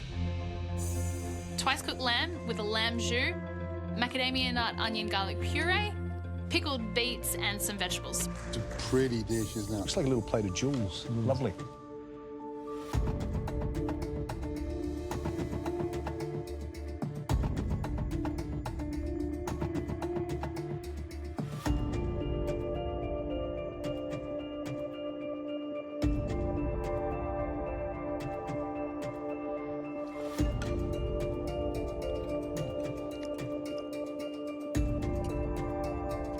I'm running out of words to express something that blows my mind. It sends shivers down my spine. It's delicious.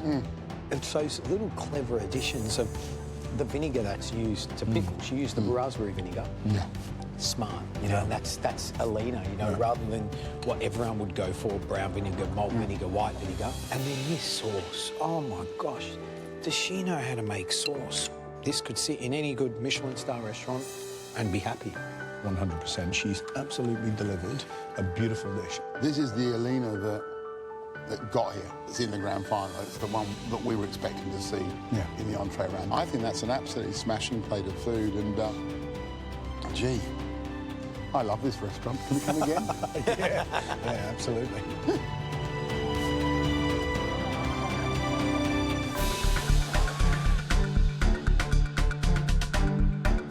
As soon as I hear George say he wants something that's seductive and he wants something that's a guilty pleasure, the first thing that came to mind was the forbidden apple, something that's like to tempt you. Adam and Eve, forbidden fruit, it just makes sense. The idea I have in my head is an apple. It's got to be something that's going to be wow to the judges, so I was like, I got to go all out. Reynolds, you dream of being a high-end pastry chef, don't you? Yeah. Why are you confident? I would have thought you'd be going, yes, this is the challenge. I'm it's going to be chocolate, but I'm really gambling on this. Yeah, so now what are you going to make? I just want to try and recreate something that's like a forbidden fruit in a way. Try to make something like an apple, which is quite... OK. So you're going to use a mould that's going to be frozen and this stuff in the middle, is that the idea? Yeah, I've got hemisphere moulds just freezing at the moment. Yep. I'm just going to dip that into ganache and then into the red cocoa butter. I love it. It's fantastic. Yeah. It's like watching someone working a pressure test with a recipe set by a top chef. So if you do pull it off, be massive kudos to you. Massive. It's ridiculous, 90 minutes to think of this dish. It's got a lot of elements, it's got a lot of techniques that I need to keep right. I feel really scared that it's gonna fall apart, it's gonna break. It's a make or break dish. Today, I've decided to make a difficult dish. It's gonna represent the forbidden fruit. It's a frozen mousse coated with ganache and cocoa butter. Yeah, I'm freaking out because I've got so many elements. I'm really pushing this to the limit. I'm really worried about the coating of the apple because that's what's gonna make it look like the apple. I want it to be smooth. What are you doing? I'm just trying to get everything together. Yeah, I'm just a bit stressed. Are we disturbing you at the moment? Yeah, sorry. All right, I'm just going to watch. Go on, keep going. It's got edges, it's got bumps, and it's just not coating evenly. I think that one's just gone. You just got to stop, take a deep breath. Take away the hurry because you're going to stuff it up. Yeah. And your dessert relies on that visual representation, doesn't it? Come on, Reynolds. Thanks, guys. Don't stuff it up, mate. Come on. I'm pretty scared at the moment. In my mind, this dish looks absolutely amazing. I'm just trying to execute that well. I can't screw this up now. Right, this is it. 2 minutes to go. Hurry up, come on. It's time for the final coating, which is the red cocoa butter coating. I'm really happy. It looks like an apple, and I can't believe I've done it.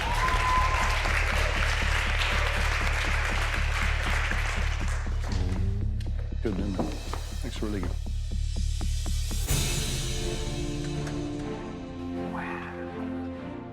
Reynolds, what's the dish?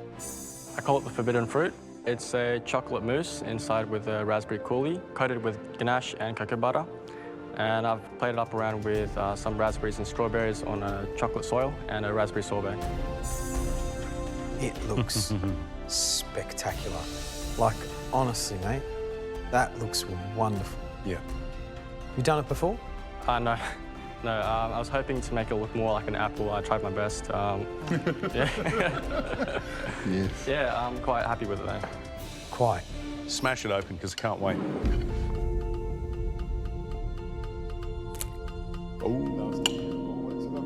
Oh, yeah, baby. Oh, yeah. Oh, yeah. Yeah, that is ridiculously good.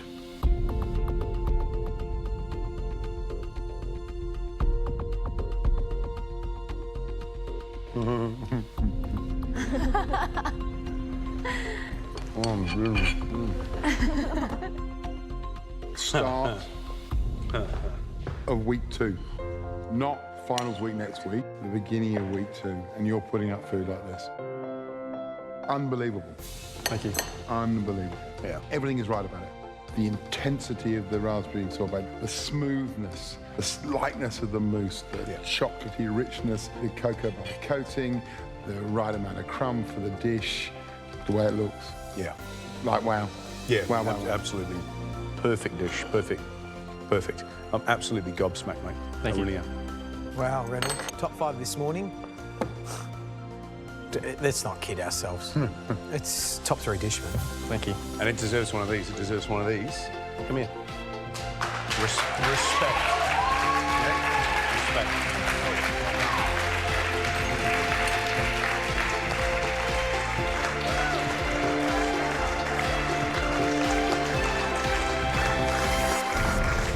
Verjus in egg.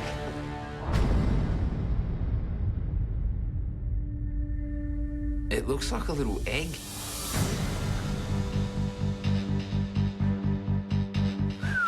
Come on, come forward.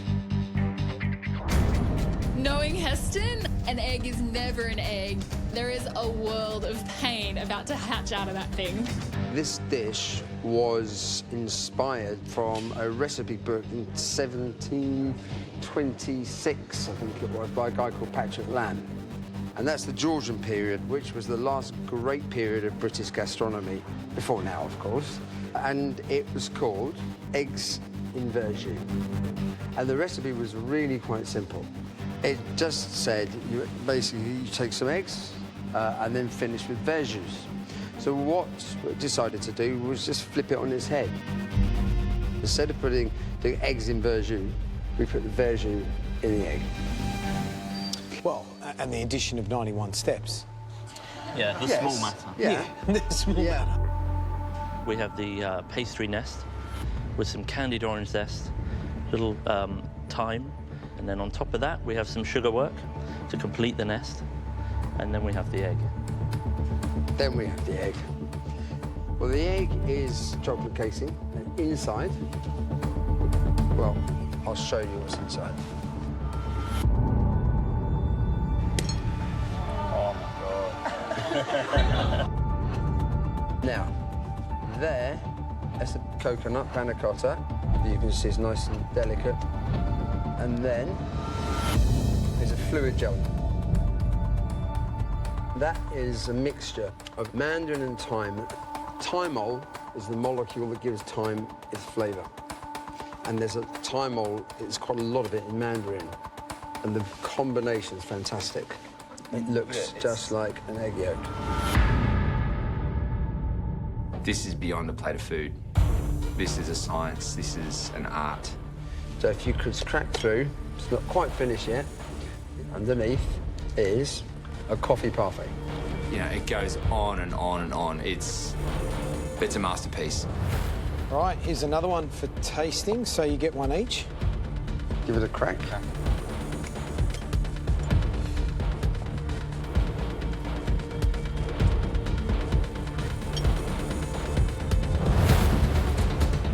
Tasting all of the elements completely messes with your head. You're seeing an egg, but you're tasting sweet, sour, salty, bitter notes, all perfectly balanced in this incredible dessert. To make the verjus egg yolk, I begin by combining some mandarin reduction, citrus reduction, triple sec, and verjus. Take 500 grams out of that mixture, and I pour it into a mixer. I combine that with malic acid. Need to bring that up to 85 degrees. Once the mixture reaches temperature, I can then add gelling, which is a setting agent, and I blitz it up a little bit more. Transfer that into an ice bath, and then let it set. Looks good, Matt. Well, it's still very liquid at this. Oh, actually, she's starting to set already. I need to make a move with the fluid gel. She's certainly set. Now I just need to transfer it into the mixer, and I blitz it at 30-second intervals until it's silky smooth, and to make sure that there's no grain left in it. Looks good, Matty. Yeah, it's super smooth. Once the verjus egg yolk has been blitzed into a fluid gel, I then take it over to this vacuum machine. Shut it, basically it looks like it's injecting all of this air in. It starts to mushroom up and head towards the top of the bowl, and then out of nowhere it just does a complete flip 180 and bang, it just sinks and sucks everything out of it. What just happened? And what you're left with is this paste on the bottom of it. I've never seen anything like it before in my life. Looks good, Matt. Really hoping this half batch egg yolk gel has set firm. I check on the consistency. Oh, nice, Elena! It's definitely set. So I blitz that until it's as smooth as possible. Come on, Elena, you got this. Come on, Elena!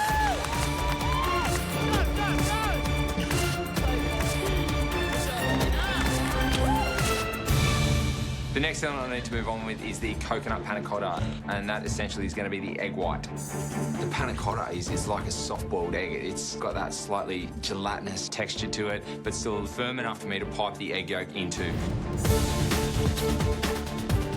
To make the panna cotta, I need to combine yogurt, coconut milk and coconut cream and blitz that with a hand blitzer for 30 seconds to combine it. Getting the consistency of this panna cotta right is crucial. It makes up the whole body of the egg, so if I don't get it right, it could literally fall apart. To make sure that the panna cotta sets properly, I need to bloom some gelatin powder until it's a thick, slushy consistency before combining it with the other ingredients.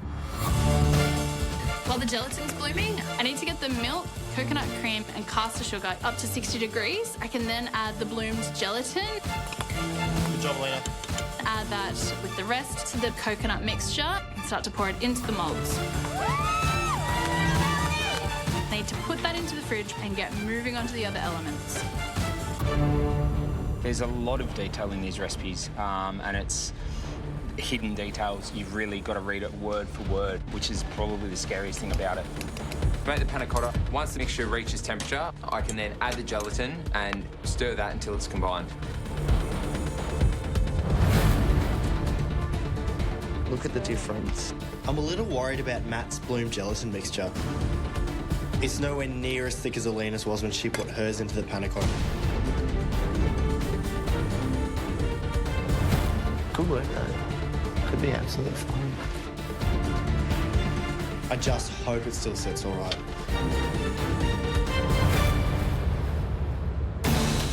I'm working on the honeycomb that forms eventually the nest on the plate. I need to start constructing the gold, spun sugar and the kataffi pastry nest to support this egg. The first thing I need to do is make some honeycomb.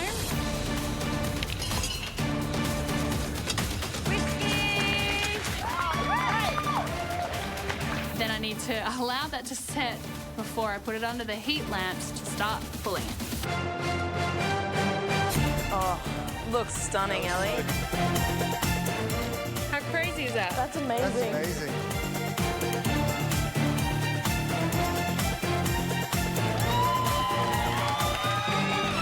The next element is the kataifi pastry nest. I need to combine clarified butter mixture with the kataifi pastry. Then I need to shape them into beautiful, even round circles, pop them in the oven until they're golden brown. What's up, Ellie? Right, listen up, you two. 2 hours to go. Come on, let's get a hustle on. With 2 hours to go, I need to check on my panna cottas, make sure they're set. They need to be reasonably firm before I squeeze in that egg yolk. I'm so excited. My panna cottas have set. I start to very carefully remove panna cotta from the center. So I've got enough space there to fill it with the egg yolk. Oh, it looks amazing, Elena. Good job. With an hour to go, I need to temper my chocolate to create the shell for this egg. This is tough. The tempered chocolate eggshell is the key visual, theatrical component of this dish. It holds everything together, and the appeal of this egg is that beautifully fine, sharp shell. When Heston cracked it, it just kind of fell and broke apart. Like a normal eggshell, to achieve the perfect crack, the temper of this chocolate has to be perfect. This is the egg mould. I have to get the first lot of speckles to create the eggshell look. Then I need to work on 2 tempered chocolates. The inside of the shell is white and the outside is milk. And that's gonna be sealed together around the panna cotta and the egg yolk and the parfait to create that egg. The first thing I need to do is work on the milk chocolate egg layer. I need to combine the colouring with the milk chocolate. The colour's quite amazing. I just have to mix this together and then I'm going to temper it on the marble stone. I haven't ever tempered chocolate on marble before. I know that this is the most technical way to do it, but it's not something that I'm familiar with. I don't do a lot of tempering. It kind of freaks me out a little bit. You got it? Do I need to bring 3/4 of it down to 27 on the marble? Yes, you do. And I measure it on the board? On the board. Okay. And then what are you going to do next? And then very slowly bring it back up to 32. Great. You got it. Come on. Just do it now, yeah? All right. You're all good, Ellie.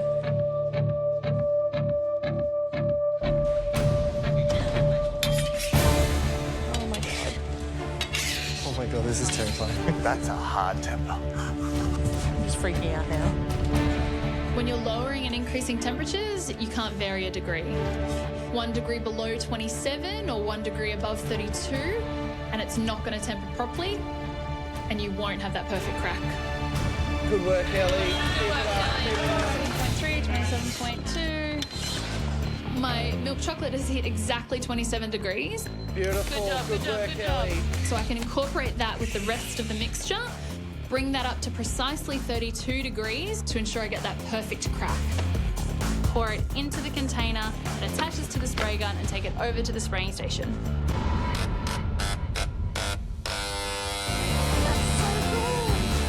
The spray gun is so noisy and kind of fierce.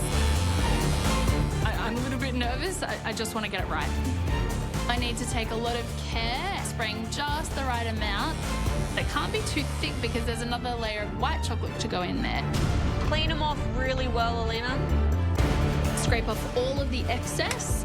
I need to leave that to set and hurry back to temper my white chocolate. As soon as my white chocolate is in temper, I actually have to fill the molds entirely and then tip out the excess. Before I pour it into the molds, I notice there's some dry clumps in the milk chocolate layer. Oh, God. It's not as even as it should be, but there's no time to start this whole process over. I just hope that it doesn't affect the final eggshell too much. Good job, Elena. While I leave my eggshells to set, I can start constructing the nest that the egg will sit on. It's absolutely very delicate, and I'm going to have to be very careful. Beautiful, Elena. I have to get these eggshells out of the mold, and I have to get them filled. I then need to seal it. Jen. I'm pretty excited about my tempered chocolate. They are shiny and they look like eggshells. They look incredible. What a buzz. I can put the panna cotta in. Careful. Gentle. Yes, Ellie! And then there's a little gap at the bottom for me to put that coffee parfait under that panna cotta. I need to seal them so that they hold on the plate. Just melt the edge ever so slightly. Close it together. Very, very carefully apply a little bit extra of that milk chocolate mix to create a seamless, delicate egg. Without that final seal, you risk the egg splitting open. The egg isn't constructed beautifully. The rest of the elements almost don't matter. This is the hero of this dish. Way to go, Ellie! So the final step for the egg is to pour a tiny amount of liquid nitrogen over the top of the egg. Essentially, you're freezing the egg in time. The next 3 minutes are going to make all the difference. Come on, you two. I've just managed to put this nest together. Now I need to finally start assembling this egg.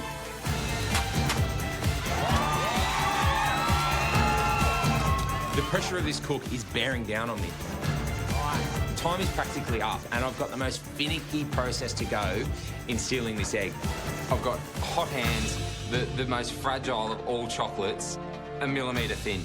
And I've got to try to glue that together without breaking it, without melting it. Oh, man. And I've got about a minute and a half to go.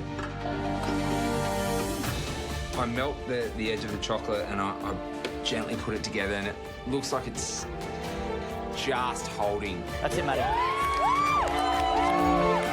Just stay there. Just stay there, please. Your last minute in the MasterChef kitchen! There's a couple of steps in here that's telling me to seal this egg with the excess chocolate. Got it, mate, come on! I don't have time to do that. I need to finish this thing off and get it on the plate. Otherwise, it's not going to be there. What? I need to take it over to the liquid nitrogen right now. What's he doing? I think it's just not going to do it. Oh my God, Matt just totally skipped the final sealing step. And he better pray to God that that thing holds together. For the last time, 30 seconds! All of my elements are done. I know I still have to plate up the egg, but I see Matt running over to the liquid nitrogen station. What do I do? He looks a little bit lost as to what he's supposed to do next. I'm just going to help him. Yeah, put it on there so it doesn't ruin the rest of his stuff. Glove on, and just a tiny spoon of this over the top. Yep. Oh, Alina, she's helping him. Yep, just over the top. Yep. That's it. That's it. Can't believe it. I've got every element up. This is going to come together. This is going to happen. This is it. 10 seconds. 9, 8, 7, 6, 5, 4, 3, 2, 1.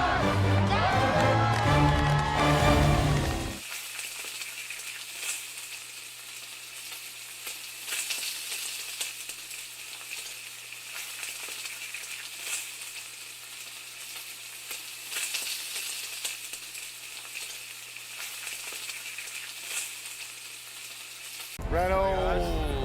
Oh, look at that. Talk us through the elements you got on the plate. First, we have a chocolate popsicle, strawberry shortcake, a praline chocolate tart, a lime curd and coconut tapioca pudding, and a beautiful raspberry profiterole with white chocolate glaze. I'm really nervous putting these cakes down. These pastry chefs are my heroes, and so to present these pastries to them, I just hope that we've done enough, that we've done a really good job. Thanks, guys. Good stuff, thank you. Looking at the blue team stand, how does it make you feel? I'm excited to try it. You know, there's a sense of fun. Well, I kept smiling when I saw this because I think the blue team incorporated everything that we talked to them about, you know, like the technique, the texture, the color, the flavor. They're all different, and it's really exciting. Where should we start, Gary?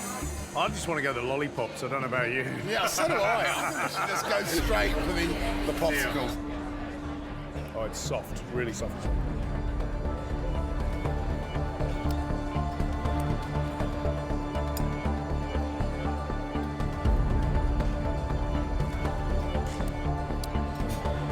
Oh yeah, crispy chocolate. I love the popping candy. It is fun. And with the creaminess of the mousse and the chocolate inside. Yeah, so simple but so perfect. Simple Everyone pleasure. is smiling. Love it. Next one. Profiterole.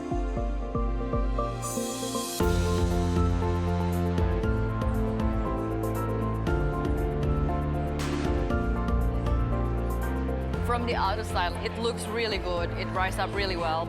The flavour's not bad. In terms of actually smiles on faces, a little white chocolate, raspberry, choux pastry, a bomb in the mouth, not bad. Right, let's taste the strawberry shortcake. I think the biscuit is what makes this and lifts this little shortcake from being just berries and cream into another level. And when it's cooked that golden brown, there's a wonderful savouriness to it as well. It's delicious. So let's taste the coconut lime curd jar.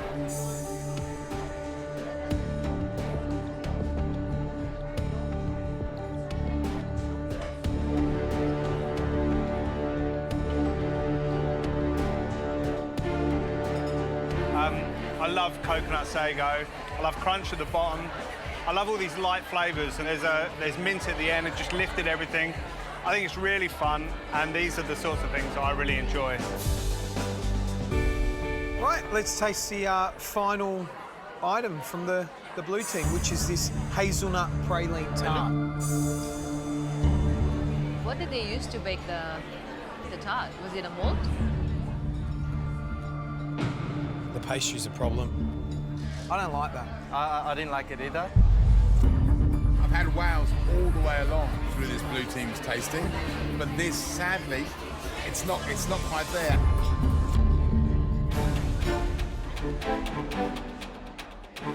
The blue team's dishes so far have been excellent. absolutely love Blue Team's coconut lime curd jar. I loved the chocolate mousse popsicle. That was beautiful. So just wait and see what Reds are doing. Got more up? I need another spoon. I need another spoon. How many more have we got up? Those Come on, we two got are it ready, ready, Rose. The other team are outdone, guys, come on. We're getting close to the end of service and we still haven't got all of our plates done. I'm spooning crumb into the paper cups, I'm piping in creme fraiche and curd. Keep pushing, keep pushing. The presentation for this dish is much different than what we'd anticipated at the start. Let's go, come on, guys, hustle. It was supposed to be a chocolate passion fruit meringue tart. This is not a tart anymore, there's no meringue on it. Can we make a little bit more room for the next one? We've got some really nice flavours in there, but this is not at all the dessert that's on the menu.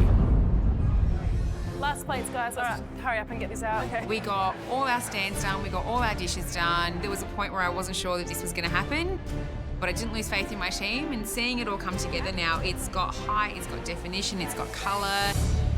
So, Rose, talk us through what's on the stand. So we have a blackberry marine. We've got a rosemary shortbread with the goat's curd cream, tiramisu crumble. We've got a spiced orange and carrot cake. We have a passion fruit crumble as well to go with it.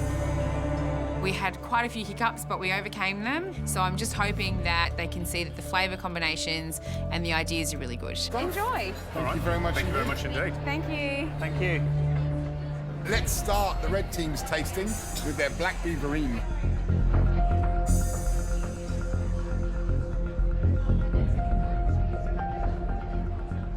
The blackberry puree is good. It's not too sweet. It tastes the blackberry. So let's try the passion fruit curd meringue.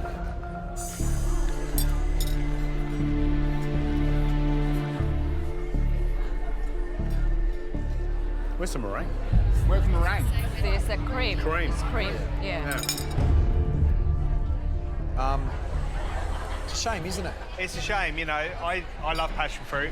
That one stood out to me. Even so, I have to say that the texture, I don't find any lumps in mine. So that's pretty good job on the texture. So let's taste the tiramisu. I love the idea of doing a tiny tiramisu. I think we talked, didn't we, about wanting to make things dainty and surprising. I think that's a really cute idea. Shall we try the spiced carrot and orange cake?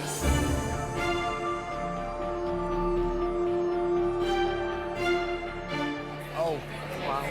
Oh, it's rubbery. Spice flavour's good, and I kind of like the texture, but it's rubbery. It's dense and chewy on the same time.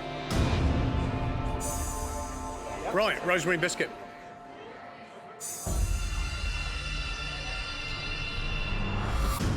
I like this one. Oh, this is good relief. I'm in a happy place now. It's fresh, it's light, it's good. There's a lovely friability about the biscuit, and the orange is a nice balance against the rosemary. I think the pastry was really crumbly, beautiful texture, well baked, and perfect thickness. I think that's a really nice little vibe. Definitely feels good to put this up in front of the judges. I showed why I wasn't ready to go home.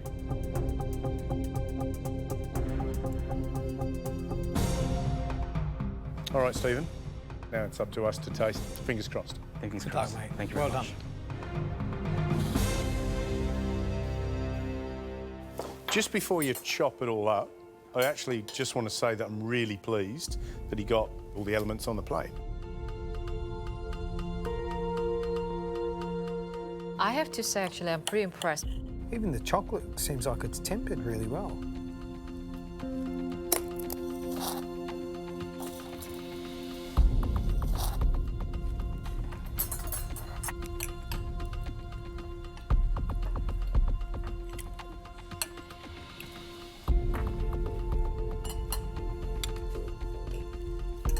But the elements that are standouts for me are the calamansi sorbet. Really good, great acidity. And the little choux buns themselves, even though you really struggle with those, have actually got a good consistency, a good texture. The other thing that stands out for me too is that mango and that shisho cremo. Really good, strong flavours. I think he's done an exceptional job. That's delicious. I have to agree with you. I actually am really pleased with the flavour that he puts up with. He put up a pretty good dish. All in all, I think a really well-balanced dish and there's some great flavours. As I walk the dish to the judges, I've given it a crack and I hope that I've at least put up a couple decent elements on the dish, otherwise I'll be pretty disappointed. Scott, what happened? Ah, just lost the plot. Just I've never done that much reading in my life. Let's plate up.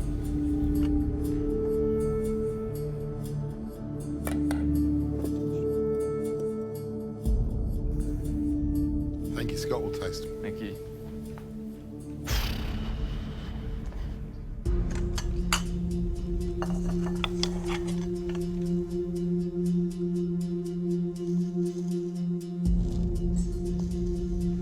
Right, let's taste.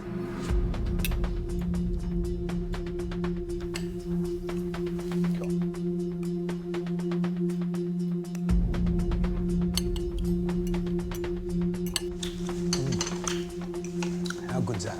Sorbet. The stand, like utterly stand out. The coconut foam in sorbet is really delicious, smooth. The foam is light, full of flavour, but the choux buns are awful. They're like little bread rolls, soft bread rolls. Yeah, they're all doughy in the middle. It's really hard for me, man. The Calombaris sorbet is really good. Well, if it was between two, then we'd know what the answer is. But it's not between two. It's not. It's between three.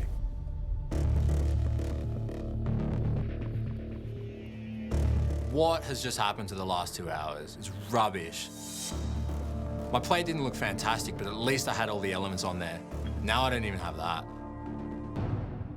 So what happened today? Because an hour in, I was talking to the guys, you were streets ahead. You were kind of looking in the rearview mirror and there were little specks of Steve and Scott behind you. And then it all started to unravel. What happened? The choux. Made a second batch, also didn't go as planned. It was a little bit runny again. Made a third batch, looked better. It was the start of a pretty dish and I ran out of time. And then it toppled, along with my little bit of confidence that I had left.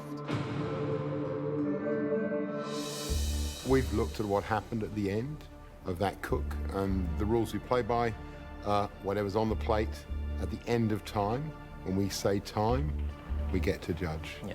Now, the second half of that profiterole and that sphere had not fallen off, and your hands are clear of the dessert, and so we'll taste it off the dessert. Like, what? Can't believe it. To the point where I hadn't even let myself think that I could still be in the competition, because I didn't want that extra disappointment. Thank you.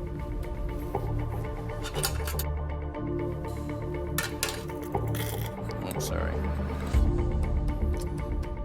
It's all right, it's all right. OK, Jamie. Thank you.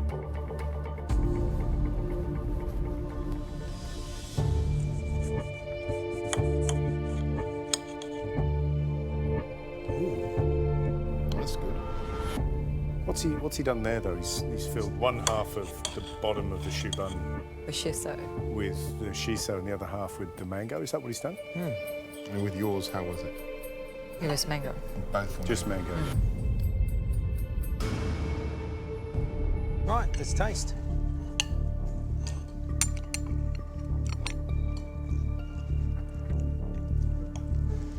I have to say that the choux, the skin is actually really good. It's really crunchy, and I got a little bit taste of saltiness in it as well, which is a good balance. How do you feel about the fact that he's put a shiso cream in the bottom choux bun, as opposed to a mango, as he should have done for your recipe? If I do not look at the original dessert, my dessert, this is perfect. I get two flavors in one. Sure. Yeah, but because we're supposed to come in terms of sphere, he sort of substituted this way. Yeah. The whole thing about a pressure test is recreating a recipe based on something you've seen and tasted, and based on the instructions you're given in the recipe. And on that basis, there are a lot of things that are different from what Jamie's done to what was on Christie's. I'd say it's fairly easy to say that Stephen's come out on the top of the pile today. I think he did a great job. So this is about two people. This is about Jamie, and it's about Scott, because both have made mistakes, both have got successful elements on the plate. Let's have a chat to him and let him know the situation. And I've brought in smoked coconut cinnamon foam, amaretto cherry spheres, and almond pistachio nougatine. And today, I brought in a spiced and roasted banana gelato with what I call peanutella, chocolate and peanut sauce. As each cloche is lifted, I'm just thinking, oh, you poor guys. I would not want to be in their shoes. I love desserts, but I do not want to do that dessert. There is so much to do. Wow. Lots of components by 3 top pastry chefs. All right, guys, do you want to plate up? Sure. Any ideas what the dish is? Banana split. Banana sundae. Hard. Hard, Ben, yes. 100%. Come a little closer, guys.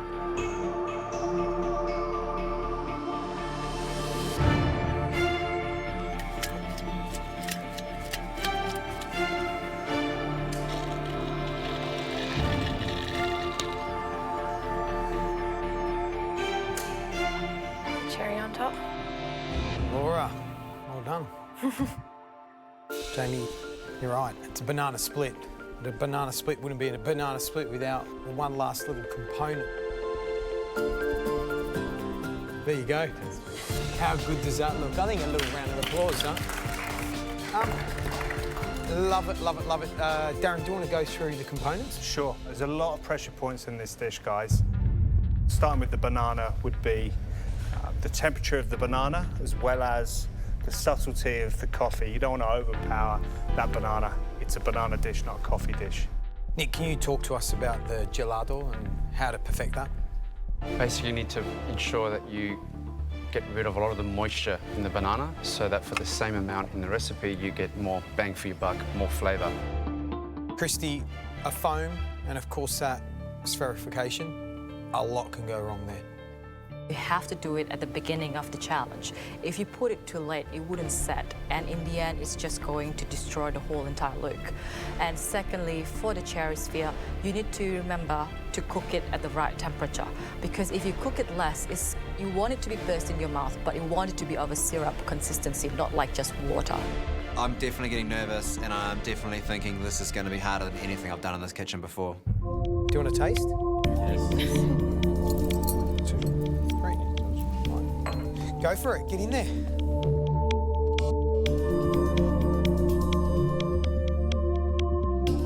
That gelato's, the banana flavour is unreal. It's so smooth. With the ice cream, it's really important for you to roast the bananas to try and get the flavour accentuated of the banana. You don't want to under-roast those. Try to break that cherry. Yeah. Has a surprise. Oh.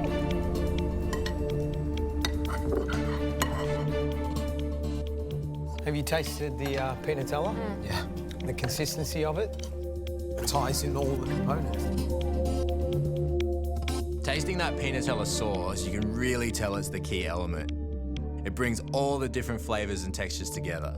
It's delicious. Guys, back into line. It's a fun and whimsical dessert, but this is deadly serious. Time to focus, it's time to apply, it's time to understand that your dream of becoming Australia's next MasterChef hangs on the next 2 hours.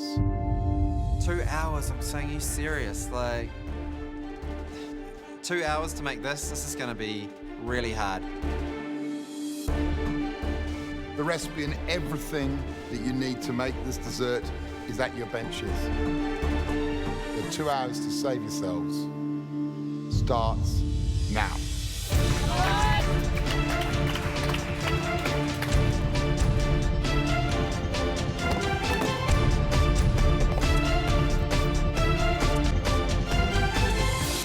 First step is to get 250 grams of peeled banana, slice it thinly, and then coat it with about 30-40 grams of light brown sugar.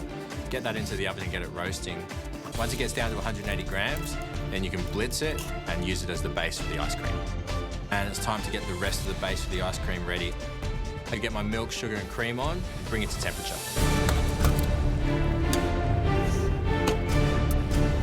I've put the caramelised bananas in the oven.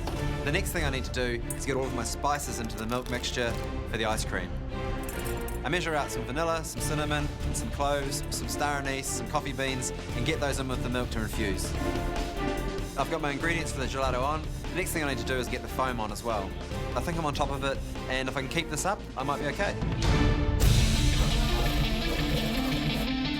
I get onto making my foam, get my coconut milk into a pot onto the simmer.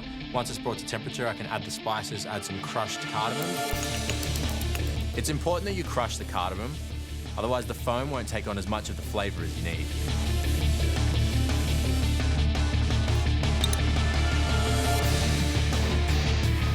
I strain off my coconut milk, straight over the gelatin, whisk that, and then I add the soda water and the Malibu to impart some more flavour. Once that's done, I can put it in a bowl, get it into the freezer, and let it set. And I feel like I'm ahead of time. I'm definitely ahead of the other contestants, and I feel in a good place, and I feel like I'm going to put up a good dish. So the banana's caramelised in the oven. I've got the gelato mixture bubbling away on the stove, and the next thing I need to do is get onto my foam. So with the foam, I need to bring to the boil some caster sugar and some coconut cream, and then I pop the whole cardamom pods into the pot, and then let the spices infuse into that for a while so you get a really nutty flavour from all the spices in there.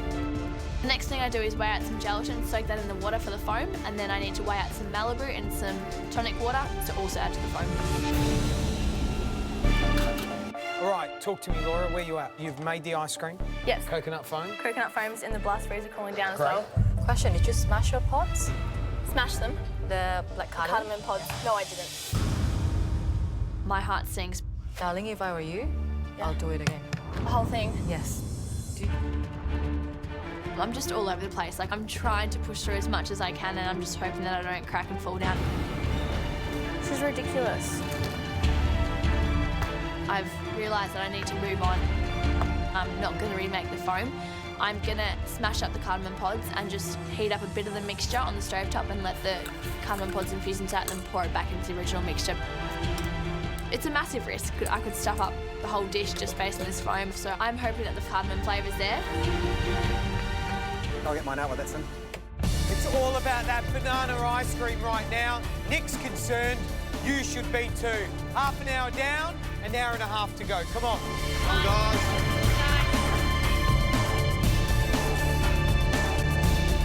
Bananas are caramelising nicely, but they're not losing enough moisture. You've got to make sure the banana's caramelised and reduced to 180 grams. Otherwise, you won't get that good hit of flavour you need throughout the mixture when you combine it with the ice cream.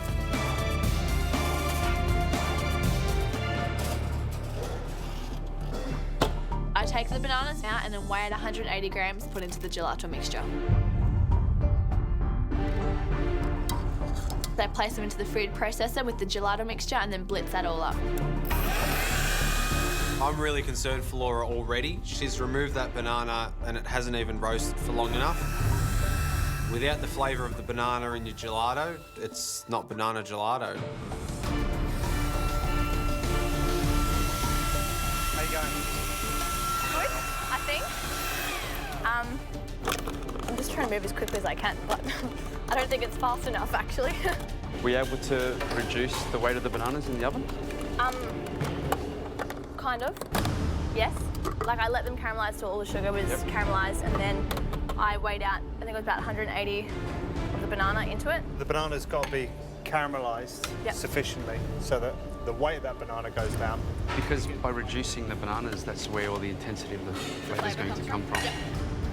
I was actually supposed to let the bananas caramelise down until they all reached 180 grams instead of just taking out 180 grams. So I've already stuffed up that. I'm in a lot of trouble. I'm in trouble. Just really need to hurry. Lift up, lift up, lift up. Amazing, amazing, amazing, amazing. Good, good, good, good. I finally get a balloon up. It's not perfect, it's small, but it's a balloon, and I'm going to take it straight into the judges. Feeling a big wave of relief. Made a balloon, and my dish is looking great. I'm feeling really confident now. Everything's riding on this moment. Oh, careful.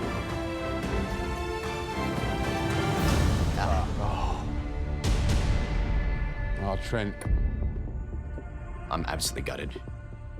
And my balloon just isn't up to scratch. I'm just hoping I've really nailed that chocolate coating. You know, that is such a crazy hard dish to do, and especially the balloon. You can't bash yourself up. It is a super hard challenge. Just to get up a dish, just to get to this stage with all the elements there is an amazing achievement, so well done. Have you ever done anything like that before? That was physically and emotionally draining. That's by far the most intense thing I've ever done in my life. Why did you put so much into the challenge? You never gave up right to the last second there. I'm not ready to go home yet. I've never been so focused, so in the zone as I was today, and I wasn't going to give up. If I go home today, I'm walking out with my head held high because I'm so proud of that. I'm so proud of how much I put in today, so proud of that I actually plated that up. I'm stoked. Trent will taste now. Thank you very much. Thanks, guys.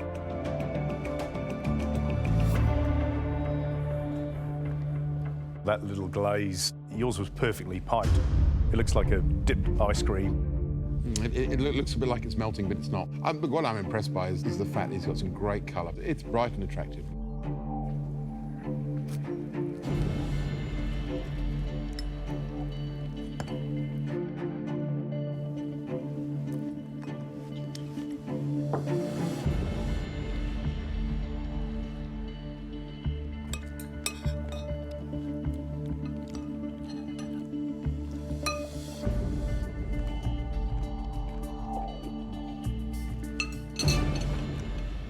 A couple of things that stand out for me. Number one, the tempering of that chocolate is just absolutely amazing, and it's got super crack, super delicious. But that chocolate ganache is delicious. It's delicious. It's really, really nice, yeah. And it's just the right texture. If that balloon had lasted, you'd be in a very fine position. Yeah, absolutely. Right, let's get the final dish in. It was a really tough cook today, but I really hope I can get a balloon up. I'm feeling really nervous at this step because without it, I'm definitely going home. I'm stirring it, and I realize my asomot is basically a brick. Brian, your mixture is really dry. Yes. You can't get the balloon if your mixture is not right. I'm feeling devastated at this point. I just keep whisking away and hoping I can get rid of the big lumps. All you need is one balloon, okay? So don't stop. Okay. Really, really struggling at this point, but I'm not giving up until the last possible minute. You can do this, you can do this. Give me a little balloon. Give me just a little one. You can do this. Come on, Brian, you can do this. I'm giving it my everything. I just need a balloon. This tiny balloon comes up. Come on. Give me a little balloon. Give me just a little one. Maybe this can work. Come on. Come on.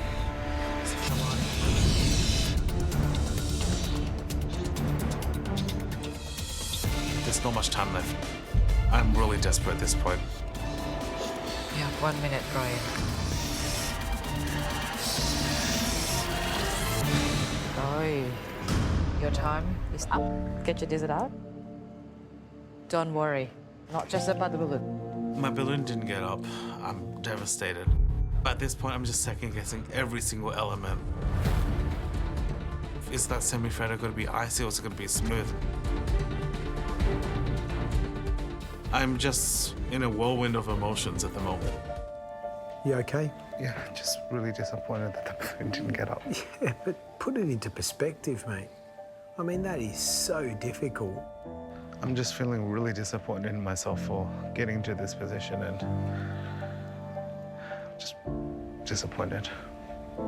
Where does this pressure come from? A lot of it comes from family pressure, I guess. To succeed, to find a more stable job. But honestly, at the end of the day, what makes me happy is just cooking. It's a bit like your story. Yeah, all parents want you to be happy. Your parents, my parents, a lot of parents out there, their job is to make their children happy, but they're not you. Yeah. You know what makes you happy, and it is our job as their children to show to them that we know what makes us happy, that we're going to be successful in it. But nobody is responsible to make you happy but yourself. What are you going to do if you go home? I'm not going to give up this dream. I really want to start applying for different pastry schools, just honing myself to open my dessert bar. Rowan, we'll taste now. Thank you. Thank you. Well done. Thank you. Thanks, Mike. It looks good. No balloon. The flavour's got to be there. Shall we taste? Yeah.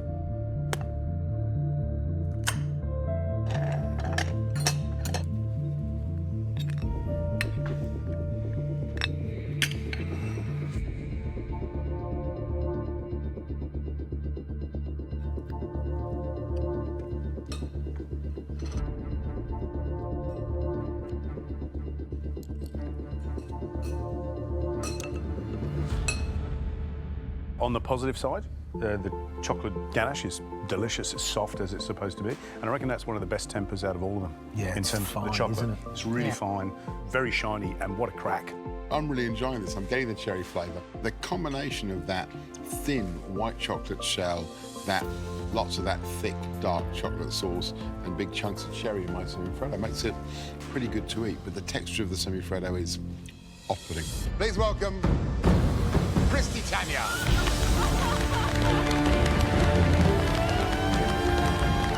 Christy Tanya is one of the best patissiers in the country, and I'm a little bit terrified. Dessert's not my thing, but to have dessert from her makes it even scarier.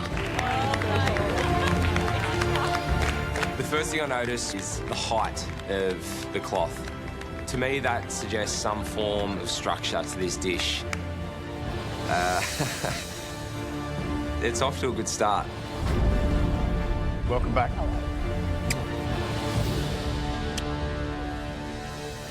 Christy, you must feel some sympathy for our contestants because you didn't start out as a chef, did you? You started like them, doing another career and then moving over. I started as a project manager in IBM. So obviously, when I told my parents that, no, I'm going to follow my passion to be a chef, it was not really that easy. But follow your heart, even if you tried and it was not for you, at least you know what, you can pat yourself on the shoulder and say that you've tried it. Christy, in terms of this dish, how would you describe it? How hard is it? If there's one word, it would be terrifying. Holy crap. Terrifying is something that makes you want to turn around and run out the door, pretty much. Christy, let's reveal.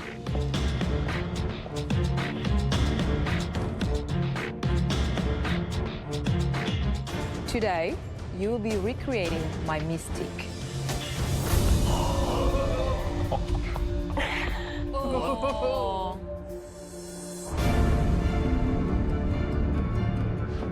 What's that? Is that food? So cool. It doesn't even look like food. It looks like a piece of art on the table.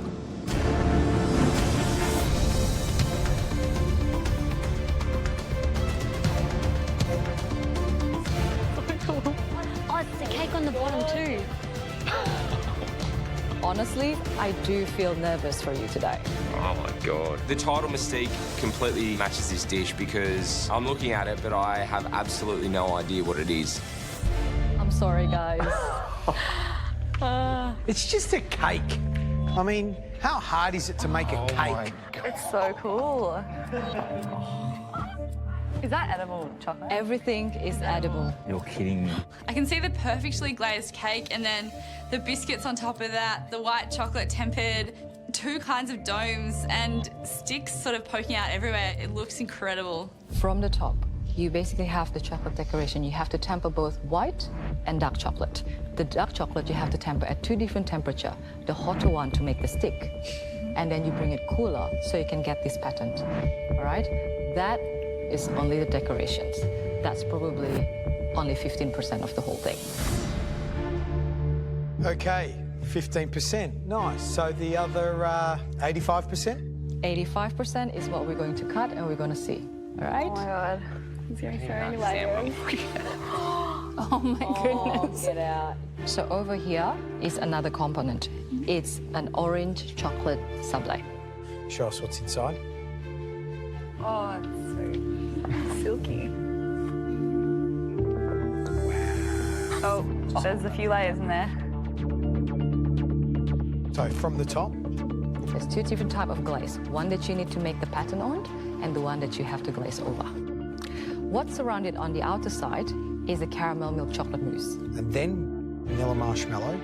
Then you have passion fruit curd. You have 72% chocolate cremeux. Wow, and then? A banana milk chocolate brownie. Oh my gosh. Do you want to taste it, guys? Yeah. Oh, the glaze is so soft. Taste it all together. It is incredible. The first flavour I get is hazelnut from the glaze. It's so yum. Mousse is incredible. Thank you. It's so light and fluffy. And then the silkiness of the curd and the marshmallow. What was the marshmallow again? Vanilla. Yep. And then at the end, you sort of taste the brownie and the banana. It's honestly one of the most incredible desserts I've ever tasted. What would be the three most difficult things about making this cake? For me, two different glaze. Both of the glaze has the same base. So if it's too cold, you can't pour it. If it's too hot, it's just gonna melt your cake. And then second, your vanilla marshmallow. If you don't cook the sugar at the right temperature, it's never gonna freeze. The third one, chocolate tempering. If it's not tempered, it will never come off your mold. Tempering chocolate's definitely not my cup of tea. It's just so temperamental. You just have to concentrate and get those temperatures 100% spot on. I know finals week I expected it to be super hard, but I never comprehended that it could be this hard. This is just next level. It's not just about nailing this cake. This is finals week. It's about all the detail. Yeah? Looking at this thing, and I'm petrified, I'm intimidated, I'm scared. This is the most phenomenal thing I've ever seen. This is where all the technique is compounded. That's what differentiates chef from a master chef. I know that I wanted a dessert today, but I was thinking something a little bit less stressful. This is going to be a challenge for all of us. So, you want some rules? You have 4.5 hours to replicate Christy Tanya's Mystique. You'll find the recipe and all the ingredients you need at your benches. And of course, we'll be judging your dishes on how closely they match look and taste to Christy's. Christy, do you want to do the honours? Of course. Good luck, everyone. Your time starts now.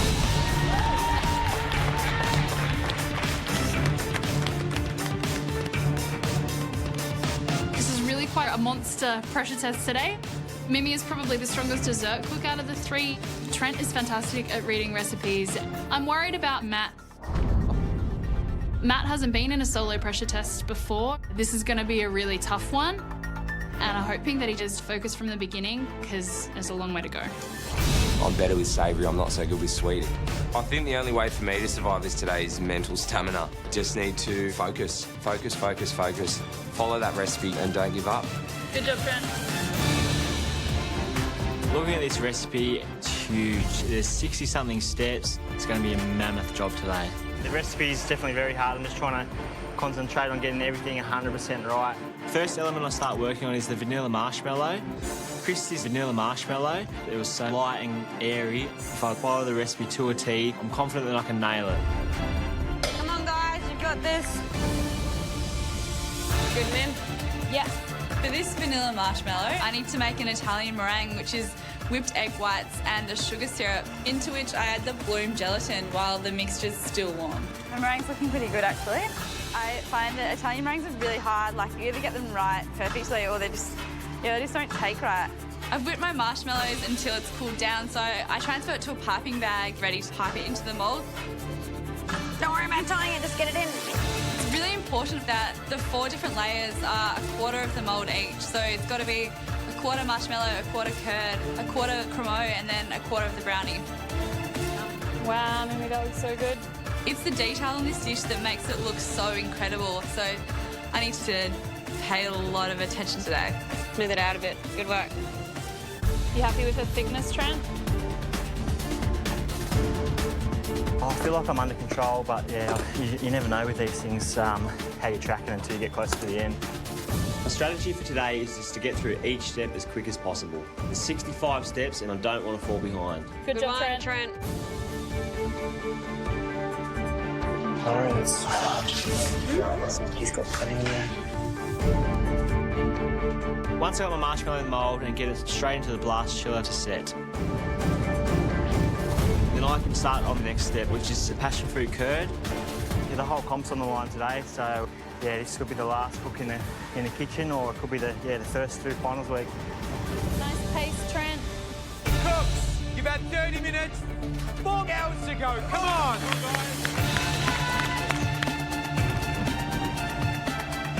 Did you add his gelatin in? Yeah, just now. How's it looking?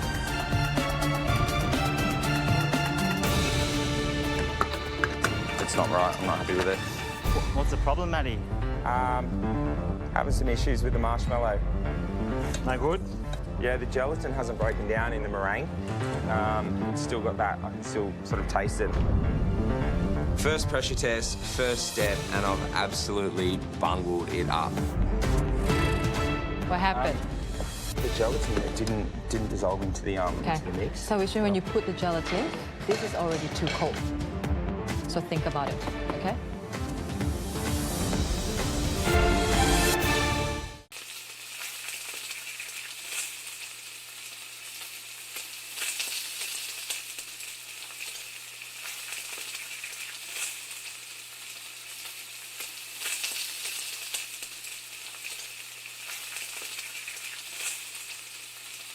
He's trained people like Heston Blumenfeld. He's trained people like Gordon Ramsay, Mario Batali. And you know what? The list just keeps going on and on and on. Today, you have the privilege to work alongside, learn from the one and only Marco Pierre White.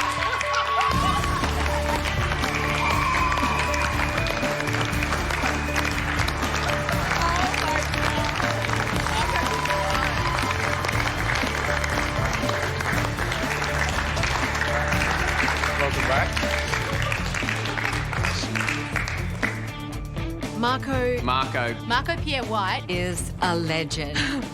Hello. There are all these stories and I guess legends about what he's like as a boss and as a chef and as a restaurateur. I'm looking forward to spending a bit of time with you. And it's very hard not to let that, I guess, affect you when you're actually there with him. Chef, your pan's too hot. What you're doing is scorching it. So the outside's overcooked, and the inside might be perfect. The skin of the blue eye is near black. Scorched, not caramelized, because your pan's too hot. Good luck. So I think I'm in trouble. Who wants to make it through to the top 10? Well, you've got 3 minutes to do it. Come on, Andy, 3 minutes, mate. Don't you think you should put your dressing on first and then your micro herbs? Because that will collapse it, won't it? Yeah. Because All the right. judges eat with their eyes first. All right. Thank you. There you are. Can't you do it on a board? Well, do it on the board. Okay. Don't change. Do it on the board. I love that board. Thank you. Why this time are you putting the dressing there and then the salmon on top, and you didn't do it there? Because I quite like it over the top. You should do it over the top. 1 minute to go. Come on, mate, finish it off. 7, 6, 5, 4, 3, 2, 1. That's it. Service is over. Well done.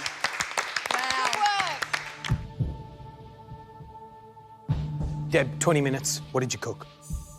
I've cooked a bruschetta with tomato, mint and goat's cheese and lemon zest with a honey vinaigrette. It's not the prettiest of food.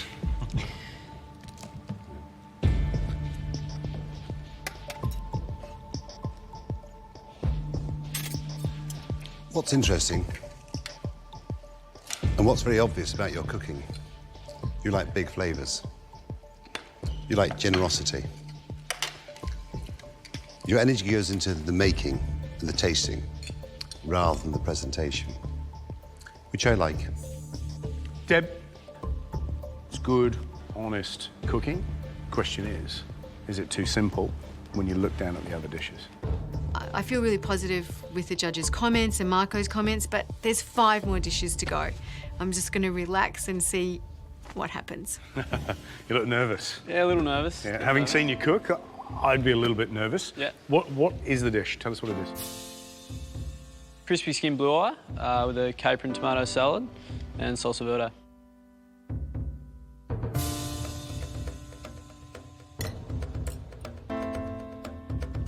Nice though. Yeah. But because you were too aggressive. Yeah, skin's a bit dark. Perfection is lots of little things done well. They probably can't go past that burnt skin, and I'm looking like I'm being the second round. Audra? Hello. Come on, tell us what it is. It's an ocean trout sashimi with citron dressing.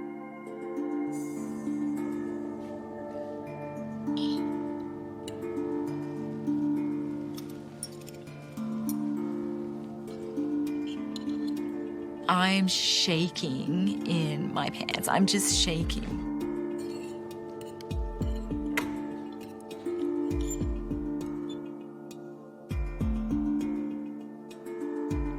There's only one criticism. Only one. For 3 big boys, it wasn't big enough. And before you know it, there's nothing on the plate. You know what was clever about it? You knew you had 20 minutes, you kept it simple, beautifully, perfectly sliced ocean trout. Absolutely delicious. Really good. Well done. That's the best I've felt all day. I'm speechless. I'm speechless. Tracy? Yes. What are you going to make this? And I just basically freak out. Going to poach the, I can't speak. Sorry, I'm very intimidated. Breathe. I can't breathe. I don't even know if I know how to cook anymore. And I'm trying to calm myself from crying because I don't want to cry in front of him. What, why are you intimidated? He's a lovely bear of a man. He's lovely. He's lovely. It smells delicious. It does. Tracy, I've been in your position so many times in my life. Especially when I was younger. Good luck. Thank you. Marco's words are really kind, and they've kind of just melted my fears away, and I just hope I haven't wasted too much time panicking now. Tracy, please bring your dish up. Thank you. Hello, Tracy. Hello. How are you feeling? Very overwhelmed. It's a lobster broth with a coriander ravioli and a lobster medallion. Before you taste, I fear that my lobster is undercooked. Thank you for your honesty. Right, let's cut this lobster, shall we? I just really want to hold this together, but now's a moment of truth. My heart is sinking to see this raw lobster being cut. He looks perfect to me. Why are you apologising? You know what? I reckon so far that's the best bit of lobster we've seen in terms It's of good, how yeah, it's cooked. perfect. Really That is good. very perfect. Really good.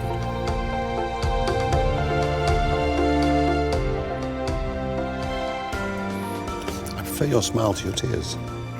Your lobster is perfect without question. I like your bisque. It's got real flavour. I like the tomatoes as well, just softens it. What this dish tells me about you as a person is that you like to create flavours. You're very giving. It shows with what you serve on your plate. Thank you. Thank you.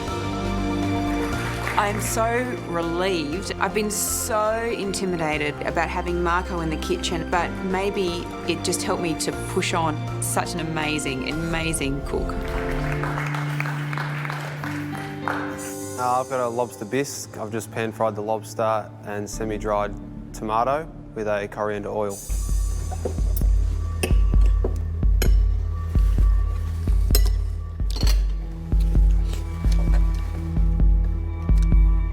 Tell me about your bisque.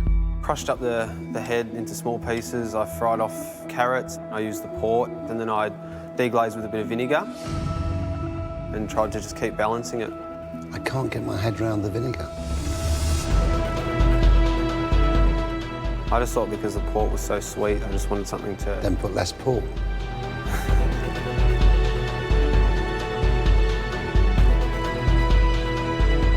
I think had you not used the vinegar, it would have been a much better dish. Yeah, thank you. Thank you. Thanks, Marco.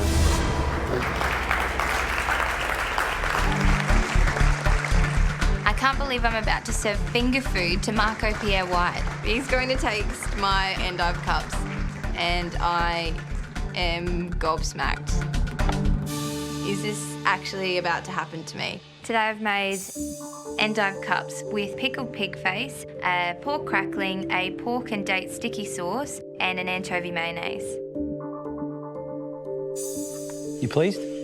I am. I really hope you like it. It's quite simple and free-form. Why don't you take a whole one? Because I'm It's designed to eat with your fingers. Yeah, I know. Is that designed to eat with your Yes, fingers? yeah, There just you to are. pick up Why are you trying to be posh? There's no rules. There's never rules. You're trying to be posh. Well, there is.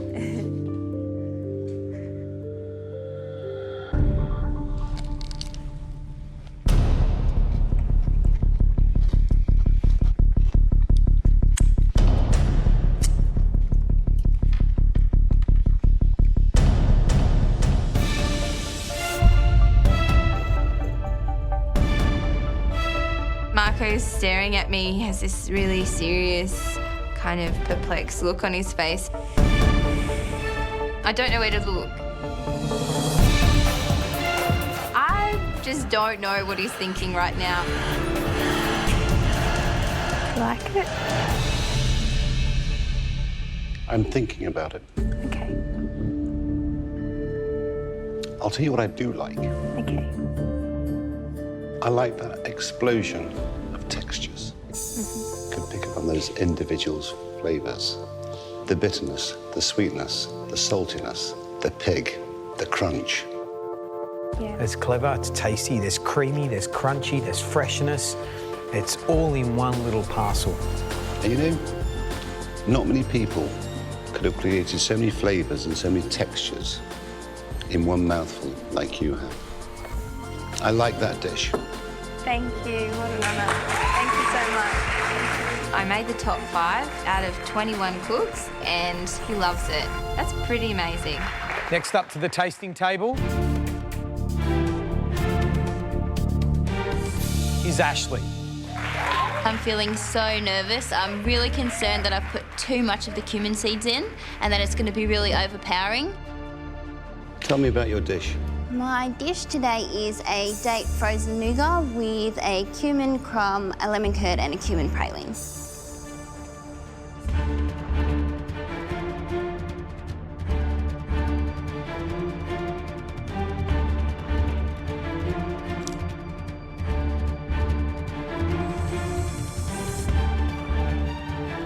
In the French kitchens, they call the dish a biscuit glacé or a nougat glacé. And it's one of my very favourite puddings.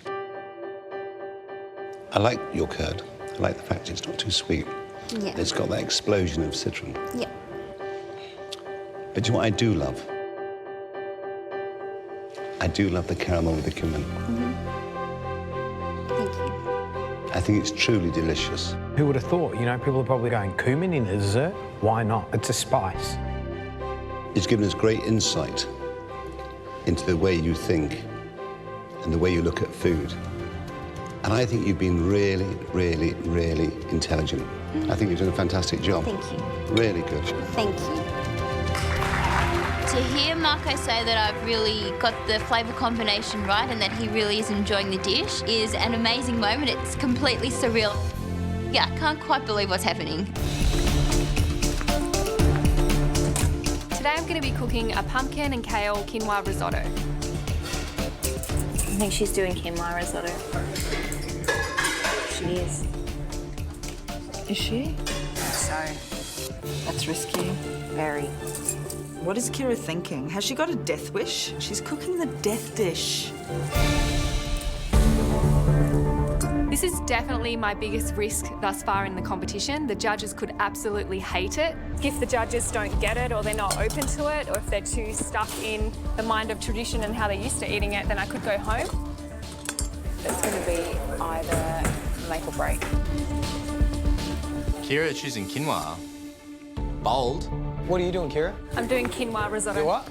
Quinoa risotto. What rice are you using? Being me, quinoa. Wait, just confirming, you are using quinoa. I'm using quinoa. It's absolutely what Kira's all about. It's being true to yourself, but is Marco gonna love it? Marco's a purist.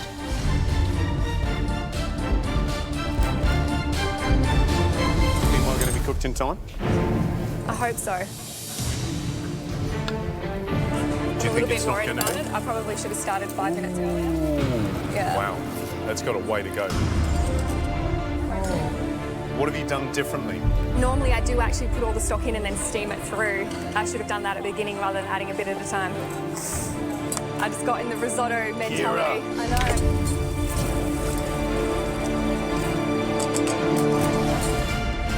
I'm really nervous at this point that it's just not going to get cooked in time. It's definitely right on the edge, but it still needs a little bit of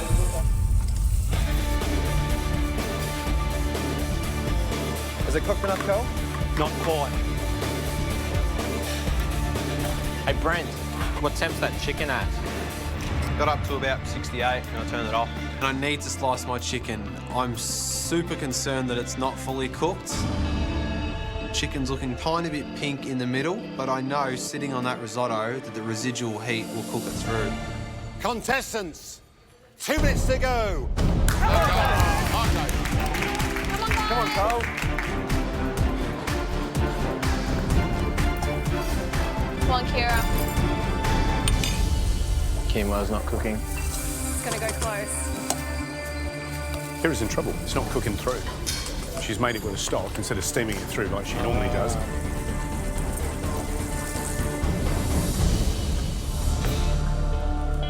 My quinoa risotto could definitely be a risk, but the judges want to see me on a plate, and I know that this dish is delicious.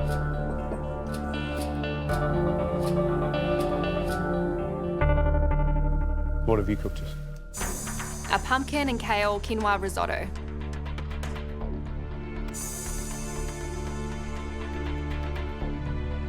Kira, this challenge is all about risotto. The Italians are a notoriously conservative race when it comes to their food. And here you are, popping quinoa risotto down in front of someone whose mother's family come from the north of Italy. Are you nervous about how this is going to be received? Definitely, but at the same time, I 100% believe in this dish and what it means to me and my family and what I'm doing with my life. And so if it's not received well, I will still hold my head high and this is still a recipe that will definitely be in a cookbook to come. Good on you. Thank you. Thank you, Marco.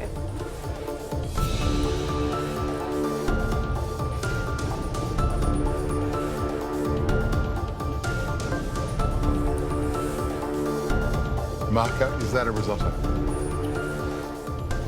Not in my book. The question for me, does it bring back that flavour memory? Does it have the buttery, creamy, parmesan-y flavour that you want from risotto? If Kira's achieved that, she can convince me.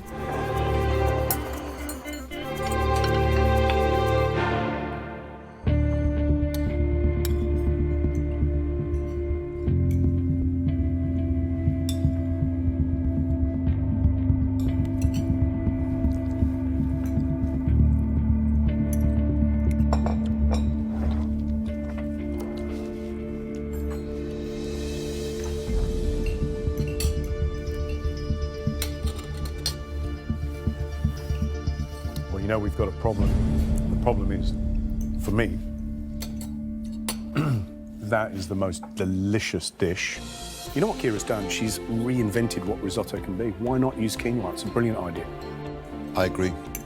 I think the pumpkin is fantastic. She's got that buttery, cheesy flavour all the creaminess coming through from the cooked pumpkin, and then she echoes it in the salad. So do we dismiss the argument? I think the argument was dismissed 10 years ago. Yeah. You know, I think as soon as Carla Cracker makes a risotto out of paper, in Australia, risotto's made out of pearl barley, out of farro, out of freekeh. But what's brilliant about this dish is the fact that quinoa is slightly undercooked.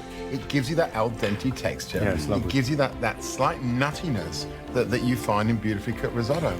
I don't think she realises how clever she's been. She's allowed the food to do the talking.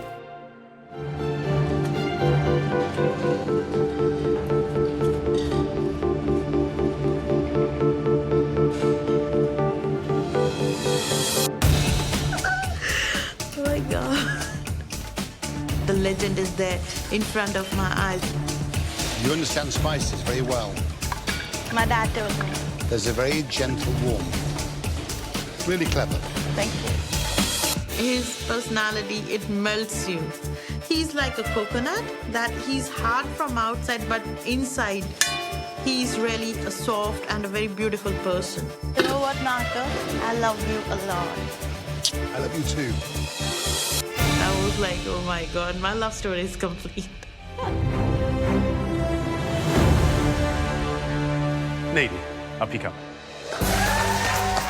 For an ordinary person like me who gets a chance to cook for Marco, that's a big achievement. And getting it tasted is a double achievement for me. Wow. Like the look of it. What is it? Cream pepper chicken with flaky paratha and potato crisps. This is a very simple dish, but this is quite close to my heart. Why? I always do this dish when I'm not having a good day or something. And it's easy, and it's flavorful, and it's full of fat. So I like it. I like the idea of a dish that you make for yourself when you're not having a great day. That's beautiful. Shall we taste it?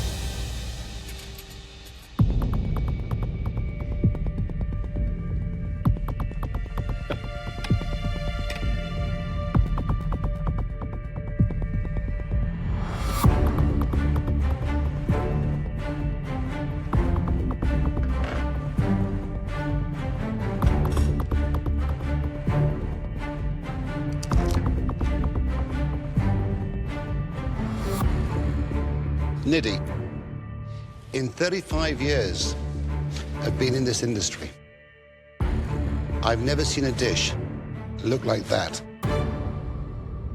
Tastes so good. It's delicious. The combination of chicken fat and that black pepper, which is beautifully balanced, and that little squeeze of lemon, sensational. The crisps, a little bit of salt.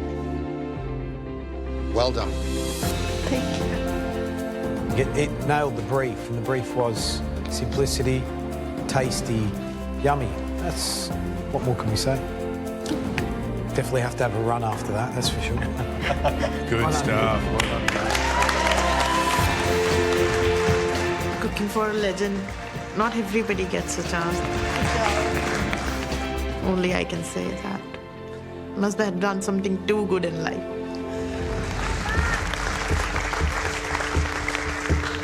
Other than Michael Pierre White wants to taste my food. I mean, there's melted ice cream there. But I think I did something right today.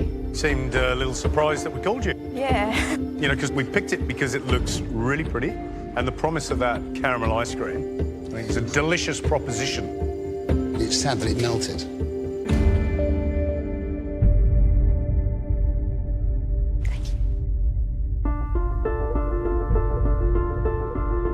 What have you cooked? Ella's favorite sweet and sour dessert. So it's the butterscotch ice cream with the sour lemon curd and lots of little crunchy bits. Did you say Ella's? Yeah. Is that your daughter? Yeah, my 5-year-old. So you're starting to think about your children and create desserts for your children? Yeah. Is that what you're You doing? said to be honest, and I'm thinking about my kids today. Okay. That's fair enough. You'll miss them. Always. Shall we taste? So what are these here? They're like a... Tuile. Crispy tuile. That is so thin.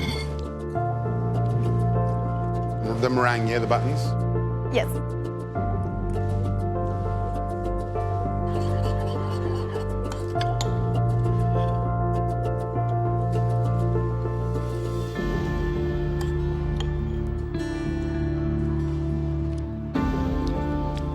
It's like the lightest lemon meringue pie in the world. Deconstructed. Really clever. And the butterscotch ice cream, it's still delicious, even though it's melted. The meringue, the lemon, the spun sugar, the little twirl biscuits. You've done a fantastic job. Thank you. Right. Thanks, Cecilia. Good Thank job, you. Bye-bye.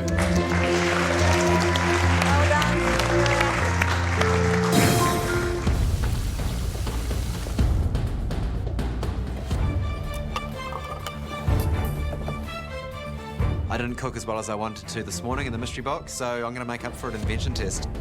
Today is the Italian challenge. I'm cooking mushroom chicken and parsley ravioli. We're only allowed 5 ingredients and the porcini, so I need eggs and flour for the pasta, chicken and cream for a mousse, and parsley for a herb. The sauce is going to be a hazelnut butter, which is just burnt butter that tastes like hazelnuts. To make it, I obviously need butter. I've got 5 ingredients, and the porcini, I want 6. So I'm trying something different today, which is to turn cream into butter. I've never done it before, but I'm hoping it works.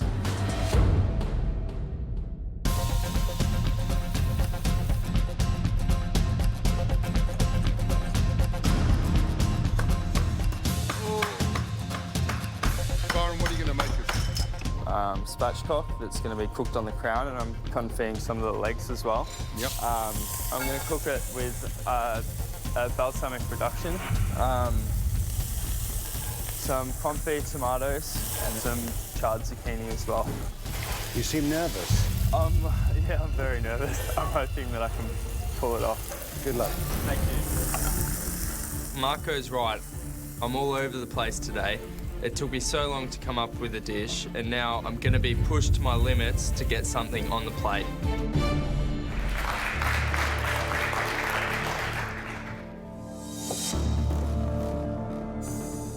My dish is chicken porcini and parsley ravioli. My clever plan was to turn the cream into butter and turn the butter into the sauce. I hadn't done that before, so in the end your sauce is whipped cream and porcini. Sorry about that.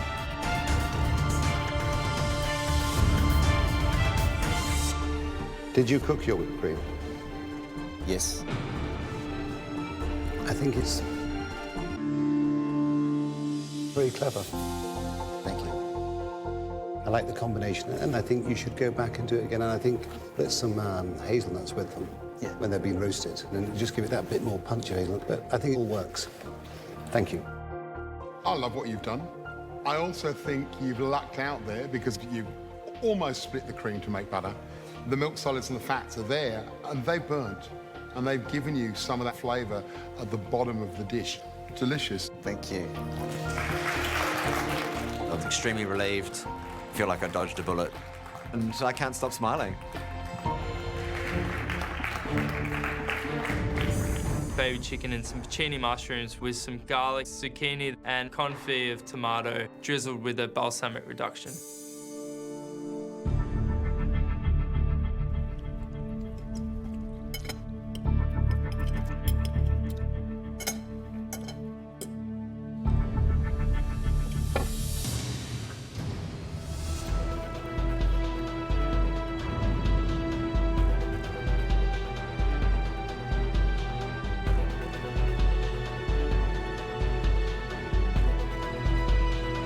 Byron, you know you're in trouble. You knew that before you walked to the front. Can I be really honest? Please. It looks like a horror movie. Raw garlic, courgette that's still raw, cherry tomato still with the core in it, a fine bone in the leg meat. You know, you've got to be careful of that stuff.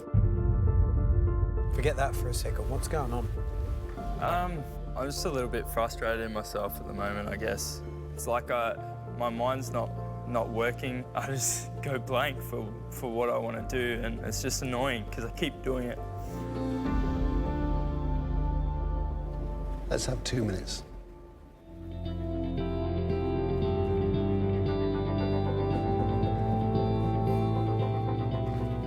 Shall I let you into a few little secrets? I have made more mistakes as a cook than anybody else I know. I really have. And you know why I made my mistakes?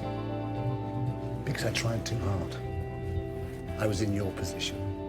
You allowed the people around you to intimidate you. Just pretend you're back at home, cooking for your family and your friends and your loved ones. And if you can forget everything around you and just cook, just enjoy it. Come on. Thank you. Never let things intimidate you. Yeah. And should I tell you something? We all have bad days. Yeah, thanks. That advice from Marco is something that I'll definitely cherish for life. The final dish I would like to taste is the cook who had all the advantages. The question is, did they take advantage? Laura, bring your dish up, please. Thank you. A stuffed gnocchi roll with onion, sage and porcini mushrooms, and a chunky porcini mushroom sauce and crispy sage leaves. Looks fabulous.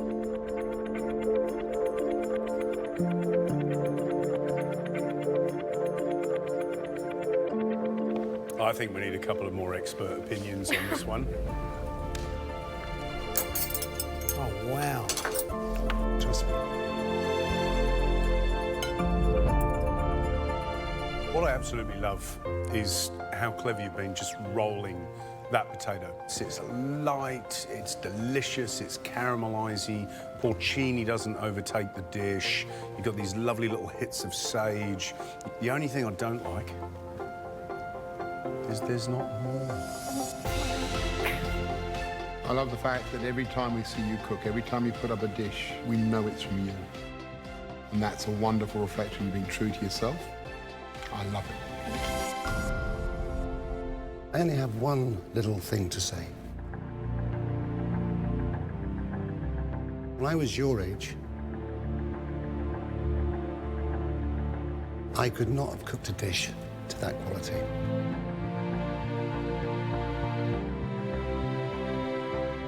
And that is true. Thank you. Thank you. Thank you. Very well. Thank you. Well done.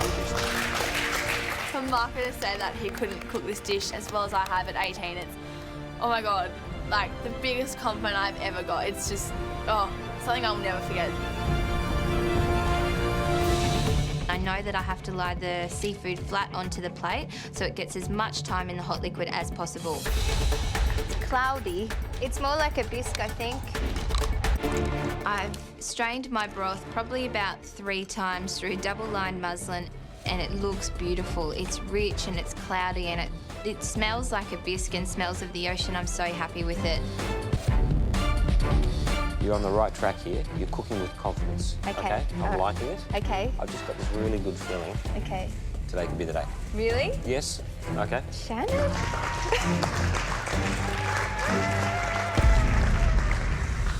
I'm going to strain it one last time through the muslin and then pop it into a jug. When the judges pour the steaming hot broth over the seafood, it should poach the seafood right on the spot at the table. Ow. I'm watching Georgia cook and she's got a really great idea. My only concern is, will those prawns cook at the same time as the scallops? They're different meats, they're different textures, and I've got a feeling that, the scallop will cook, maybe the prawn won't. I'm stressing now. The biggest concerns about my dish are the seafood and the broth. I am seriously worried that my broth might not cook the seafood perfectly when it's poured over. Here we have prawn and scallops in a seafood and fennel broth. Wow. Well, have a look at that. Obviously, it looks like the scallops and the prawns are raw. Smart. And we've got a hot broth here, which smells crustacean-y and really beautiful. What do you think, Marco? Firstly, it makes me think of a really smart restaurant. You order broth, and out comes the bowl, and there's the garnish with all those wonderful fresh ingredients. And then they serve the broth at the table, and that's what cooks the shellfish. Whoever cooked this has been very clever. And I like the radish floating on top, the little shallots. Yeah, it looks wonderful. Does it taste as good as it smells and looks? Well, let's find out.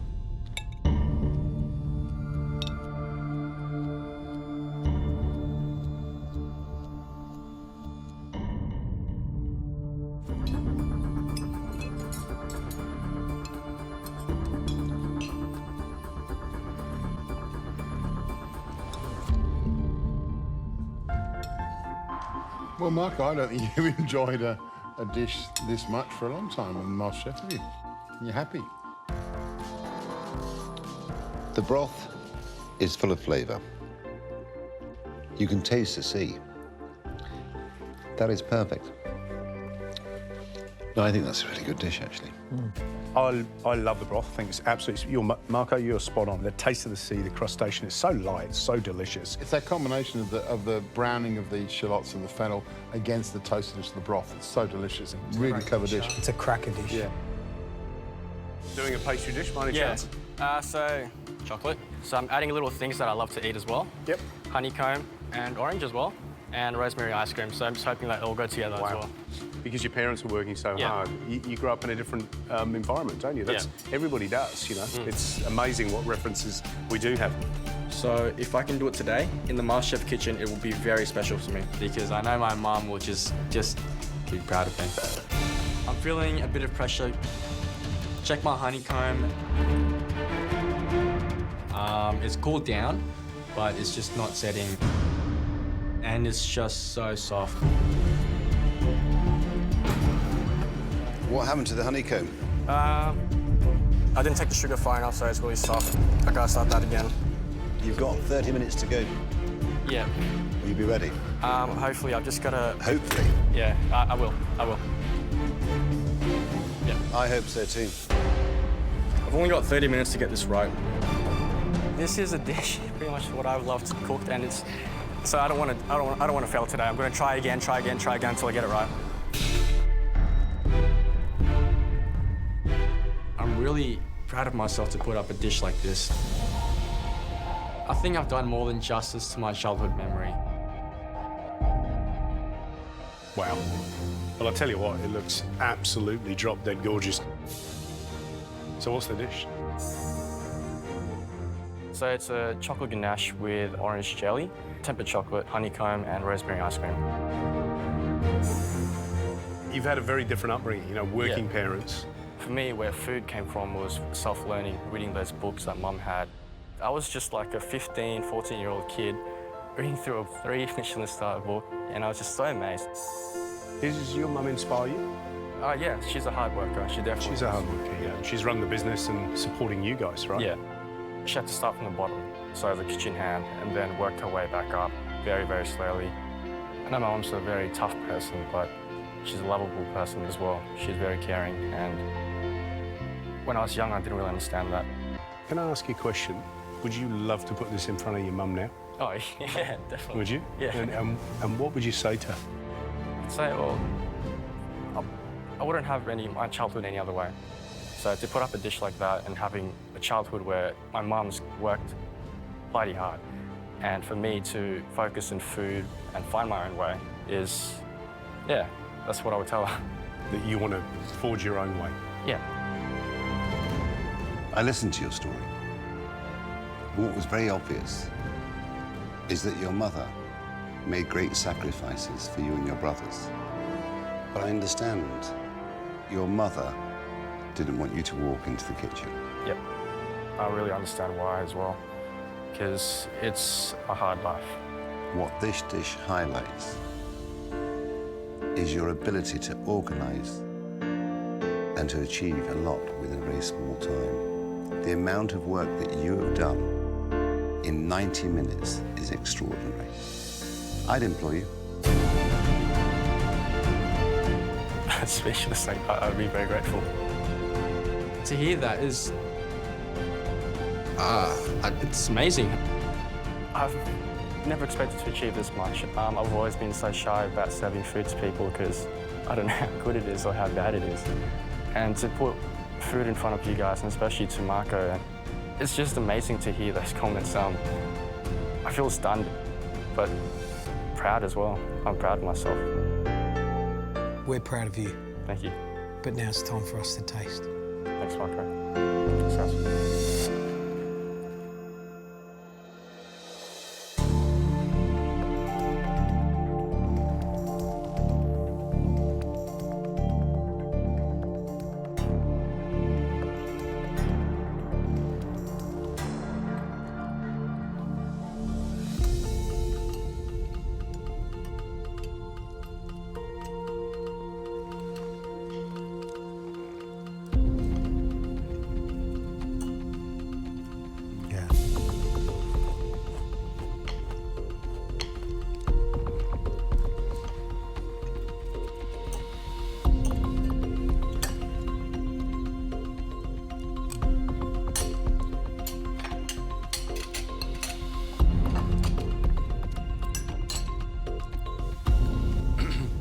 That is the best dessert for me we've had all season. It is absolutely beautiful. The chocolate mousse is delicious. The rosemary ice cream is just an inspired idea. The little tumble of ingredients, which includes that lovely light, crunchy honeycomb, those little pebbles, which is, was a mistake, but in fact worked out brilliantly. And the little shards of chocolate are all just on the money. He's 21 years of age. This is phenomenal. But what's interesting is that explosion of flavours. Most pastry chefs have a sweet tooth. That's why they make pastry. He's got a sauce chef's palate, which is taken into the pastry, which is rare. And that's what will define him apart from every other pastry chef in this country, his palate. Brilliant. Absolutely brilliant.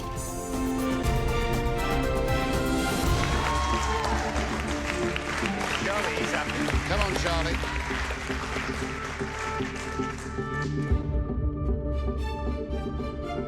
Gee, Charlie, from elimination last week to being tasted this week. What's the dish? It is a honey semi-freddo, lemon crumb, candied lemon, and a lemon and honey caramel.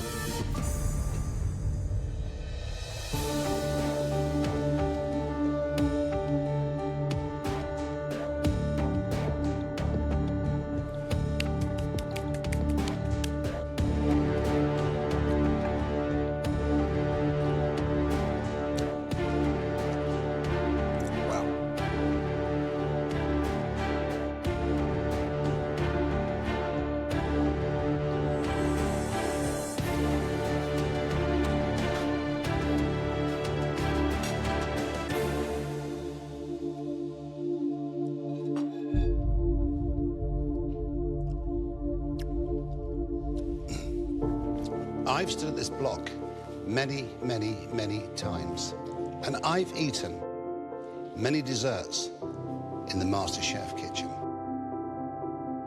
This, without question, is the greatest dessert I've ever eaten in MasterChef. Oh, yeah.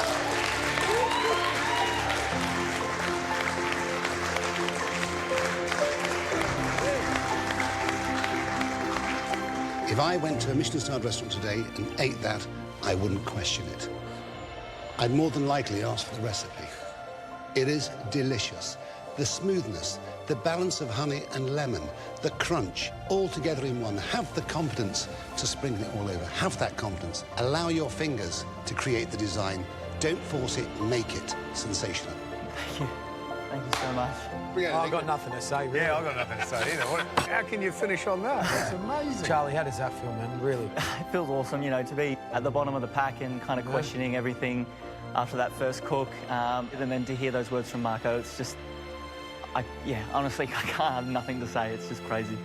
Thank you so much. Brilliant stuff, Charlie. Well done. The feeling that I'm feeling today is absolutely on the other end of the spectrum from last week. It's amazing to go from such a low to such a high. That has happened, guys. Those words will live with me forever, and it's something that I'll always be able to fall back on and far out and draw confidence from. I'm feeling pretty confident that my lamb tastes fine. So now I'm making a flatbread stuffed with the onions in it. You look confident. Can I taste this? Yeah, definitely. It looks all so delicious and smells beautiful. Thanks, Marco.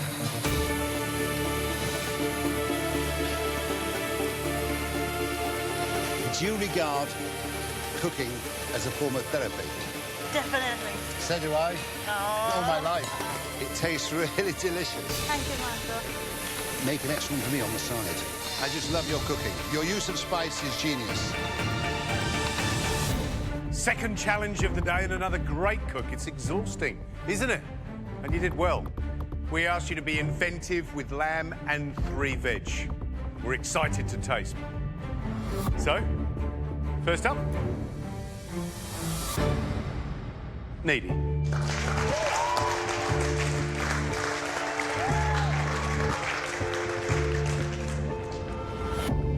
Nidhi, It's Marco. tell me, what's your dish? It's an Australian classic Indian way. Lamb South Indian style. Sweet carrot pudding with an onion yogurt, parsnip chips, and a bread with onion stuffed in it. Did you say that one was for me? Yes, that was specially for you. Today I made it for you. See? All Thank the you, special darling. stuff Thank for you, thank you, thank you. Thank you. I'll have one of these then.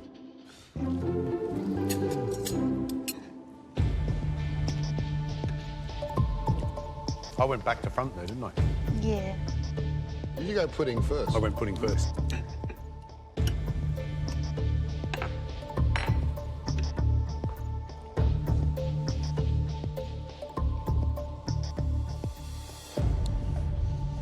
This morning, you were top 5. This tops what you cooked this morning.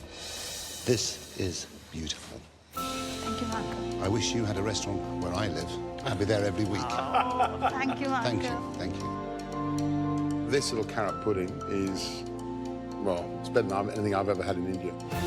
This is one of those sort of things you try and you come back for the next morning, you wait and you queue up, waiting to get in. I love it. Thank you, Marco. Love it. Well done. Well done, Will. Delicious. Good luck. Oh my God, Marco wants me to have a restaurant. It was the proudest moment.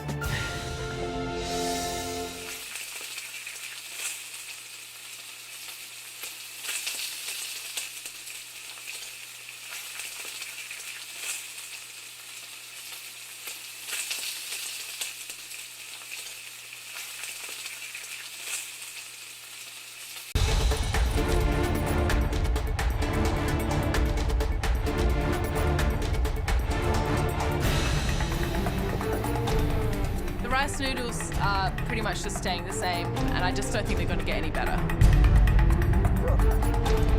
I can't afford to waste any more time on them. Nah, I'm going to get rid of them. Yeah, I have to call it now. It's not worth the risk of not putting up a complete plate.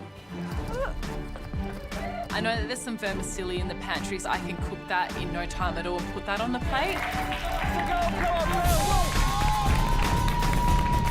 I'm disappointed that the noodles haven't worked, but I've got to move on to my spring onion sauce and my chili and ginger sauce.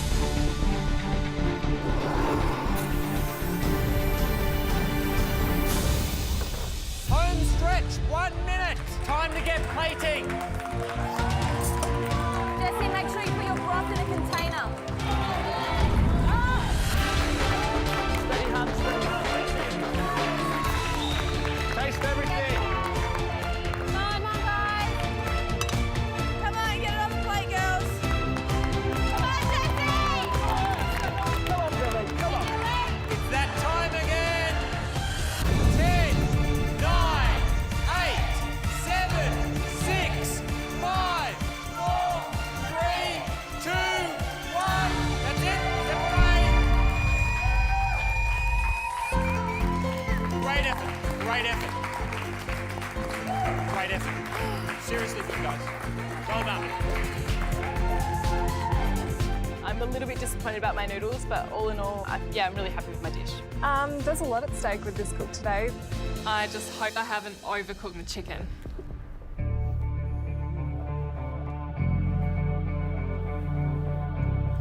I know it looks beautiful, but I forgot a whole element of each dish, and yeah, I think I'm going home. 1, 2, 3, 4, 5, 6. What's missing? The gurnard. Ah, the gurnard. What happened? Yeah. Because I'm sure you had the time to... Oh, I had so much time, and, or like, you know, I had the time to do it. It was all, you know, like it was filleted, ready to go. It was all cut, and I just needed to put on the plate. And yeah, so that's really disappointing.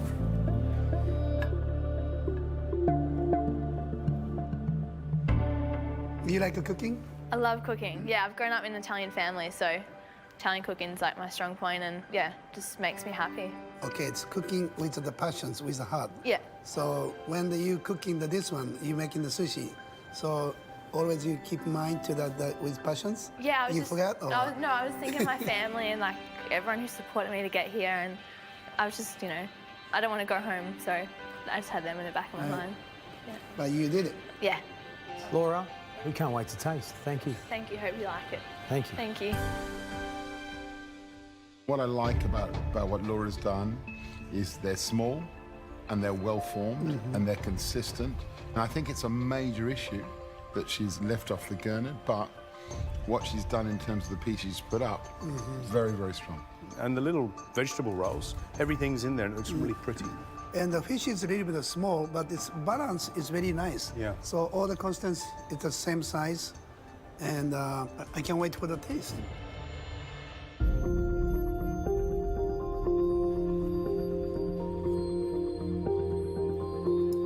And there's a good balance of wasabi as well in this, which is good.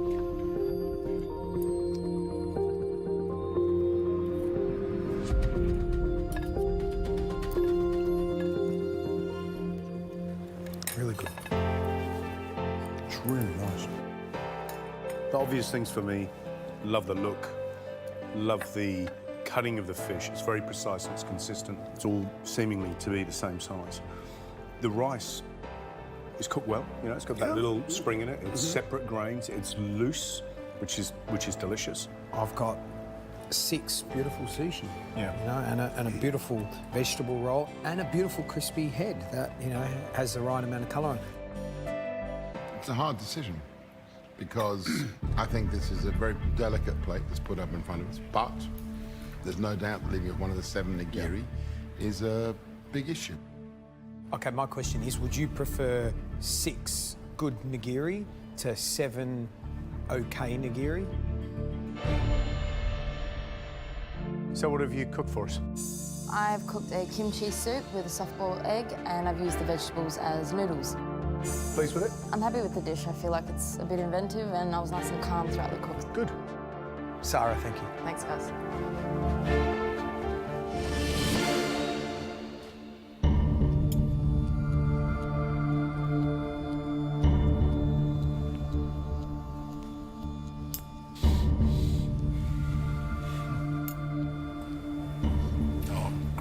Look at the colour. Look at the colour. Ready, boys? Oh, yeah. That is good. That's fantastic.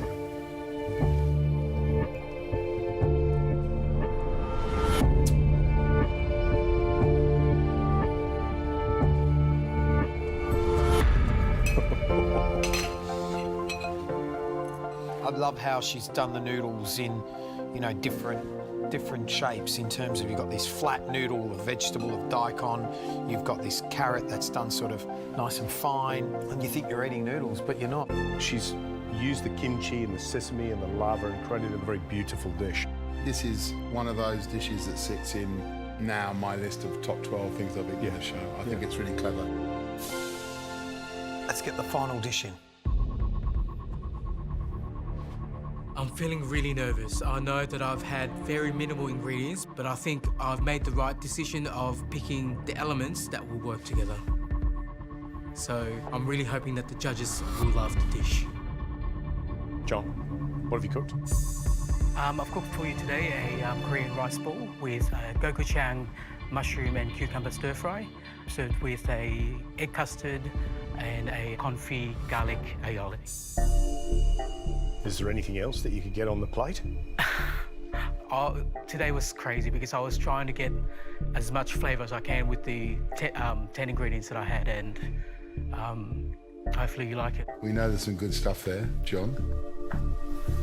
Is there enough good stuff to save you? You can only find out by tasting. Shall we? Yep. Thank you, John. Thank you.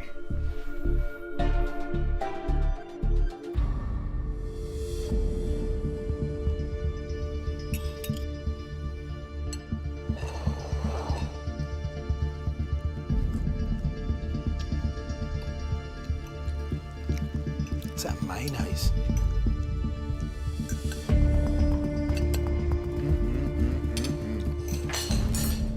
Those crunchy rice balls with that spicy cucumber are absolutely the most delicious combination.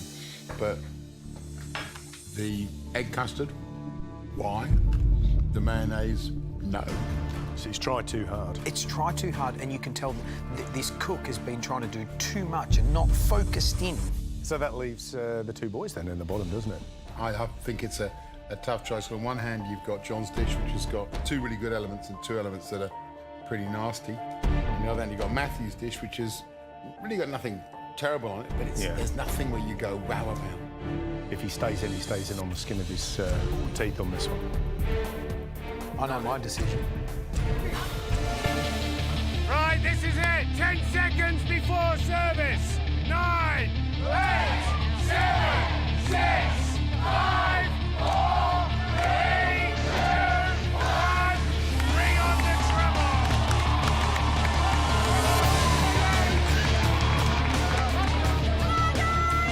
So service starts and there's hundreds of people everywhere, and what have I got myself into?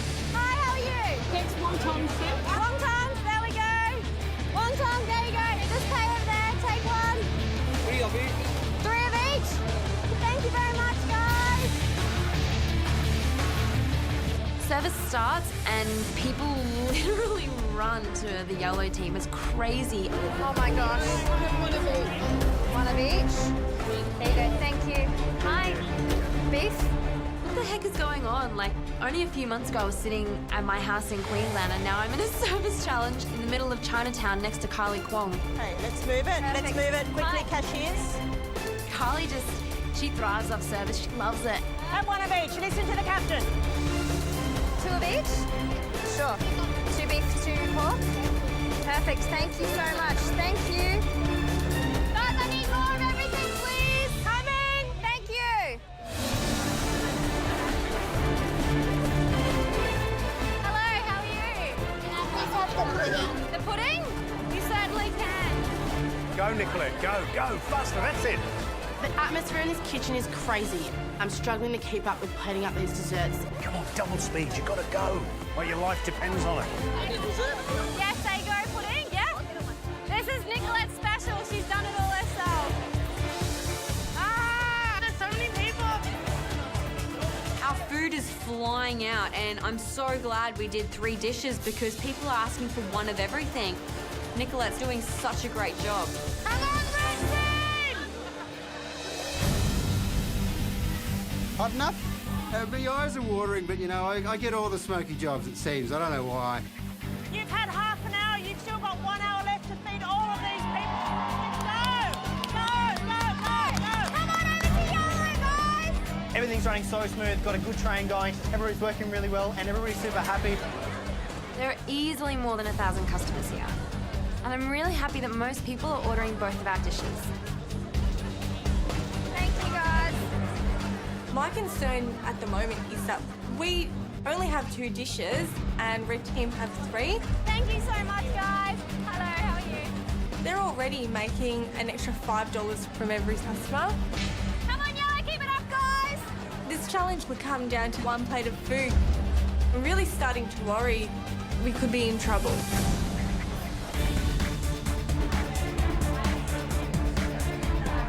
I need 7 scallops.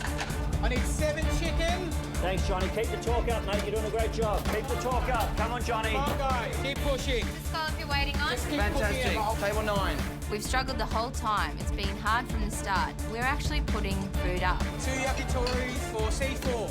Stephen's cooking the scallops, and I'm focused on plating up. Stephen, they look beautiful. John, 2 eggplant up. How far on the tuna? Now. How far on the scallops? Order up. Yep. We're actually serving Japanese food that's share food that doesn't look too bad. Table 7 and a tuna tartare. Table 7. This could still be our day today. But then the worst thing happens. And the eggplant's not cooked through. The eggplant isn't cooked through. Okay, thank you. John, eggplant isn't thoroughly cooked through. I've got an eggplant that's come back. It wasn't cooked thoroughly. So we just need one more serve. One more eggplant? Yes, please. Got it. Check. If there's any that feel a bit firm, like that one's probably a little bit firm, we'll put it back on. Are all of them the same as that? Because if they are, big trouble. Oh, my goodness. Shall we start with the tuna? Yeah, let's. Yeah.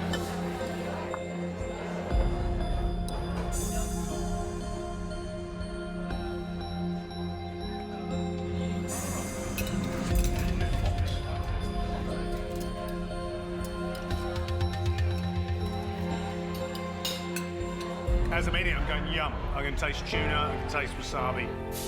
It's a great little slab of tuna. For some people, maybe not seared enough, but for me, absolutely delicious. The emulsion is great with the tuna, and I was worried about the honey, but it's it's fundamentally a wasabi mayonnaise that works well, and it's a lovely dish. Servers, please. This is table 9's tuna.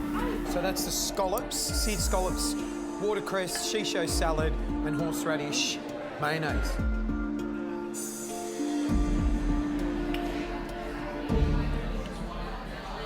Yummy.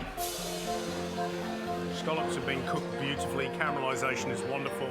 Love the little crunchy sesame seeds and flavour of sesame. And also those beautiful little crisp radishes. I'm really pleased that the scallops aren't overcooked. Oh, yeah. Because I thought that was going to be a big issue. And I think that sweetness of that mayonnaise with those scallops is delicious. So far, so good.